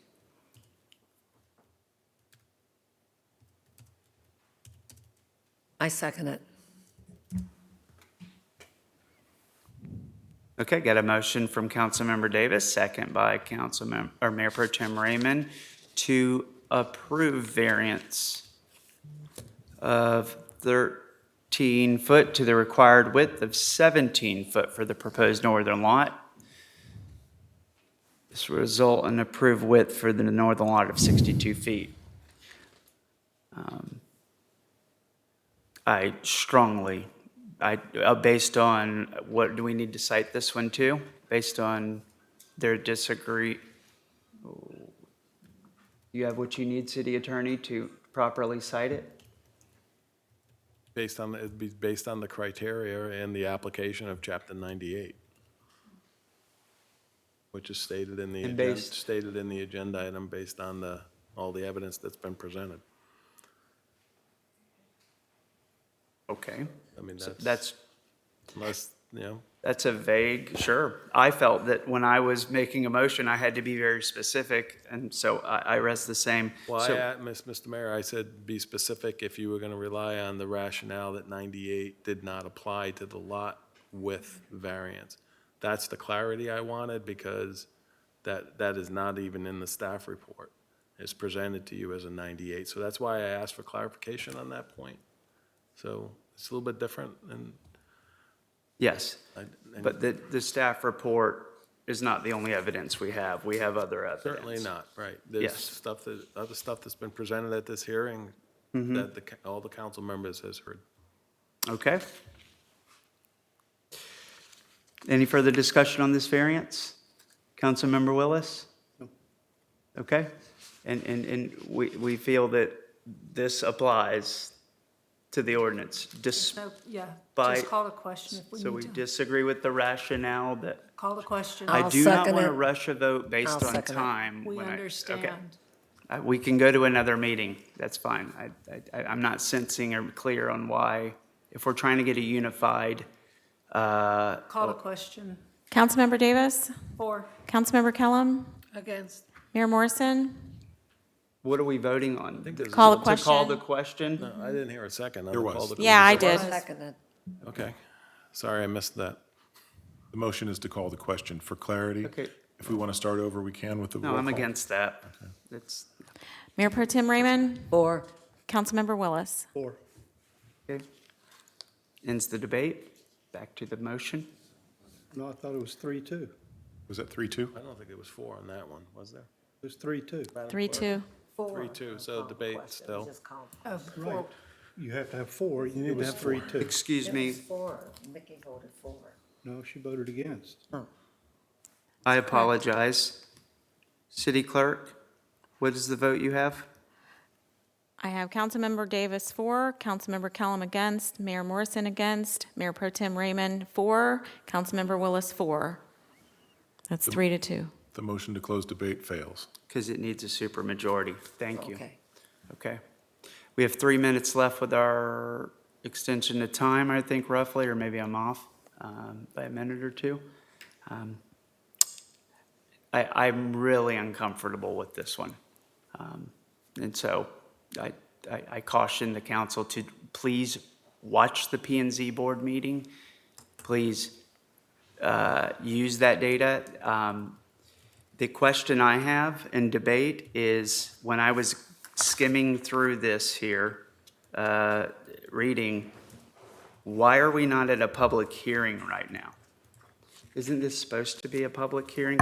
If I'm reading this, upon receipt of the executed application and recommendation from the Planning and Zoning Board, the City Council shall forthwith schedule a hearing on the application. If these variances get approved, which this one right here will be the contingent one to approve, which would give the ability to approve the lot split plan, it will then go to, If the council approves it, yes, then, the development order would be prepared approving it, and no public hearing. this is the public hearing. This is the public hearing? Full hearing has been the Well, public hold hearing. on. I'm genuine here. I know No, everyone's I- giggling, and respectfully, what does it say on our agenda right here? Items for action. That's not a public hearing item. Public hearing item. Don't we have criteria of a public hearing item that believe- requires it to be? The attorney stated that there was information sent out to people within, I forgot the radius of. That for the P and Z board public hearing, not this council public hearing. I got an issue that we're about to vote this through. It'll never go to public hearing, and it's about to go. And this council, I do not believe, has had the information that was provided at P and Z, nor I believe that you've read the depth of information that was provided here. And I'm urging you to please consider it. If you have done so, because if I think I'm reading it saying this should be a public hearing, and this wasn't a public hearing. It might have been treated like a public hearing, but did we meet the criteria of a public hearing today? Did we meet the criteria of a public hearing for this meeting, for this item, according to our city ordinances? Was it advertised in the newspaper that there will be a city council meeting on August 15th at 6 p.m. to discuss the lot split application as a public hearing item? David, you want to come up and speak to the, For the council meeting, not P and Z, and we're short on time. And I know everyone's tired, and I appreciate your patience. It's on. Sorry, the green light wasn't on. Yeah, the advertisement that we sent out for the LPA, or the PNC board meeting, also included tonight's hearing. Can I see that? I didn't see, well, why wasn't it? Render, I wasn't expecting. Because I didn't think there was a scenario where the public wouldn't have an opportunity to engage and to hear this. The public had an opportunity to engage at the P&Z meeting. Properly They all noticed, notified. Properly notified. Okay, so if I go into the ordinance and dig through this tomorrow and I find an issue with this procedure, is that okay? That I do that after the fact? Are you confident that we have met the public hearing requirements, city attorney? It was noticed, and it was placed on an advertised public agenda. I mean, It was put on the city webpage, it was put on the display board out here at City Hall. I think the property was posted. Was the property posted? Yes, the property was properly posted. So properly posted in the newspaper for a city council meeting? Not required in the new, well, I'd have to ask, What- Daniel that. The public hearing requirements right here, which was provided to us by, I think that, actually it came from Rosanka. It says, public hearing notice.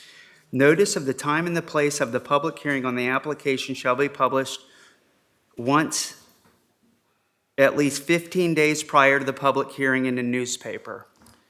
Yeah, if you look at. So it your is agenda required, item- it says look at your newspaper. agenda item.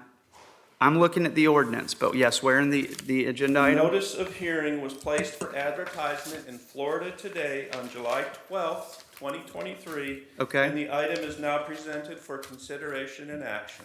July 12th, 2023, on that day, I could see a newspaper and it would see an ad on that day, or was it? I would be happy to provide a proof of publication to the entire council tomorrow. If I add 15 days to July 12th, that gives me July 27th.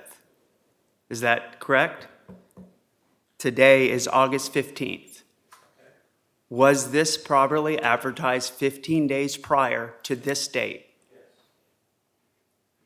Mr. Mayor, I appreciate that you don't, we differ, our opinions differ from you. 20, okay, I understand it's saying at least 15 days. But I- But you did them together? Correct. Okay, I would like to see that. The preparation. Okay, But we're past. We're past, yeah. We all are, we have to come to these meetings prepared. We've prepared, we've talked to our different staff members. We do not need to bully, we do not need to no, we need to stay be focused on the critical agenda item at to- hand. Yes, exactly, of our staff. I mean, really, this is what is taking so long. And tonight, it was more of a monologue than a discussion.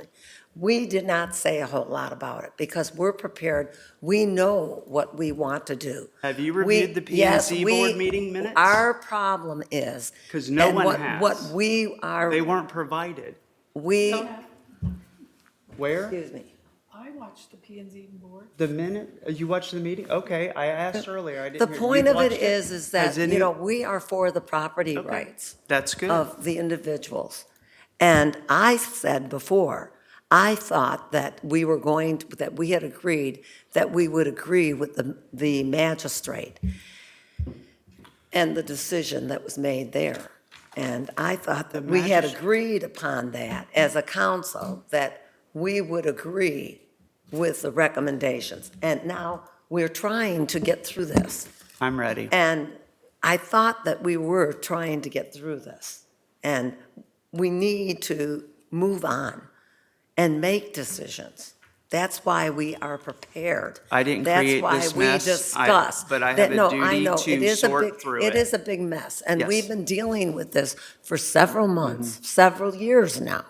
And it is not fair to people who would like to improve property and pay taxes on a house. We need to conclude this Yes, we item do. and stay We focused do. on the Thank agenda you. item. So Have a stay motion. focused is We right. have a motion. Okay, any further discussion? Could we restate the current motion, City Clerk? To approve number 3 Yes, instead of deny the planning and zoning's that's what I heard. board's. Got one? Okay. I don't even know what the motion is. I don't. The motion is to approve Approve the variance for the northern lot. for number 3. Number 3. P and Z recommended to deny it Correct. and the motion is to approve it. I was trying to Okay? get back to that. Hand it to the mayor. Any further discussion on Ready? this? Second on that? Yes. Okay. Councilmember Davis? For, Councilmember Kellum? against, Mayor Morrison? Against? Mayor Pro Tem Raymond? 4. Councilmember Willis? 4. Motion passes 3-2 to approve the variance, which leaves us with now all 3 variances, I think, have been approved by this council by I majority thought we had vote. number Oh, we 4. got- I haven't even read that. I don't know what that is. Hold on. But now we're at the mediation settlement agreement, which I think ultimately is what this entire agenda item's about, or modified lot split plan application. The 3 associated variances have been tackled. So now, Todd, am I correct? Yes, the issue now is the approval of whether or not you want to approve the modified lot split plan. But before you get to that, David did put before the council up on the dais, and it's a notice of public hearing, City of Cape Canaveral, proposed lot split plan and related variance application, number 2023-01. It says notice is hereby given that a public hearing will be held Wednesday, July 26, 2023 at 6 p.m. before the city's Planning and Zoning Board, and it goes through the details regarding the application.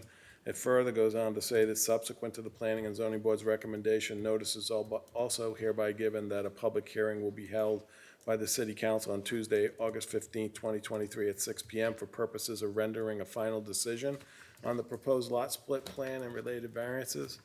So, and it goes on to other standard details in the public notice. So my understanding, Dave, this was published.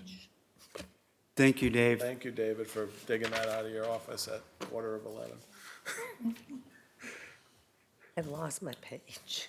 Okay, so modified lot split plan application is what Okay. needs a decision, right? Yes. City manager, city attorney, is that? Sir. Yes, Okay. sir. Yeah, You can, yep, Yeah, a move to- to approve or deny? to approve the proposed part, yes, lot split plan, yeah. Yeah. I move to approve the proposed modified lot split plan. Second. Got a motion by Mayor Pro Tem Raymond, second by Councilmember Davis to approve the proposed modified lot split plan. Any further discussion? Okay, obviously you know where I am. I don't think this is a good idea based on the variances, so. City Clerk? Councilmember Davis? For, Councilmember Kellum? against, Councilmember Morrison? Against? Mayor Morrison, sorry. Mayor That's Pro Tem okay. Raymond? For, Councilmember Willis? 4. Motion passes 3-2 to approve the proposed modified lot split plan. And Mayor, we with are that, past our time. yes. we are adjourned. past, I move to adjourn. I'll second that. Okay, meeting adjourned.